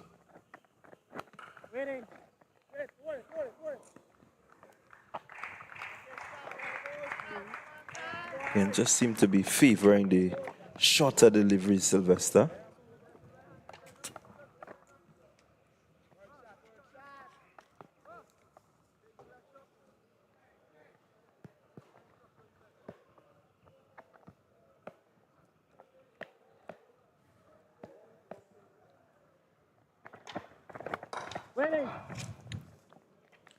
Drives firmly, but straight to the fielder. So the end of the 3rd over. Grenada 12 without loss. Yeah, good confidence start by Grenada. Good looking drive there by Sylvester. Ball over pitch. Not being able to pick the gap, but he drove that delivery fluently down to mid-off. And going at just a run rate of 4. And they would need less than that for victory. And after 3 overs, they scored 12 without loss.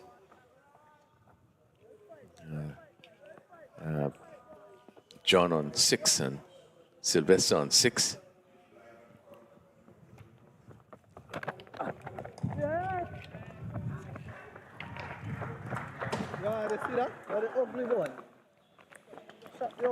Again, just John looking in not too much of a good position at the completion of that shot. Both feet seem to be stuck in the crease. I think he was looking to put plate on the offside. And it ended on the onside. It did come back into him, but again not very close to the line of the ball. Pushing, as the ball came back, it went on the onside.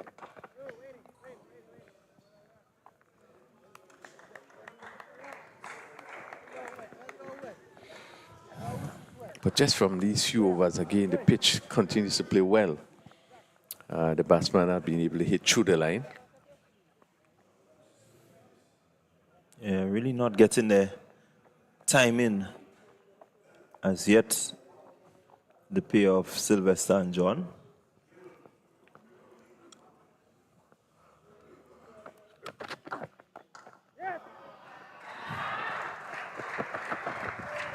That one is just caressed through the offside, finding the gap. That's what was so beautiful about that one. He stood tall and he was able to just punch it through the gap, opening the face there and getting it into the gap. 4 good-looking runs to Sylvester. Yeah, good shot. What was notable, he was close to that delivery. So he didn't have to stretch out or anything like that. He just got on top of it and placed it square on the offside and really race off the bat. Tells you how important positioning is. Then your timing becomes easier. It's really a good-looking shot. Yeah, again, a good positioning, allowing him to just be in total control of the shot. In the bowlers, not the fastest, but they're just looking to hit their lines and lengths. And so far, the batters doing well to get them off the square and get the ones and the odd boundaries here and there.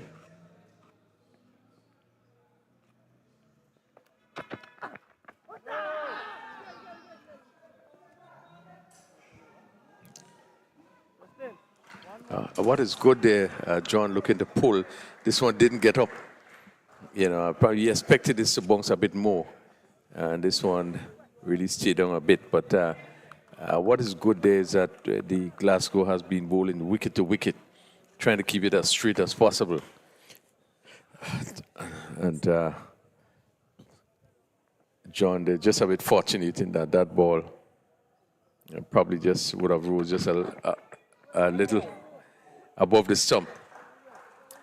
Well, as we speak, bad delivery, full down the leg side. It goes for 4 wides. Again, an opportunity missed there. He just had to get some bat onto this one, that one. He made no contact. But, 5 runs added to the score. That's the first extras. 23 without loss. We are in over number 4. Yeah, John will feel that he missed out there. Just a small tickle, nothing much. There is a man at fine leg, but once you get back on that, the way he traveled, certainly he had no chance to cut it off.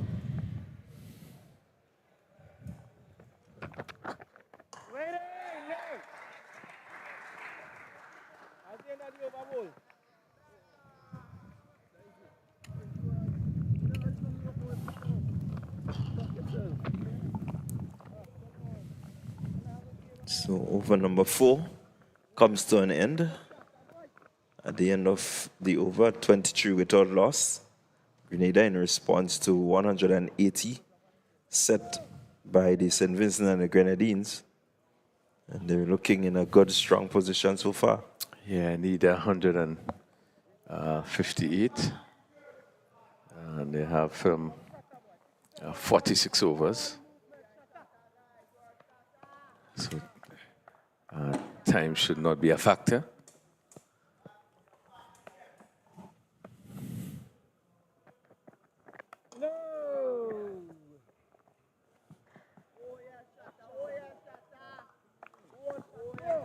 Sylvester on 11, John on 7.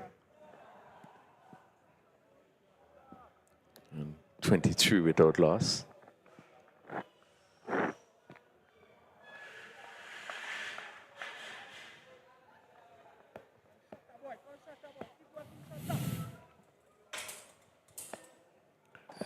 St. Vincent and the Grenadine looking to pick up wickets. That one hit over cover. And they're going to rush down to the boundary for 4. Short delivery. And Sylvester had all the time in the world to get on top of this one and hit it over cover, lift it over cover, and picked up a boundary. Yeah, really can't afford to bowl short on this wicket. It's really good for batting. You have to make sure that your line and length is intact as you get dispatched like that one just did.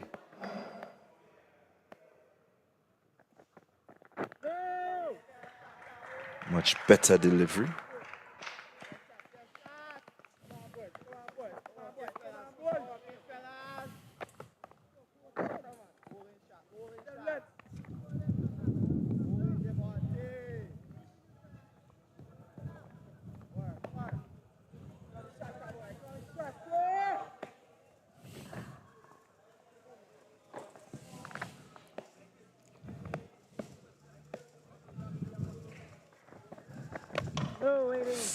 Full pitch delivery and it's been pushed out there to the cover. So far the pair of Sylvester and John, they look settled, they look very much relaxed, they seem confident that they are going to overhaul this total. Really, there's no reason for them to be rash. You can get good value for your shots. This time it comes off the inside edge. Picking up another single. Sylvester, he moves on to 16. John is on 7.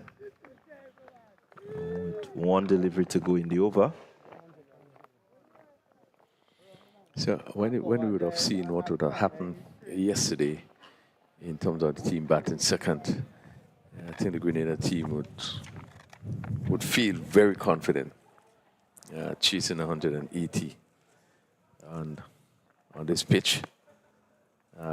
Yes, I think the only difference to today's game obviously was the weather, the condition, but other than that, the surface continued to play very well for batting. So they would have felt very confident and being able to get St. Vincent and the Grenadines out for 180. And we have seen the confidence. You see the stroke play of Sylvester. He played some very good drives. And even John himself played a good shot down the leg side with the clip for 4. So there's a degree of confidence shown in the batting, and they would just have to continue in this positive frame of mind. Yeah, quite agree with you. They just need to be positive, defend what needs to be defended, and attack those that needs to be attacked. But you do it with a sense of responsibility.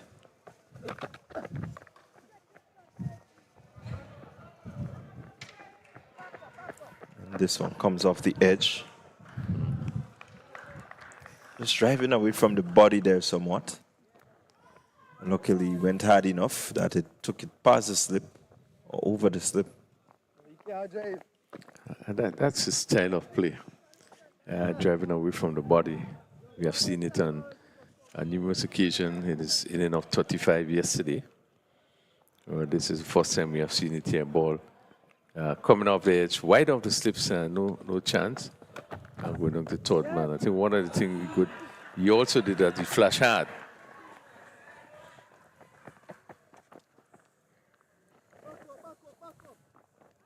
And that's well played there by John. Just stood tall, rose with the bounce, getting it through the gap. Certainly these two looking good. They look comfortable. Yeah, that was well played by John inside of it and played it nicely down to mid-wicket. Again, he was getting into good position. So he really came off the bat sweetly. Once again, he misses that ball down the leg side. Signal wide. You just want to get some bat onto that one. Go down to backward square.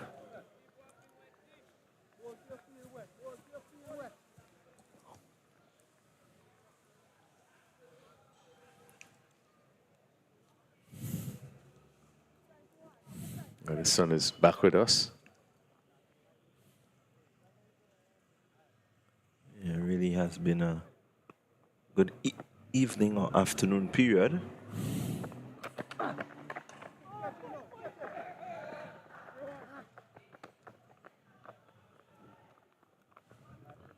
The sunshine, the cloud cover is there, but it's not really affecting anything.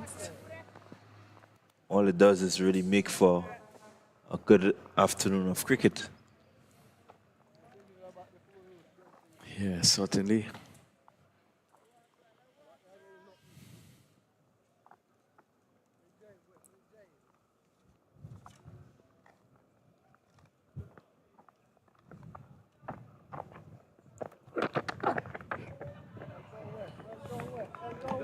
Every outside you have some just tempting Sylvester there. Glasgow hoping that he would go hard after it, maybe get a bit of an edge. Yeah, as the fielders in play for the catch. Yeah, smart bowling there. Sylvester was equal to this one. Allowed it to go through outside the off some. And that's the leg cutter going further away.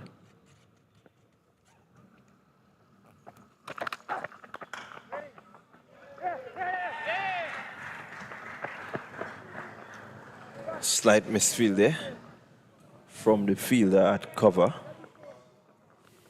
They cross for one.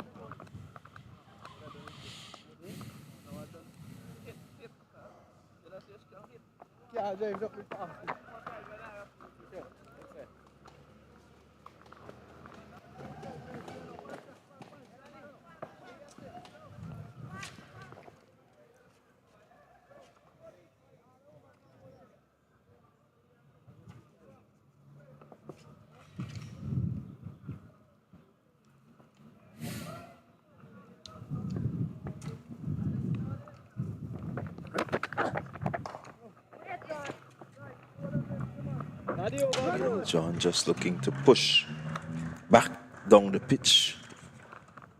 Can only get it to Cody Grande. Shot mid-on as the over comes to an end. So at the end of 6 overs, Grenada 34 without loss. A partnership of 34 between John and Sylvester. Sylvester on 18, John on 10. So they are chasing 181 for victory in this one. Well, down at the Roy St. John playing field. Update coming in. St. Lucia 62 for 7. That's after 9.3 overs.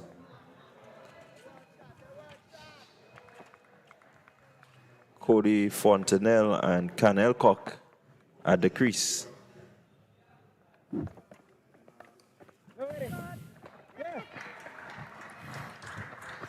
Sylvester, it's an edge there. Fielder not really collecting cleanly. And so it allows for the single to be taken. So St. Lucia up against it. Dominica again showing the strength. Having scored over 300, some big scores. And St. Lucia 62 for 7, really up against it. Yeah, they certainly are up against it, St. Lucia. Requiring 316 for victory.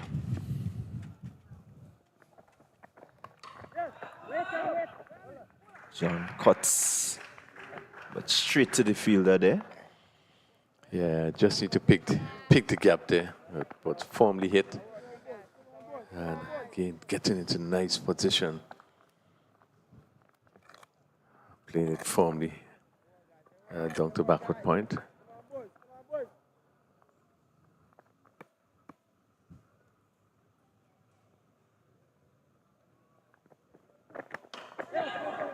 This time he hits straight.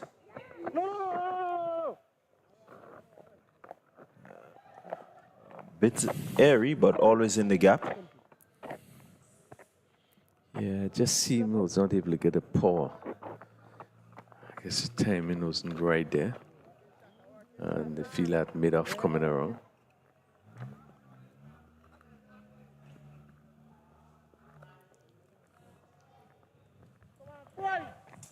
36 without loss. We into the 7th over.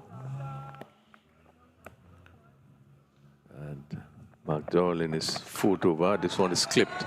Where does this one go? Over mid-wicket. And goes down to the boundary for 4. Good shot by Sylvester. Got inside it and picked it up nicely. And lifted it over mid-wicket. Yeah, again, I don't think it's timed as well as he would like, but the results in his favor. Placed it well, he used the aerial route, no one really out there, so it would always be a safe shot.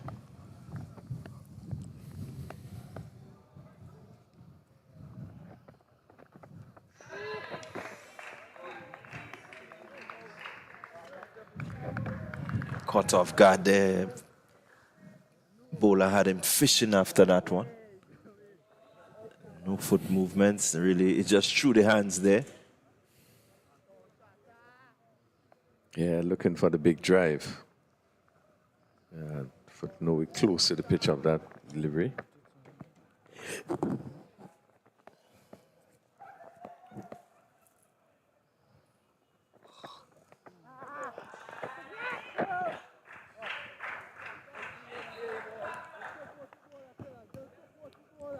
Yeah, that one really, really wide there.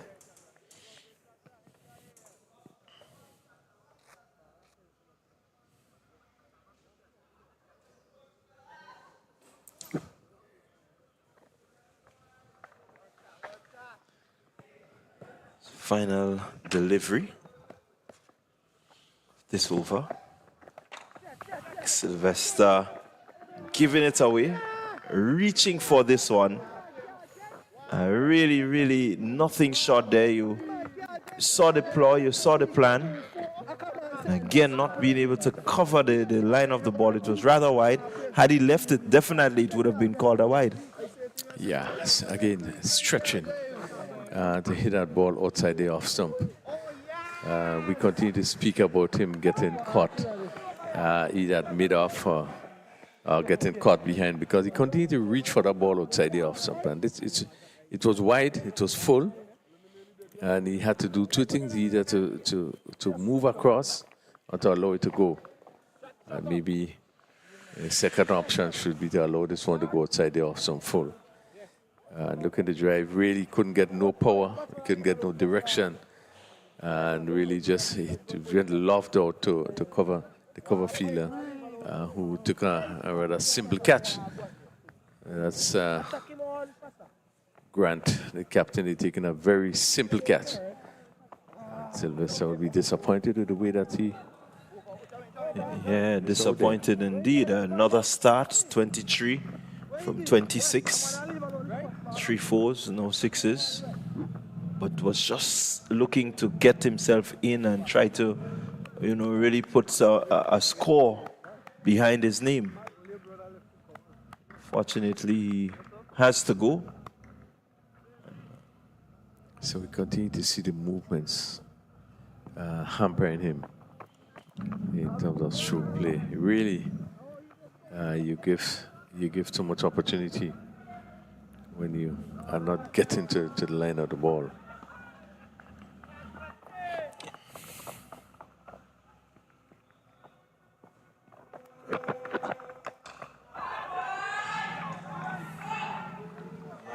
Superb shot. First delivery of a new over the shot. Justin John getting into position and hitting it. Let's see, did he go for the maximum or just drop short? Yeah, just drop short of the boundary. One bounce into the boundary for 4 buck. Good confident shot. Yeah, that's the sort of shot that you need to really lift your confidence. He's not had the best of tournament. Really struggled to get going in any of his innings. But today he seems to be a bit more free-flowing.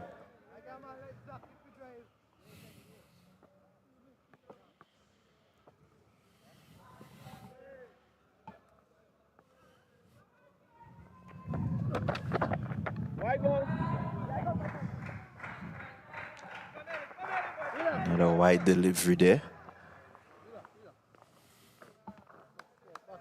Glasgow just airing a bit down the leg side.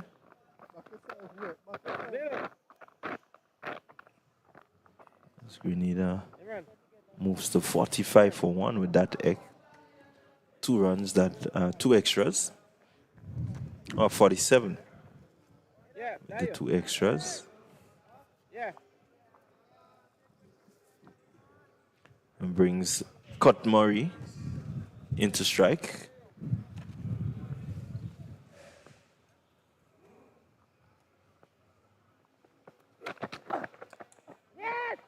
Murray with an edge. Third man, no chance. Races into the third man boundary for 4. Again, feet not really getting out. Just stretching the bat there at it. Yeah, feet planted there. It was all hands. Luckily for him, it always went down. Yeah. And away from the fielder. Yeah, pretty lucky that the ball stayed down. It didn't go up again. Just needed to get a little closer. A good delivery, ball by Glasgow there. Murray getting off the mark with 4. Yeah, that's also had a tendency to be held sideways of the ball instead of getting close. And he opened the face and it just went past the first slip feeler. That first slip feeler is basically around second slip.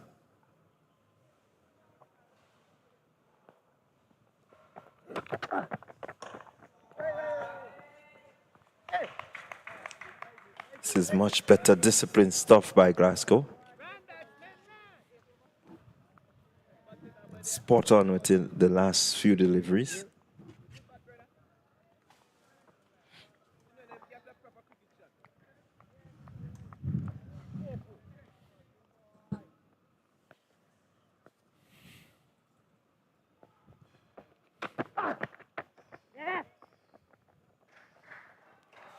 And Murray just pushing down to third man, picking up the easy single.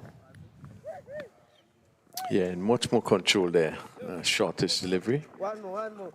He's on top of it and plays it down to backward point region. So he moves to 5. 52 for 1. 7.5 overs. Really been ball.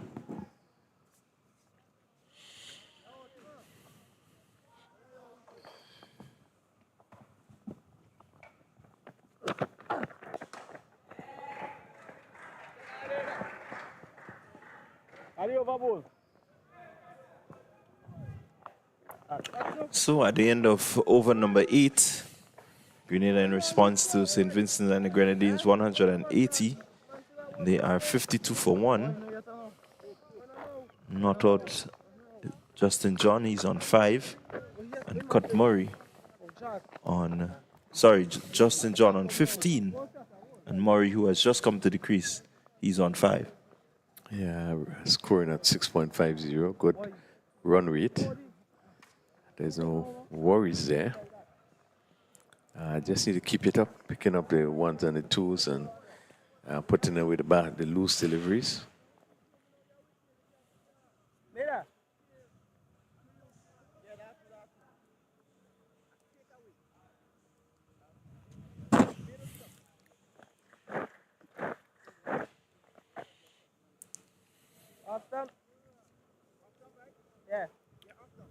Thanks.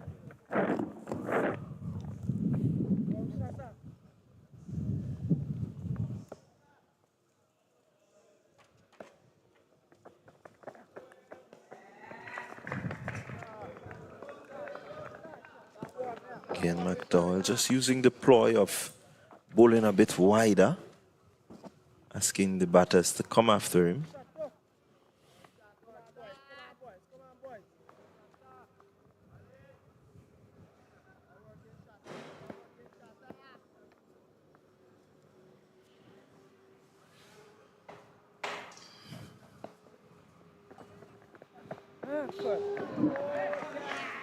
Beaten there, Murray. Ball just coming back. He played outside the line of that one. Yeah, looked a bit casual there.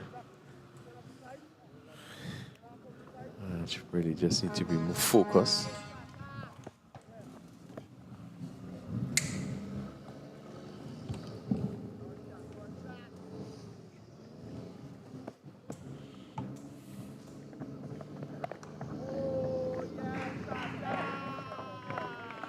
Looking much tighter as it covers up and pushes it delivery on the underside. Grenada 52 for 1. We into the 9th over. The field, there's one slip. There's third man right back on the boundary. Cover point. There's a cover, extra cover and a mid-off. So continue to bowl with a strong offside field. This one is driven. They complete a single. I see the field line cover point had to move to his right.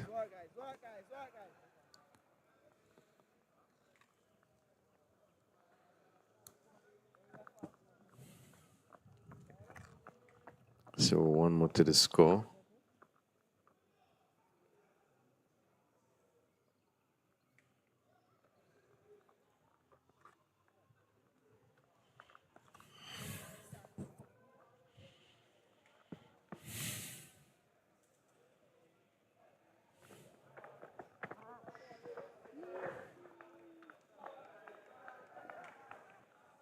Another extra wide delivery. John look at the helper, they making no contact.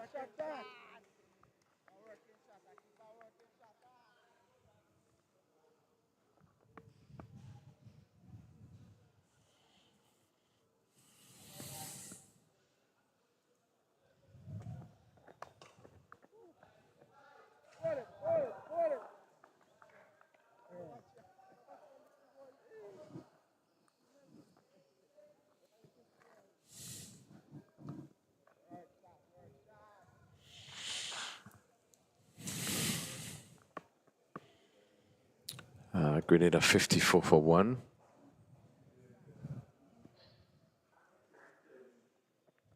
McDowell in his fifth over again.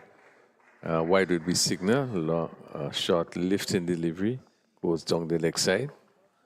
Look a little bit disappointed with that call, is McDowell.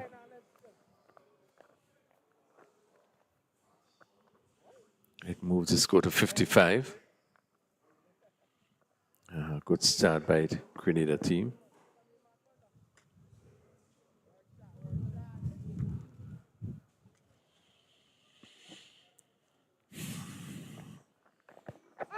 Again, looking to play on the onside. Into the pads. And the bowler really hardly appealed there. But that completes his fifth over. He picked up 1 for 20. And after 9 overs, Grenada 55 for 1.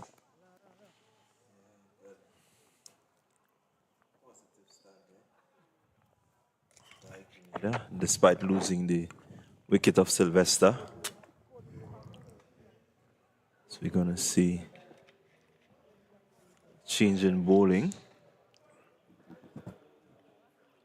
It's certainly pretty easy task once they keep their composure, Grenada. They require another 126 runs. Yeah, really should not have difficulty in getting up to that score. Bowler change, right arm over. So it's going to be Cody Grant taking up the attack from the pavilion end.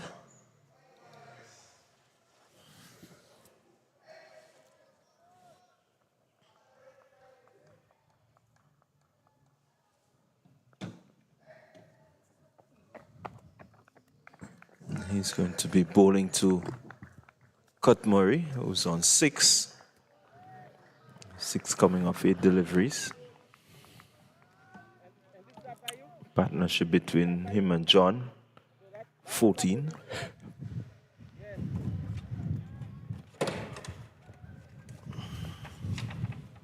So far, the lone wicket taker is Devontae McDowell.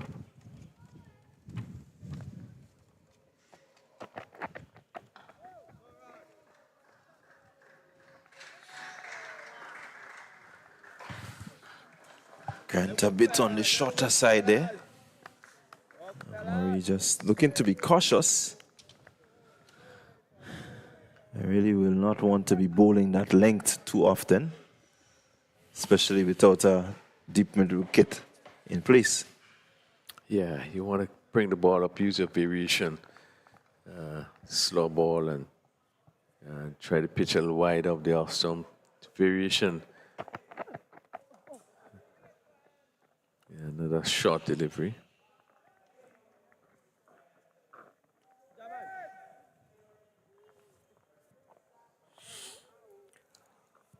Yeah, Murray yet to really get his timing going.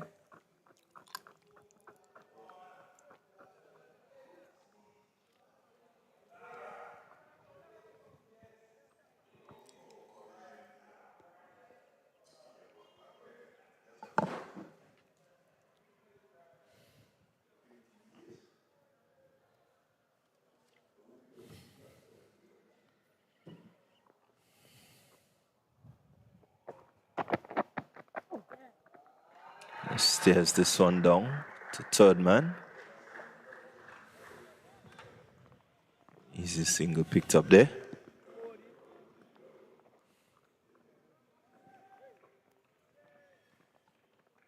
Going at a run rate of 5.89. It's been pretty steady so far. Required run rate is just about 3.09, so always ahead. They will want to make sure that they stay ahead by getting the ones and twos, picking up the odd boundaries.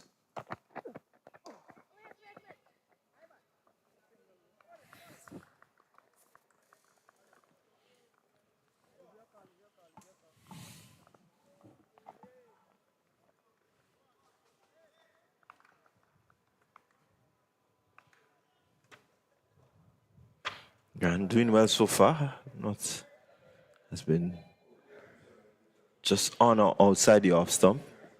Not really giving much room. Really haven't pitched anything in the arc for them to drive either.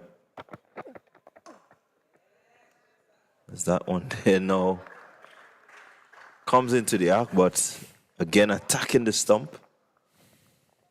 And John defends well. Yeah, it has been a good start so far by Cody Grant. Not trying to do anything much, but I was trying to get each delivery in the right area. And Justin John could have only covered up with that last delivery. And not getting hold of that short delivery. Yeah, really. His first over. Really should have done better with that delivery.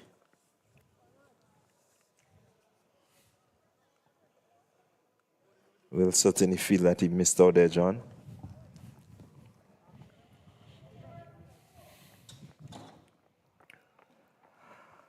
$56 for one after 10 overs. We probably will see a change from that northern end. We're going to see spin for the first time.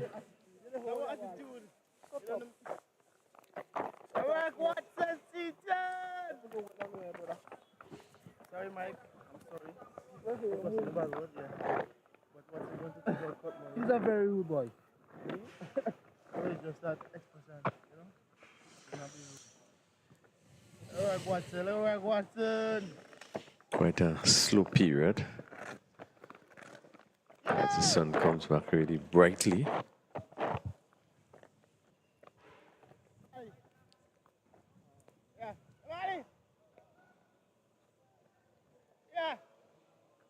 Yeah, sun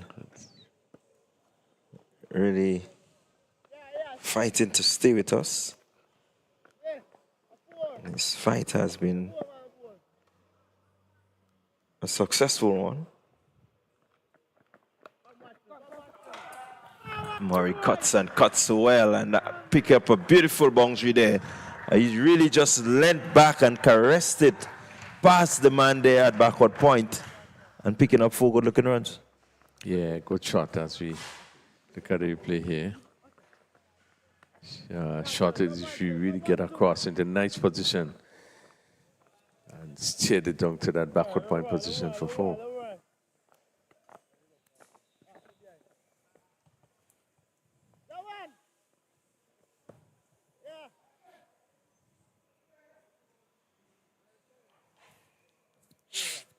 Seaton under a bit of pressure early. We've seen that the spinners tend to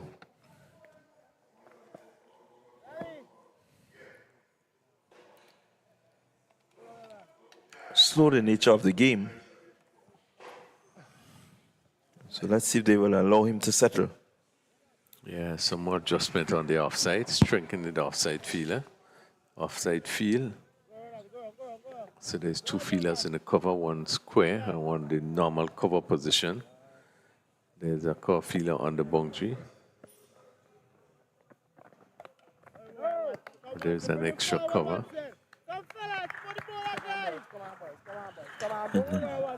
You look at the fielders in the circle, and this is where Murray and John need to be thinking.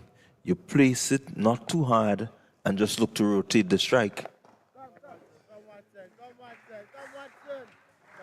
Or you use this option where you go down the ground and pick up the easy single. That fielder that was moved there has created a vacant spot.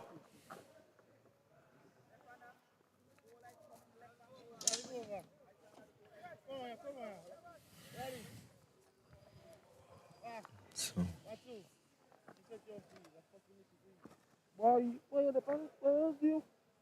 it takes is just good sensible batting from here on in.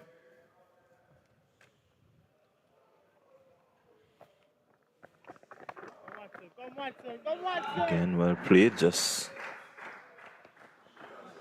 striking off the back foot there, John.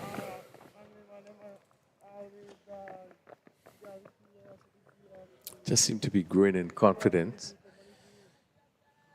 It's John.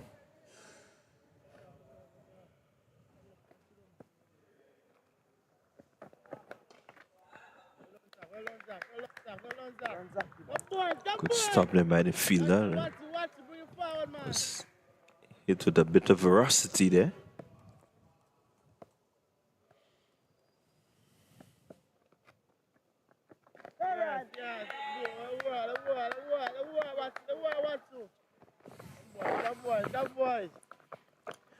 So Watson Seaton's over comes to an end at the end of the over. Over number 11, Grenada in response to 180. They are 62 for 1.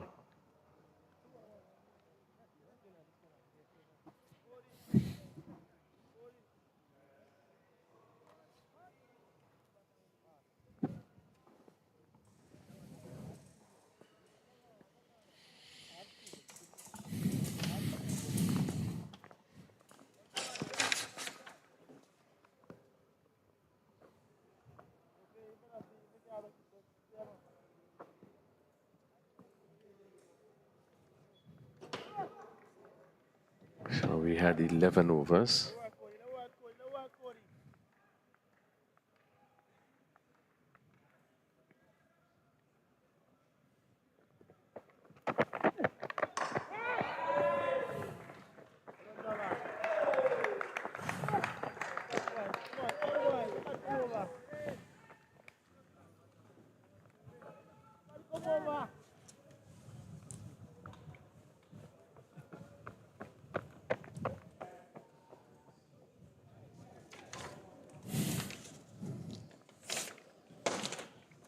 Yeah, good start for Grenada, 63 for 1. Yeah, Cody Grant in his second over so far just went for 2 in his first over.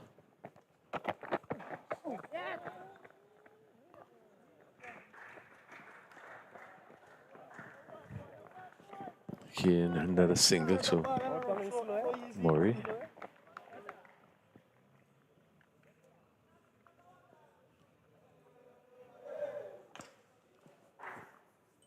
The sun comes up brightly here at Progress Back.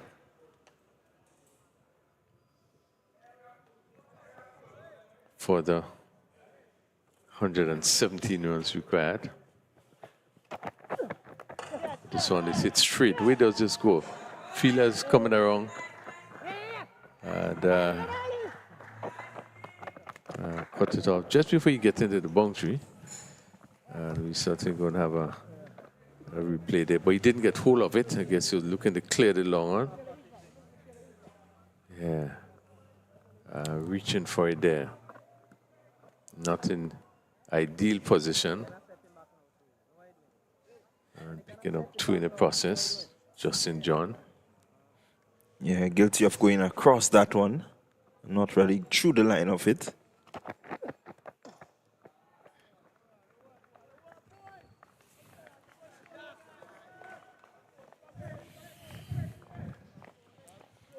So John moves to 19. You know, 2 fours in and facing 27 deliveries.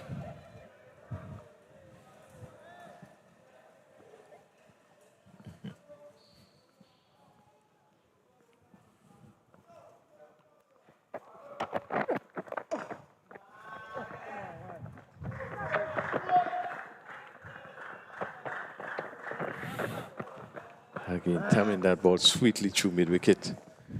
As you get on top of it and play this smoothly to that mid-wicket region. Yeah, certainly likes the punch off the back foot, and especially when it's on his body.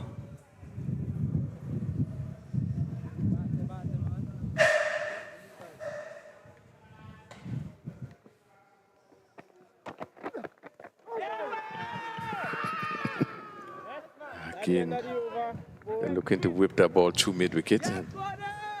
There was hit his tongue. Probably being hit in that difficult area. And really seem to be over there. He had, again, not getting in an ideal position, looking to repeat the shot through mid-wicket and just turning himself around. And that ball crashed into his midsection. Yeah, really not an area that you want to be hit, and to be hit so flush. Yeah, he's sitting up.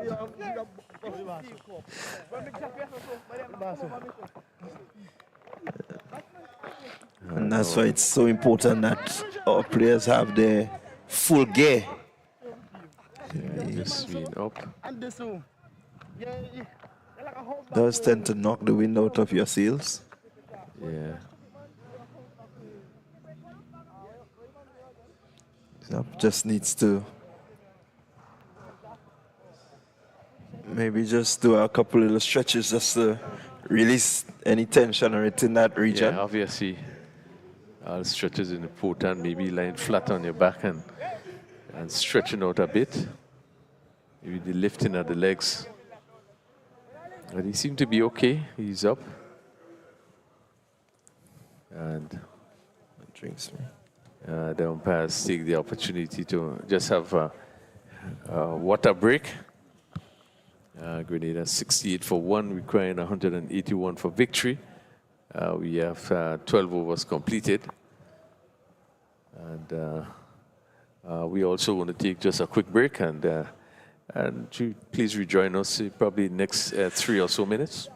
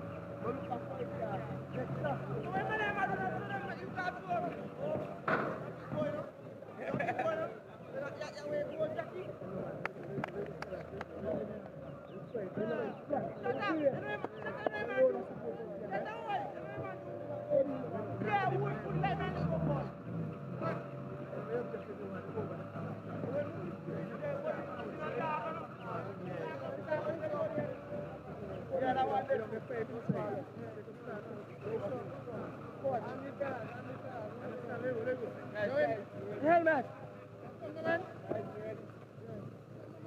Overdone.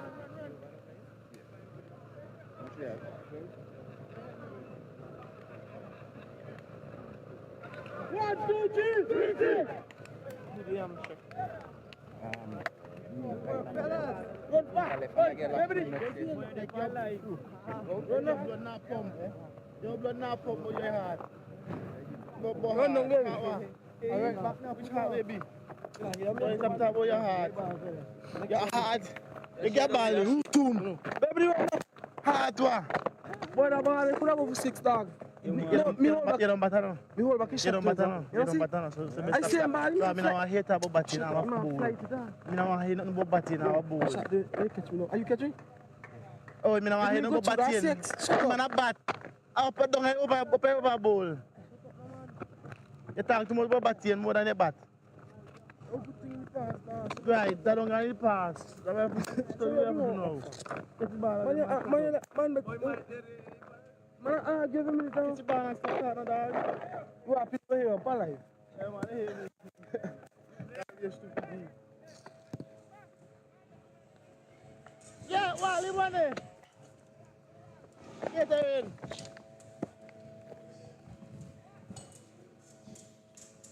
Come on, Sue. So Beaton is going to continue. And his ball is second over. Ball played to cover by Cut Murray, who played pretty well yesterday, got 83. I guess it was a little disappointed not to go on to get to the 3 figures. So he's hitting what straight to cover and not being able to pick the gap. So on the offside there's a cover fielder on the boundary, a bit square.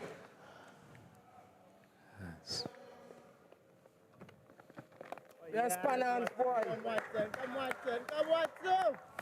Come on, Watson, boy. 68 for 1. Work, Watson, boy. Oh, yes, Pan. Yes, Watson. Come on, boys.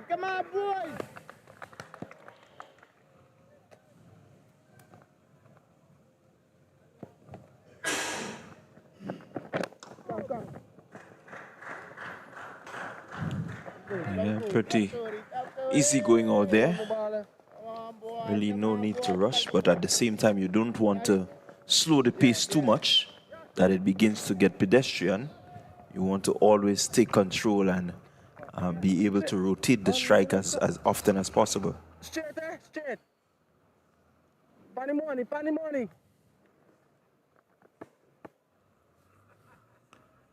Justin John Oh, jeez. seemed to be okay from that blow as he pushed it back to the bowler. 69 for 1. We have a completion of 13 overs. And Seaton has completed his second over. He's gone for 7.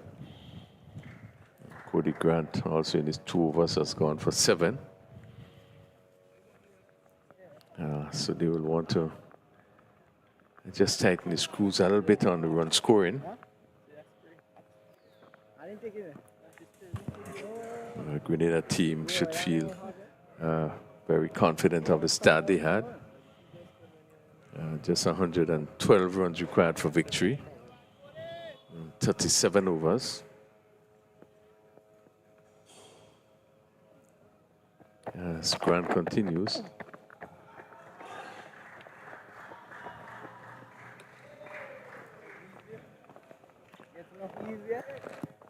Nicely played by Murray. Stayed down to third man.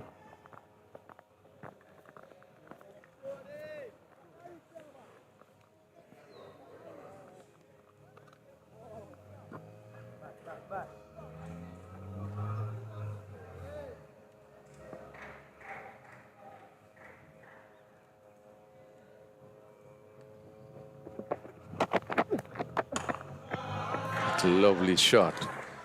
Played very well through that cover region there, and it goes. Good stop by the fielder on the cover boundary. The batsman come back for 2 runs, really. Good shot by Justin John. Got on top of this one and really hit it well. Yeah, again, what was important is the position that he got. So he was always in control, able to get it down quickly off the bat.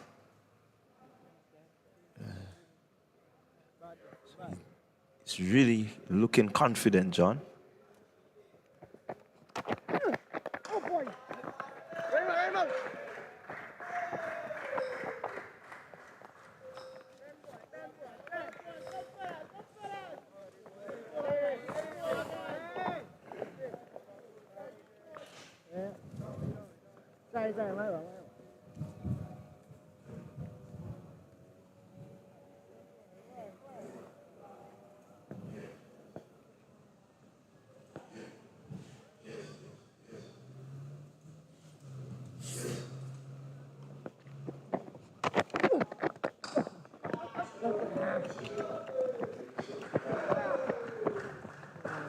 Again, this is the sort of batting that you want. The scoreboard just ticking over nicely.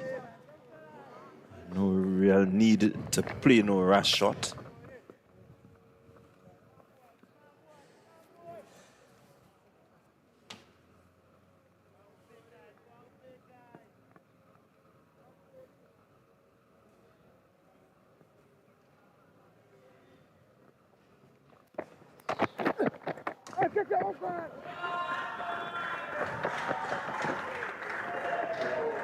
Again, really good looking shot there from John. He's certainly growing in confidence. Just placing that one nicely into the gap there and picking up another boundary. So he's really playing well, Justin John. Yeah, nice ball, and we have seen him playing that shot before, just shortish in length, and he came back and he clipped it through mid-wicket. That position there, he was able to pierce that gap and pick up another boundary. But really, his timing have been good. As he placed that ball to the mid-wicket fence for 4. So he moves to 28, Justin John. 78 for 1. We have 14 overs completed. And Grenada should feel very confident. Just needing another 103 runs for victory. Conditions here at Progress Park very good. Now we see the sun really shining brightly. There's no hint of rain or no hint of even cloud cover. Sun in its brilliance.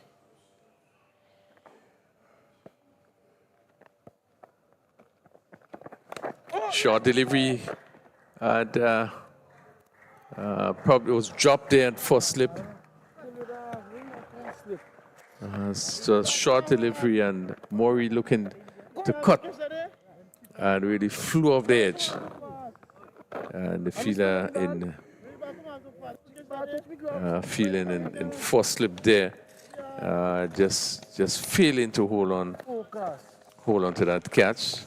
And that's Seaton there. Just failing to hold on. And he's pulling this one. Where does this mid-wicket fielder comes into play? And picked up a single. Scott Murray.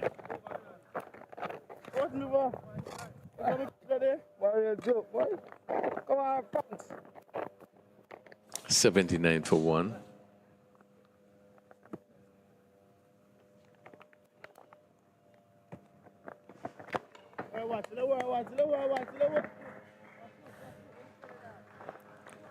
Seaton in his third over.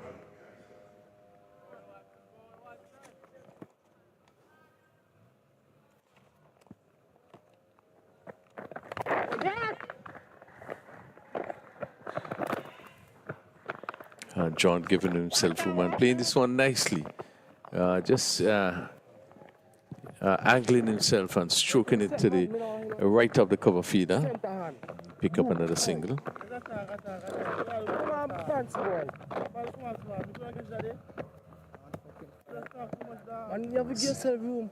80 for 1.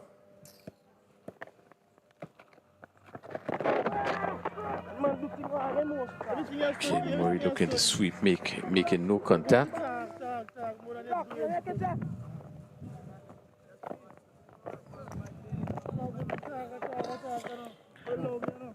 So the catch was pilled by McDowell in first slip. Again, not being able to pick the gap. Is Scott Murray getting a short delivery and hitting it straight to the cover fielder. That concludes the 15th over. 80 for 1. Murray on 17 and John on 29. 101 run required. We are going to see some change in this southern end, or the commentary booth end.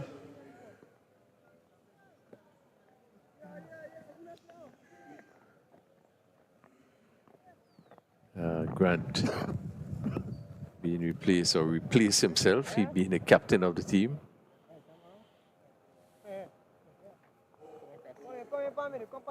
Batter, we have a change in bowling.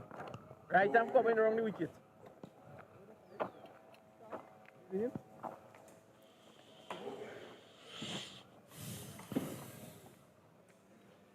Kevin. Come on, sister. Come on, sister.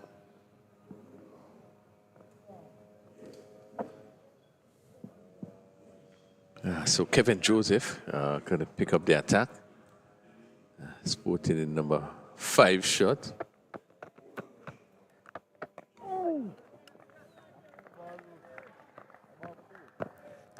Coming around the wicket.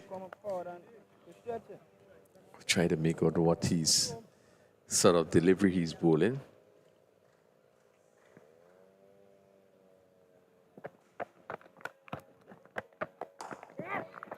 Seemed to be the leg break. Ball leaving the left-hander. The off break.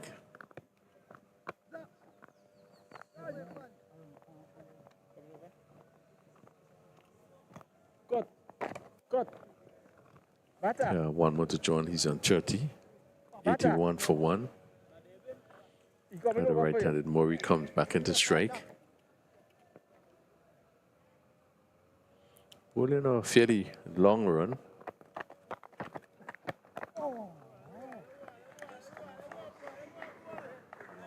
Trying to get some rhythm into his spinners.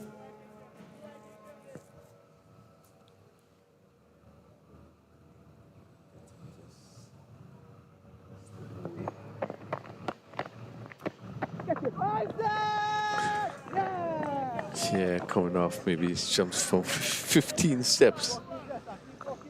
Trying to check the terms of length of his run.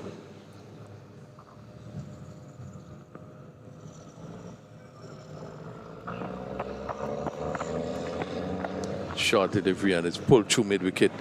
And they should clear the boundary. Yeah, it goes down to mid-wicket for 4. Bad delivery. And really given the right treatment there by Murray. Swinging it confidently as we look at the replay. Picking up another boundary. Short delivery there. It's just sitting up and asked to be hit. Dispatching it to the mid-wicket boundary.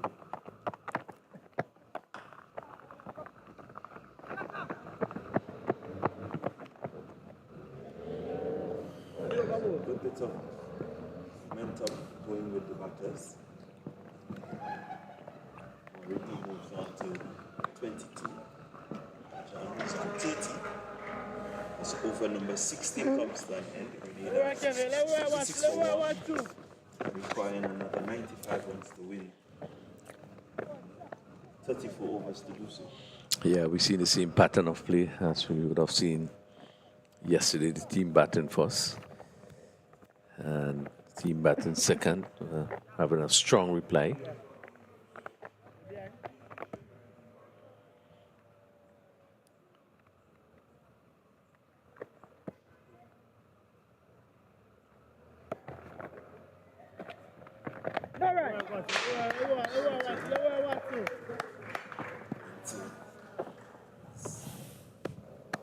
Watson, boy. Come on, Watson. So far, he's only gone for 9. So in the context of the match, he's bowled well. to slow the ball, not really to give it much peace. Try to get it to grip and turn. Well done, fans. What's more important is that he's sitting a length where he draws the batsman forward. Different technique, man. Man, sit down. Yeah, sit down. Yeah, this is what you want to do. You want to make sure keep the batsman coming on the front foot. Don't give them room. This is well played. Down to the cover fielder. Again, just drawing away to just to give himself that room, that balance. And place it down to cover point. Fielder on the boundary. We try things sometimes. Now on him once then. Yeah, okay. Smarter. That's how it is.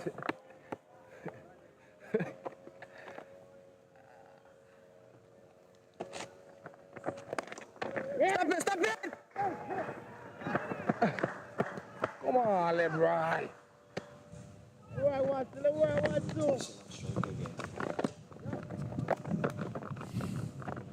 Spin it, Watson. Spin it, buddy. Spin it, Watson. Too far, shut up.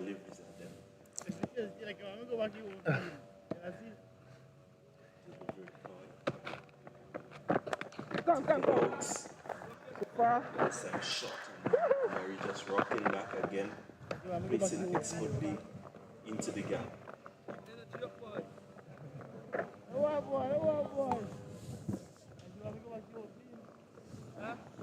So over number 17 complete. Grenada 89 for 1. They require 92 from 33 overs. 33 overs to get 92 runs. Should be a pretty easy win for them once they keep their composure, once they stay focused on the task and continue to play on merit, rotate the strike. Yeah, they're in a very good position to overhaul that score. They have now, this pair has now added 48. Going out to over 5 runs for over. That's a good clip.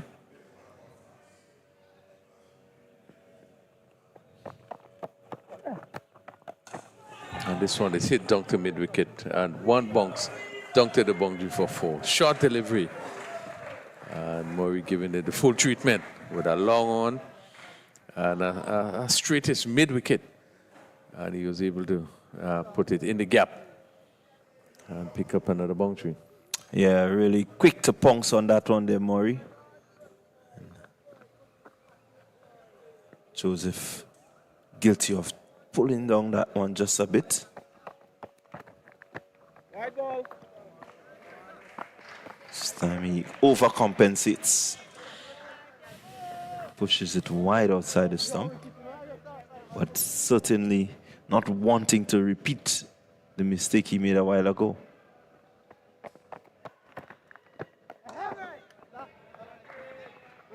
Much better delivery. You want to keep the batter just around that region there.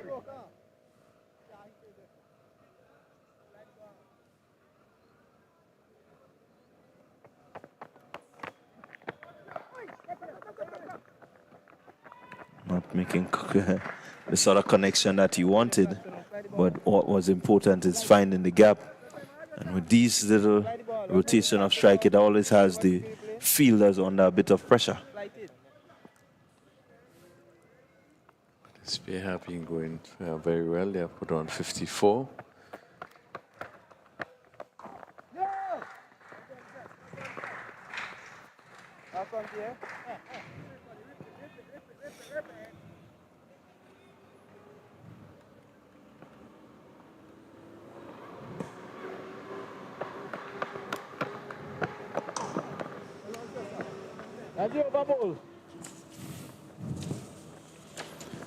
So at the end of over number 18, Grenada 95 for 1. Cut Murray, he's on 29. Justin John, 31.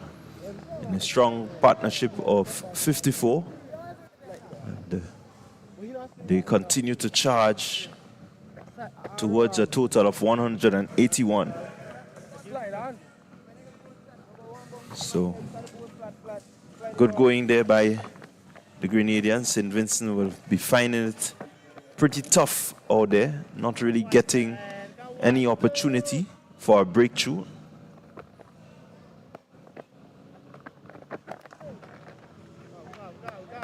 Batters not really giving any chances.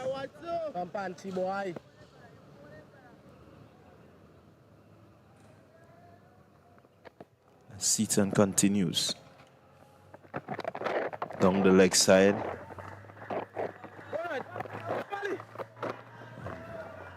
They cross for 2. Murray not getting hold of this one, but was able to pick up 2. The fielder on the mid-wicket boundary having to run to his right. A long run.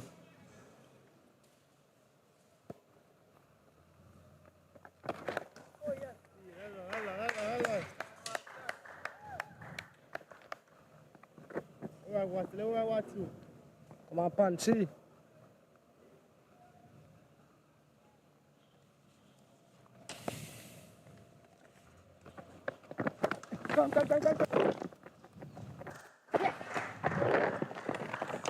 Again, just finding the gap there, Murray. Delivery just a slightly short of a length, and he's able to get back quickly. Moving really well. So John comes into strike. He's on 31 from 41 deliveries. Murray on 32 from 45 deliveries. As they go again, picking up singles at will.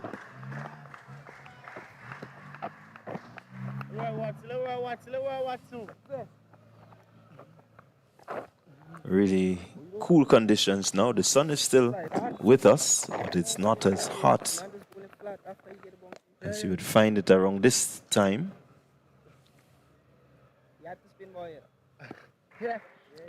This is sort of condition you would enjoy playing cricket, coming down today late afternoon. Especially when you're in the field.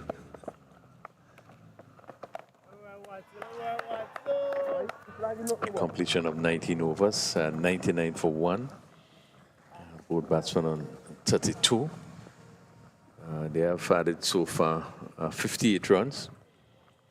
And going at a good rate, 5.21, just 2.5 runs required per over. Kevin Joseph in his 2 overs, he went for 12. And Seaton in his 5 overs, going for 16. But Grenada, I would think in a dominant position.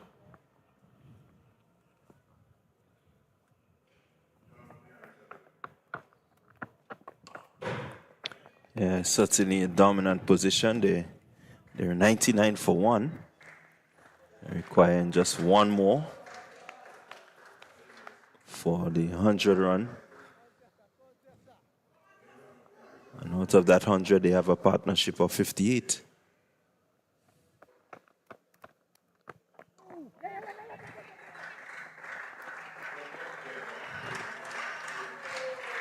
So there it is, 100 for 1. So now they require just another 81 runs to overhaul this total. 100 coming up in 123 deliveries. And so not bad going for them. Run rate always over 5 as Murray rocks back and pulls well through forward a square and picks up another boundary. Really was quickly into position there, Murray. And dispatching this one. There he goes, back quickly. Look at the foot movements there, really to adjust and to get the body into that position where you can pull it wrong and pull it with a bit of power. Yeah, good shot. What was important with that shot, he hit it square. The mid-wicket fielder really had no chance and picked up another boundary. But Yeah, he really is prepared to take on the short delivery. And has hit it firmly through at forward square leg position.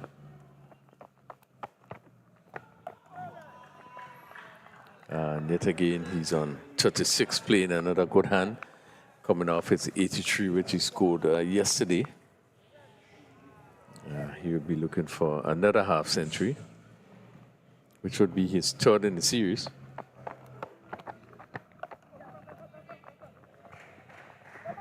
Again, just finding the gap. Fielder doing well to come off the boundary to stop that 2 runs. Yeah, I see him being much more attacking in this inning. He did give one chance in the slip with a really sharp chance. And he was not able to hold on. I think it's probably just in that position, feeding at the slip. I think it was McDowell. It was very difficult. It was low. And Murray is looking to cut, came off the bottom edge and stayed low.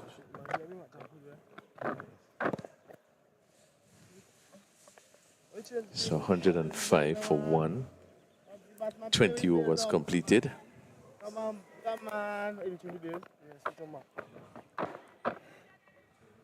And to continue.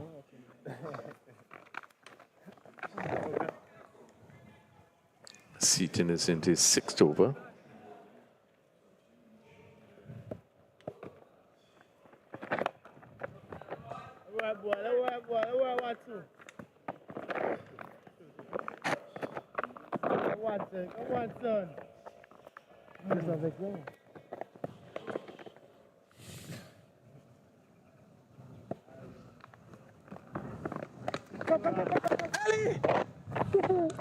He delicately played. Bit of a misfield. Allows for 2 runs. Yeah, that was a really good run in. Good back it up by John. And the fielder just taking his eye off the ball a bit, allowing it to pass and giving the batsman the opportunity to come back for the 2nd run.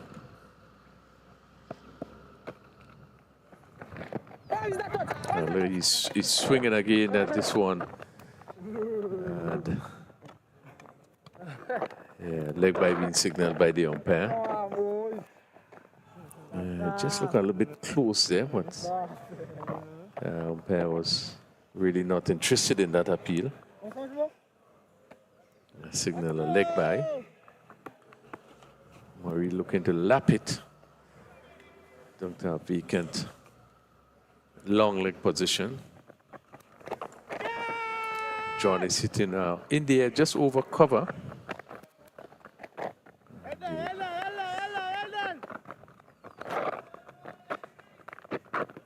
He come back for 2. I don't think he hit this one as he expected.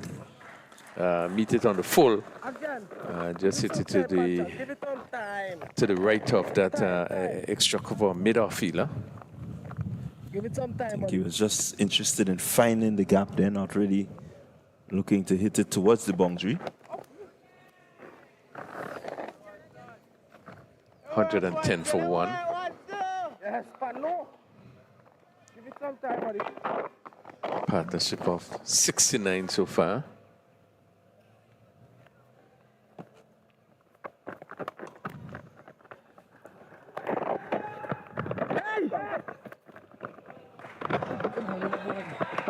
Yeah, really good positive run in there. Yeah, good run in as he stroked this one down to the cover fielder on the boundary. Again, was good running. So 2 more. 112 for 1. And Maurice on 39. John is on 37. 21 overs completed. And this pair continue to bat on, adding so far 71. A run rate of 5.33. He finding himself in a good position. 69 runs required.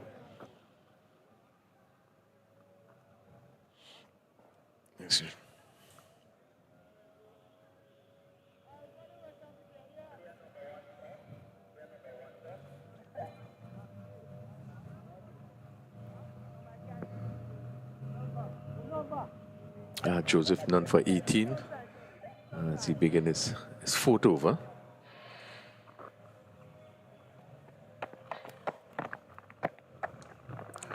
It's a lovely shot.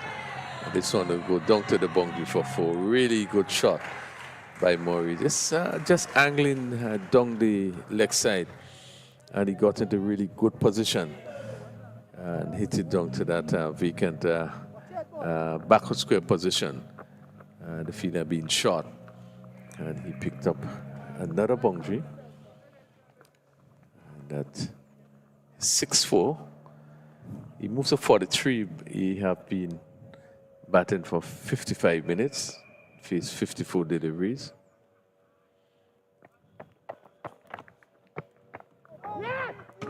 This one comes off the edge again, looking to dab it down to third man. He's going to pick up 2 runs there. Continue to play an impressive inning. He's 45. Really following up on that score of 83 scored against Dominica yesterday.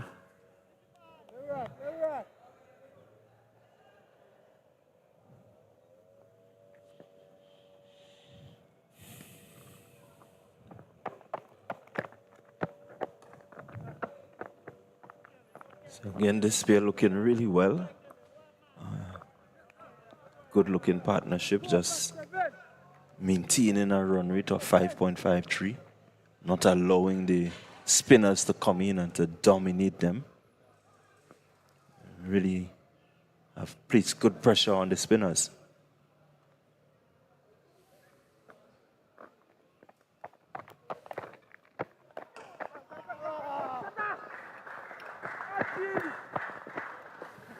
And just picking up the single.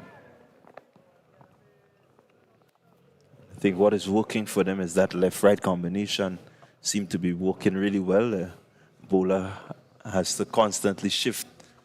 Yeah, it makes it rather difficult having the ball to the left and to the right. Joseph around the wicket to the left, and that short delivery hit down to mid-off. Easy catch taken. Again, John looking to force that rear, and this is one shot that we didn't get into position. And hit it down to mid-off. And simple catch taken there. And Justin John also playing a good hand, falling for 37. Yeah, again, not really. You will not be able to get power behind the shot when you're backing off and trying to just play through the line. Need to get into that side-on position and really lift it using the hands, using the rest of the body as the pivot to really lift the ball. And so the contact was really poor. Can't get no power through that shot. So he goes. Fortunate, they were looking really good. 77-run partnership. John goes for 37.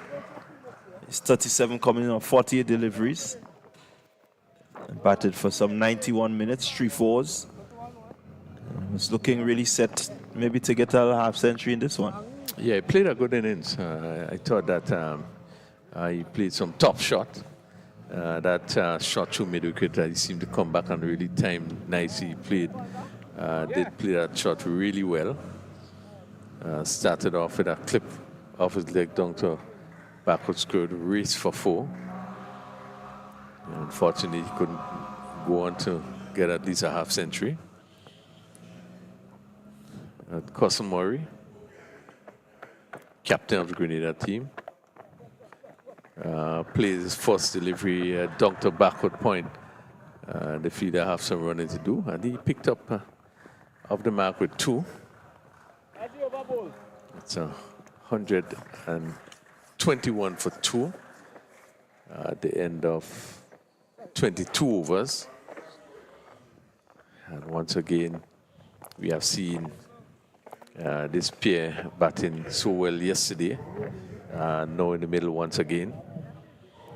At 46 to Court Murray.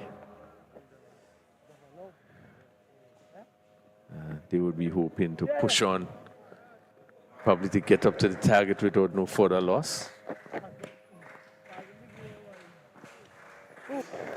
Yeah, the Spear will want to stay out there.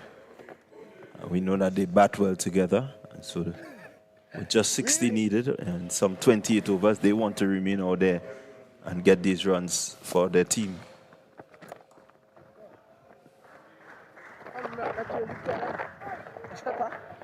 It's a misfield there, and the amble back for 2 runs there. It's a bit of casualness by fielder on the long on boundary.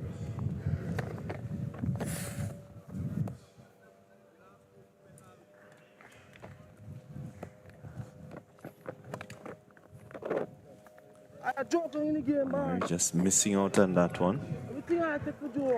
So he's on 48. He's eyeing another half century.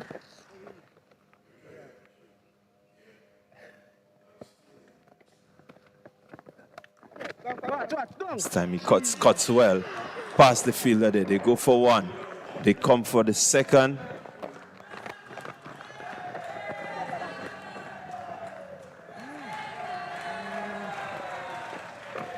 And so, well played half century to Murray. Continuing where he left off yesterday. He got a really good looking 83 against Dominica, and now following it up with another half century against Vincent and the Grenadines. Yeah, good knock by Murray. Seen probably more attacking innings that he played today.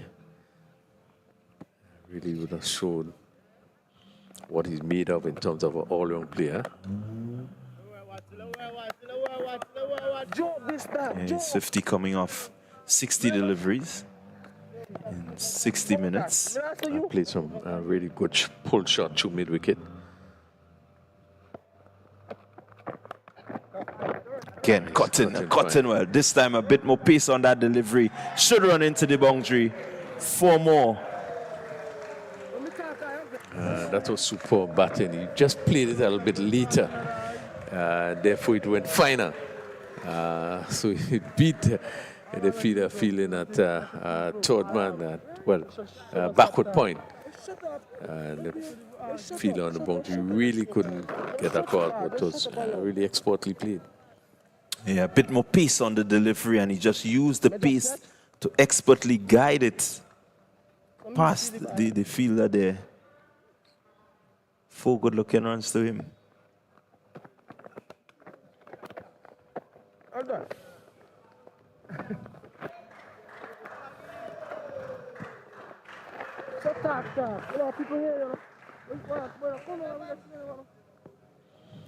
So that completes another over. 23 overs completed. 129 for 2. And Court Murray continues to bat well. We have seen him play a different inning today. Really been finding the boundary regularly. And a score of 54. He had already hit 7 fours. Batting just for 62 minutes. Faced 63 deliveries. So he continued to have a fairly good tournament with the bat. I think this is the third 50 that he would have scored. I think he also would have scored a 40-yard. So not a bad tournament for him in terms of his batting. Yeah, certainly has batted well. Really not converting these stats into hundreds. I think this is what his team really needed. Richardson pick up the attack from the southern end. And it seemed to be a leg spinner.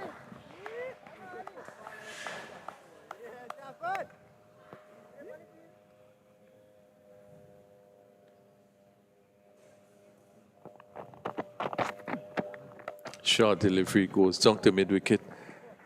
Not getting hold of that delivery. Murray really went to hit it fiercely through mid-wicket. It went bouncing down to the fielder. Pick up a single in the process.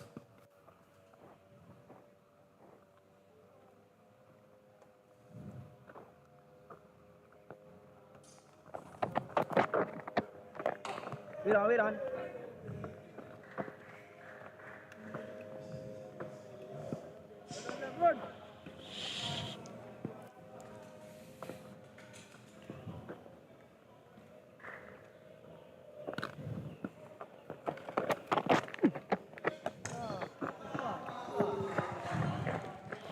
What a superb shot. Timed it well, placed it really well. There were two fielders just coming around, and it just went in the middle of those two fielders. And once again, caught Murray pick up another boundary. Yeah, really, he's just doing the business here, Murray. Anything close to off track, he deals with it.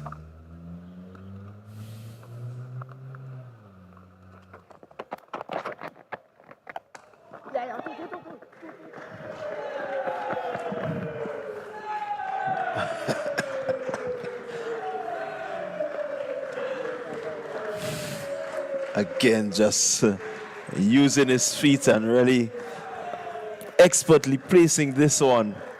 You know, it's just wonderful how he was able to open up there and really strike that one.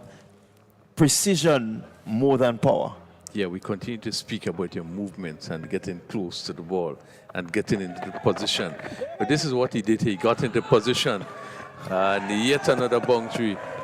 It's another short ball that's also called a no ball. See, we will see. Yes, a no ball call. And this deposited it behind square for another boundary. So that's 3 fours in a row. But just making a point there in terms of him getting into position. And more often than not, when he really gets into position, all that comes is just timing. And that shot he hit through extra cover. He really just placed it and caressed it through extra cover for 4. And this final 4 being hit short delivery. And he's into his wicket. Hit it behind square, which is vacant. And picking up another boundary. He quickly rushes to 66.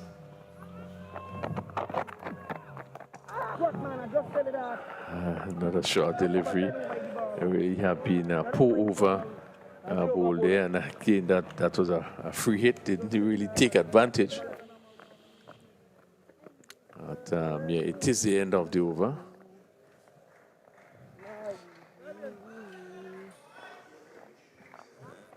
Yeah, so at the end of the over, the score moves up to 143 for 2. Some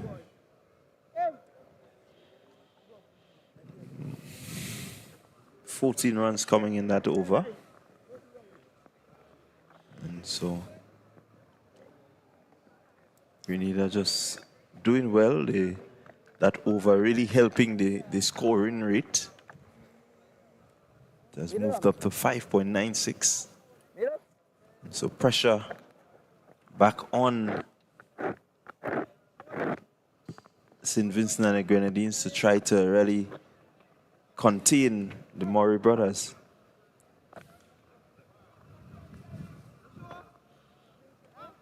Well, I think yesterday's game, Murray was the attacking one. It seems as though as he joined Court seemed to just take the attack. And that's really scored quickly. Now Douglas.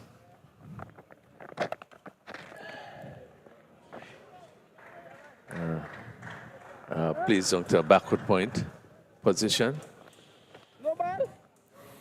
Court Murray got 48 in last game and actually give it away. That was a key wicket for Grenada. I think when both Murray brothers would have put on fairly good partnership. But that wicket, where he's looking to clear mid-wicket, they turn things around. That sort of been crucial in terms of the final score that the Grenada team made. Yeah, certainly was crucial. They put on a really good partnership, but Murray just getting out in a time when the momentum was going with Team Grenada, and they really needed that sort of strong hitting from Cutson. That should have gotten them past 250.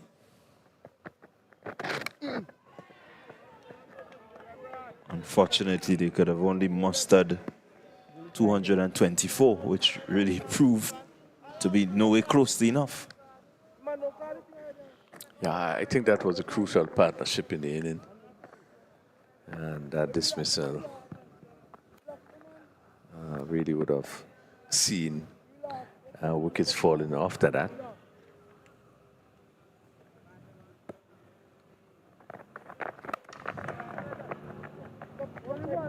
Good shot there by Cutson.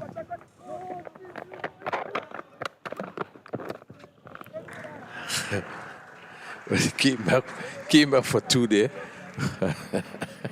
I don't know, miscommunication. No, you see the sign from court.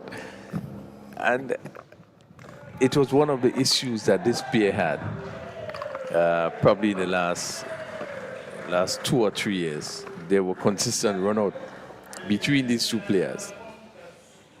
They seem to have got it right over the last few innings. Have been running well between the wicket.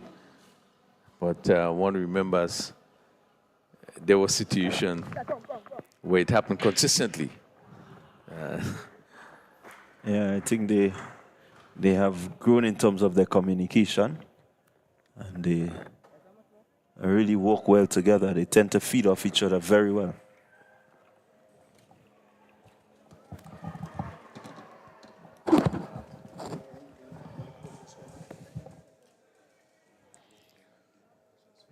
So 2 for 147. We are in the just about the halfway season, 25th over.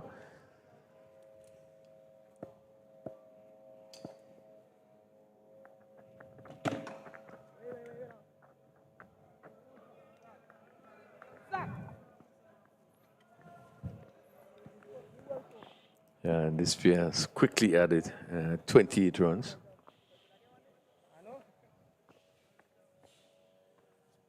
Yeah, Cutmurray being the aggressor in that partnership.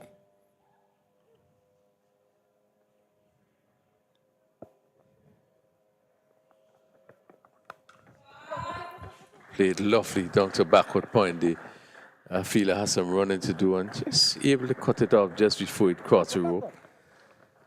But again, it was all timing. He picked up 2 more. Yeah, really good placement. Had he gotten across to really get a bit more power, definitely would have sped across the outfield a bit faster. Yeah, he just needed to get a bit closer to the delivery. He would have been able to hit it finer.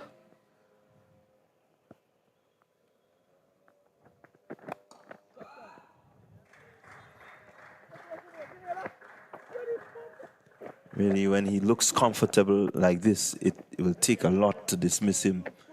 Cutmurray loves to bat for long. I think that's his feature. Cutson being more aggressive may take a bit more chances, but Cut is the one that would look to just play more correctly as often as possible. Yeah, 150 for 2, and we had 25 overs completed. So Grenada just requiring 31 runs in 25 overs. Have been a strong reply. As we see, overcast condition is back here at Progress Park.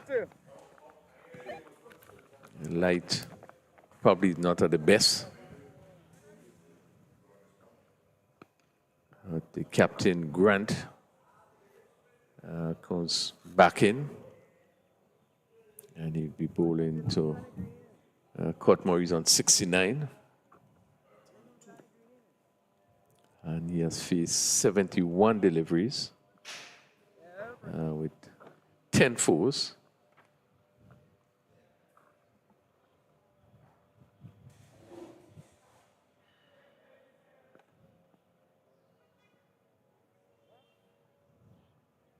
That's Grant, coming off a fairly long run. Ready for his piece.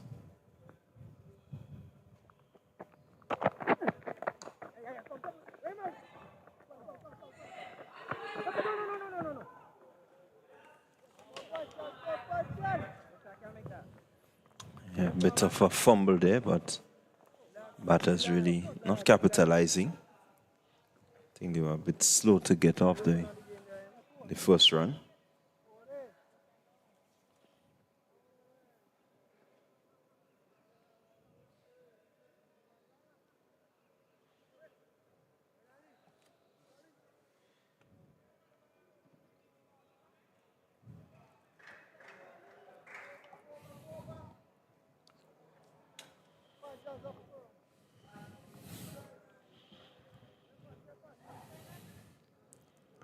So for Grant, offside field, short third man though.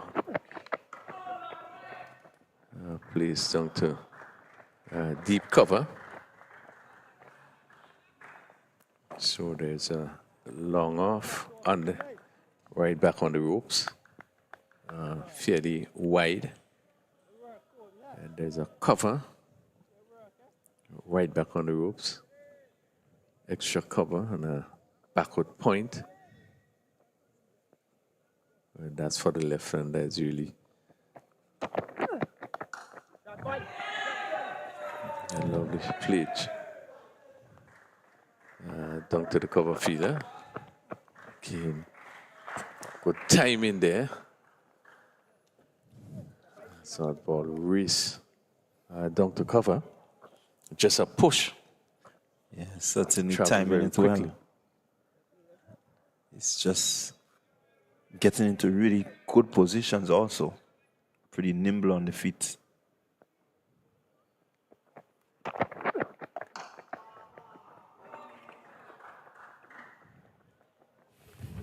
So he moves on, cut Murray to 73, following up that 83 that he had yesterday. Yeah, in full control. Everything hit in the middle of the bat. So he just doesn't have enough runs to make if you're going to get up to that 100.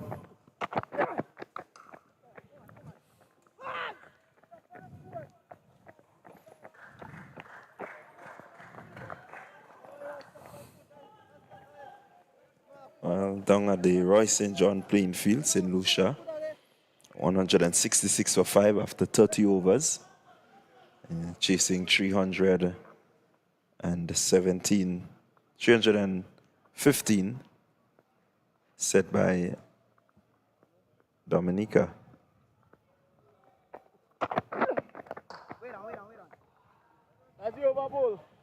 So we can still have a game on our hands down there. 166 for 5. Yeah, certainly can have a game on. 156 for 2 here at Progress Park. Grenada requiring 25 more runs for victory. Court Murray playing a splendid inning on 73. And Cousin Murray on 8. And pretty, for Cousin Murray, it's really slow. But certainly he's looking at his string brother, really pushing things along. That's 73. It's in 75 deliveries, just 91 minutes batting. So Cousin Murray, 73, 75 minutes, 79 minutes, 10 fours. Cousin Murray, 8 from 9 deliveries at 21 minutes. Has not hit a 4 yet. But Grenada set a solid foundation to get up to that score. Just 25 runs needed.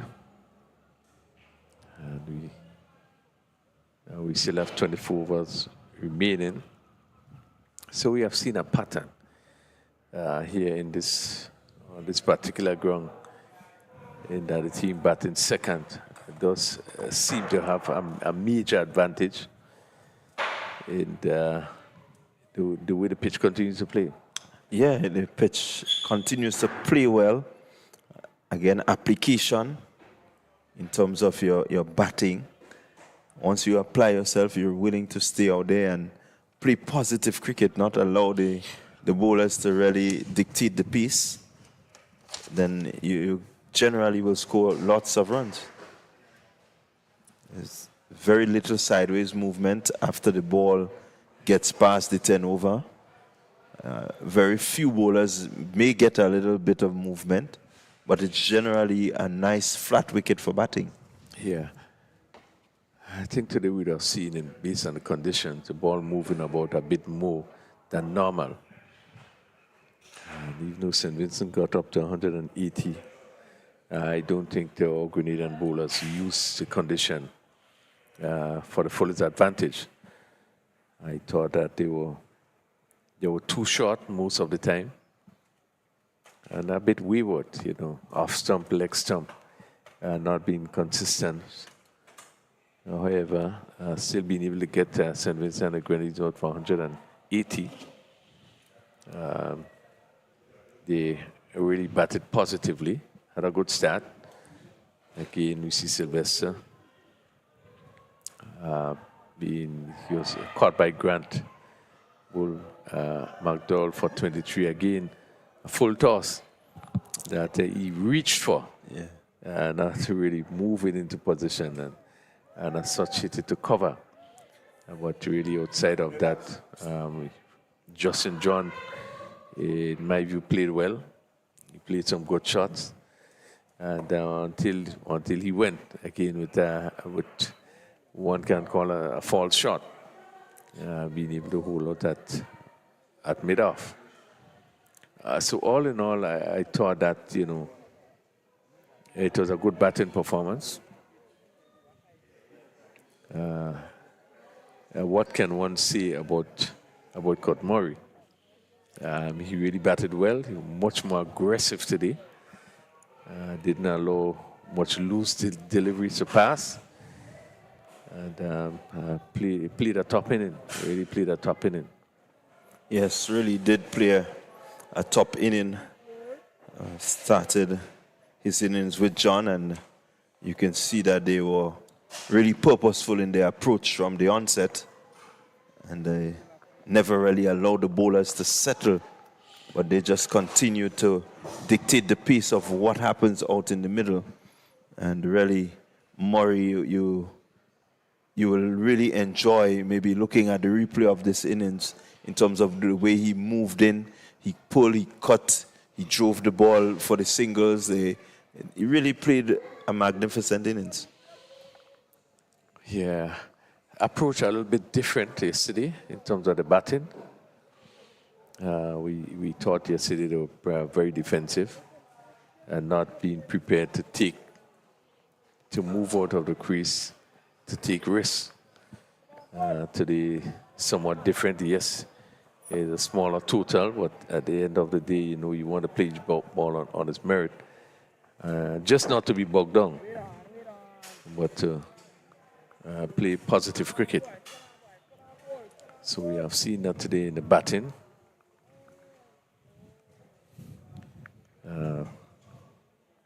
Douglas continues his second over. And the left-handed Cotson Murray.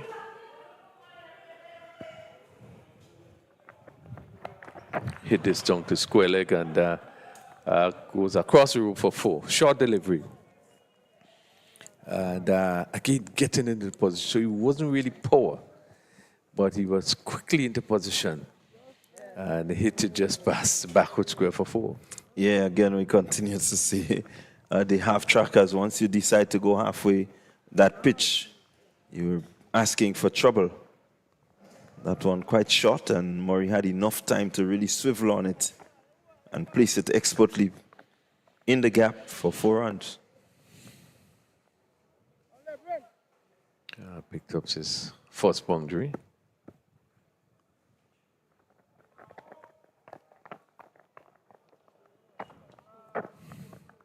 So Grenada requiring another 21 for victory. Some 23 overs to do so.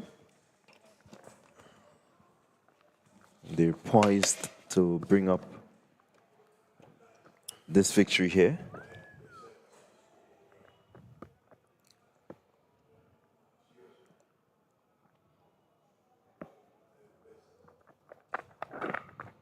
Again, gets on top of this one and just cutting it 4-4. The man there at the midweek cover, deep cover, really making a meal of this one. Yeah, really casual there. The ball went straight to him. And just bobbled it as it passed him and crossed roof on another 4. And one would think that St. Vincent and the Grenadines would have really at this stage given up.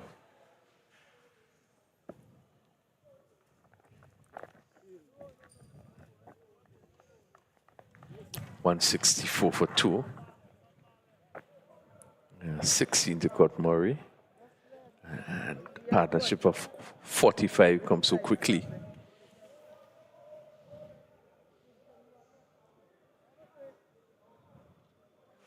Yeah, really quick piece, this 45-run partnership.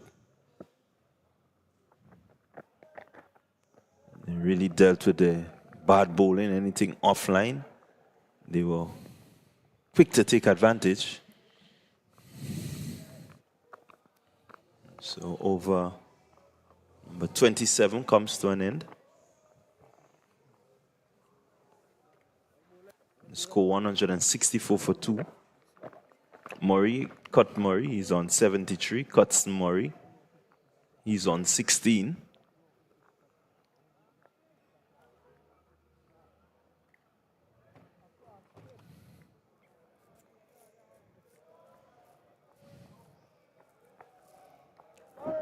So the captain, Grant, will continue. And he's into his 5th over. Over number 24.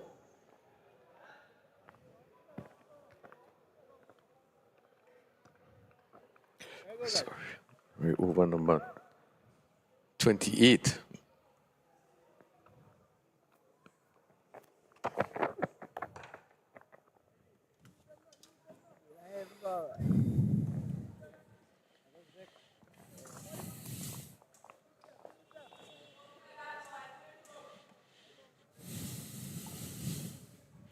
Yeah, very strong reply by the Grenada team.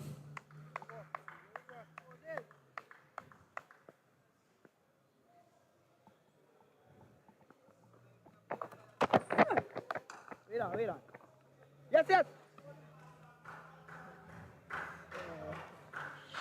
One can see the confidence in Court Murray as he's really moving nicely in the wicket. And as he covered up there and get everything in place as he pushed that ball to mid-off.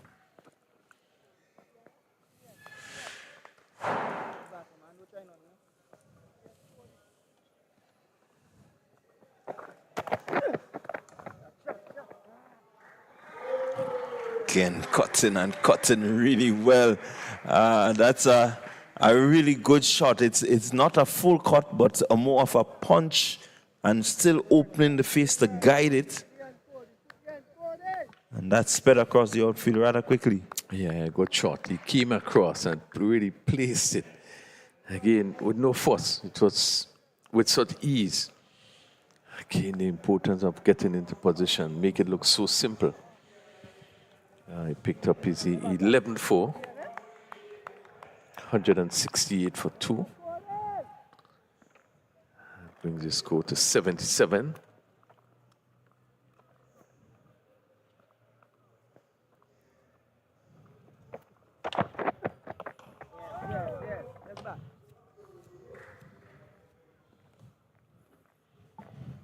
Following up his 83 against Dominica. That's really us. Came back strongly. 77. And this partnership 49.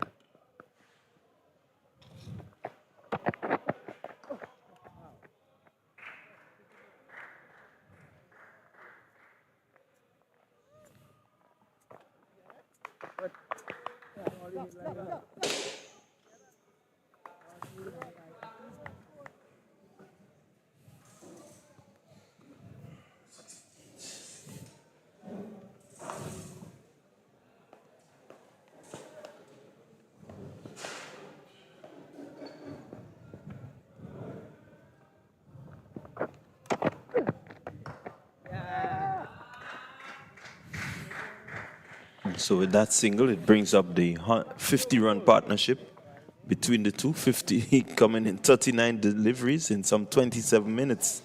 So they really had some good impetus into this innings, the Murray brothers. Yeah, partnership coming in. 50 partnership in really quick time.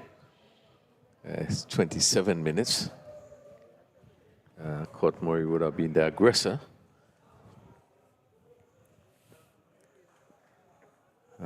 Murray is scoring 16 in that partnership.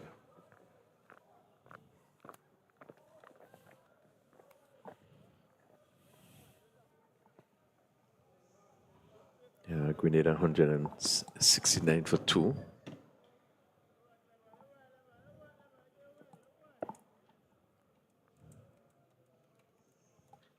That's Murray.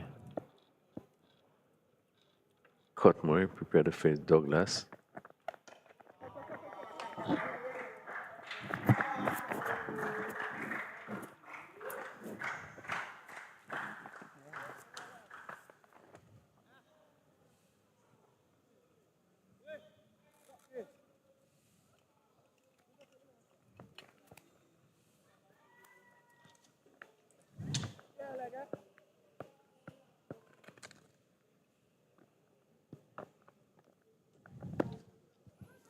So just 11 required.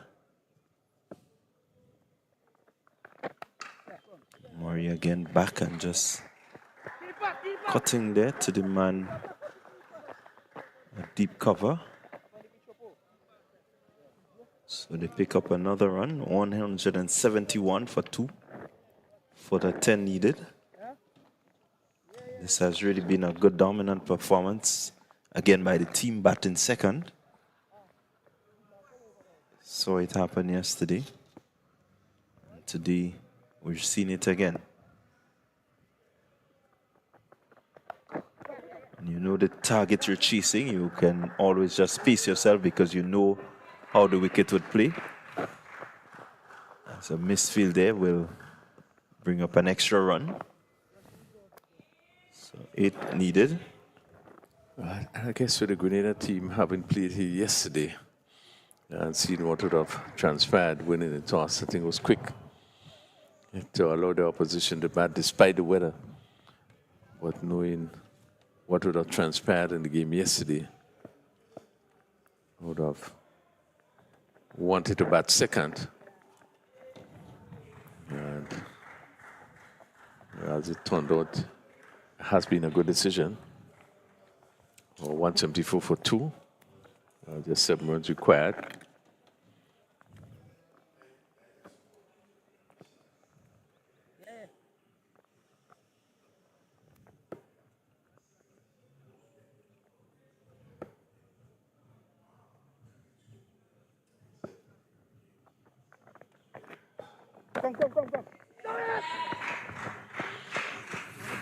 Again, picking up a bye signal there by the umpire, so another run.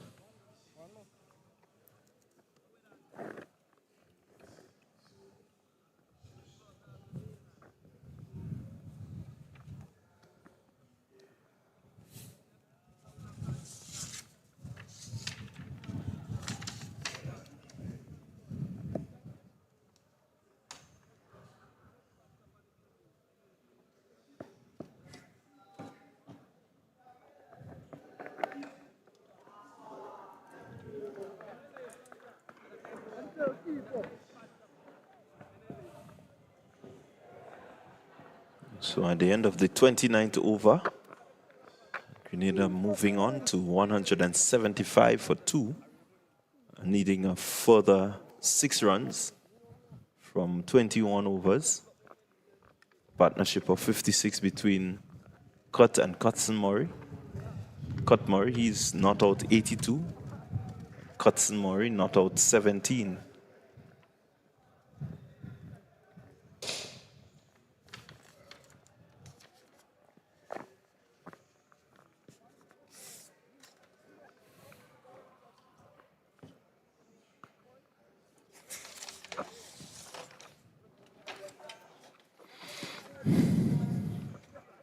So we're coming on to the end of this tournament. And Clyde, when we look back at the tournament,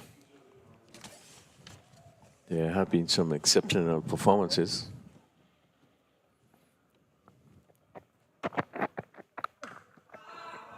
And just cutting this one. Yes, I quite agree with you. There have been some exceptional performances, both with bat and with ball. We've seen 2 centuries, a number of half centuries. We've seen bowlers, no one really picking up a 5-wicket haul, but you have the likes of Davin Ford, who leads the wickets. And you had Cleavon Bartholomew, who led for most of the previous rounds, except this final round, where Ford picking up 4 yesterday and picking up 3 today to just really push himself to a place where no one can really get close to him in terms of wicket taking. But would you put it down to, in terms of the quality of the wickets, we haven't seen the bowlers really excel as one would have expected? I think the quality of the wickets. The quality of the wickets, the bowlers getting these wickets. Ford, for example, has bowled really well. The pitches are really good for batting, and so when you, as a bowler, can come and really cause problems for your batters, it means that you're doing something good. Also, it could boil down to the batters not really being as confident, and we saw that in many of the matches. Well, it does give the selectors a very good chance. I think what has been good about this tournament, we have been able to have a lot of cricket over the last week. We probably, I think, had maybe one game that started late because of rain, and well, not only because of the weather, but I guess have been some shortcomings somewhere by the ground staff. But generally, a lot of cricket has been played, and it really gives the selectors a good opportunity to see cricket, and as such, would be able to come up with a squad that, in our view, should really do justice in regards to what they have seen. Yeah, I quite agree with you there. The selectors had enough time to see many of these players, some of them really taking a while to really get going, especially some of the names, the bigger names like the Pascals and the Murray boys. You know, they really took a while to really get in. You know, they had good starts, many of them, but not really continuing. But such is their quality that as the tournament went on, you know, they really got into the groove and settled in. And hence scores like 83 yesterday from Cut Murray, 83 today. Pascal had a 68, and then he came on with the 100. Fontaine, he started really well with a blistering 125 to really set the pace. And he was always amongst the runs. So you definitely know that these players, I mean, they have been at this level before. And so they just continue to build from where they were. 178 for 2, 30 overs completed. But if we look at maybe some of the areas we probably would have disappointed us to look at the tournament, is there any, in your view, you could point out areas you think that there need to be some improvements? Yeah, there certainly needs some to be in some improvements in terms of the batter's application to the spin bowling. You know, really being able to use the feet confidently and get to meet the ball on the full, as this one is placed. A valiant dive there by the man there at cover and saving 2 runs. And so Grenada will require 1 more run for victory. Yeah, and I'm happy to see that, because really that's the one that strikes me most in terms of how batters play the spinners. You know, particularly some of the frontline batters, their approach to the slower bowlers. One felt that it was sort of negative. You're not seeing persons really moving out, and the attractive batting that you would expect, and particularly on good wickets. So that's an area, I think. Certainly, I think, again, the spinner's not really doing, we haven't seen any spinner with any great deal of turn. And so it makes it so much easier for you to use the feet and get close to it, you know, as we see that final run there just pushed into forward square by Murray. And so victory to Grenada in this, the final encounter of this year's tournament. And so Cut Murray, he remains not out on 83. Cutson Murray not out on 22. A partnership of 62 runs. And certainly Grenada very dominant in this one. 181 for the loss of 2. Good start from Sylvester. He really failed to go on, 23. Justin John, good looking 37 from 48. Cut Murray, 83 from 89. Cutson Murray, 22 from 22. Extras, 16. And therefore, Grenada bringing up victory.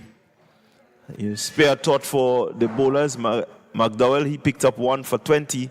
And the only other wicket taker, Kevin Joseph, he bowled 4 overs, 27 runs, and picked up 1 wicket.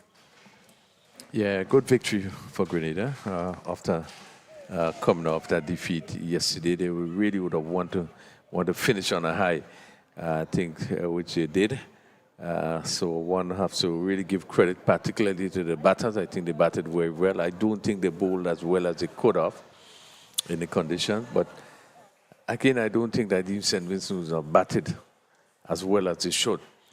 So all-round performance. I think that they deserve to win. They played a better cricket today, and they would. I know that the squad is going to feel happier to finish this tournament in a winning note. Yeah, certainly they will feel happy to finish on a winning note. I think they had the formula to really do well, Team Grenada, but really not taking the advantage, not really doing the business as they should. And so St. Vincent and the Grenadines, they played well throughout. Yeah, we would want to be.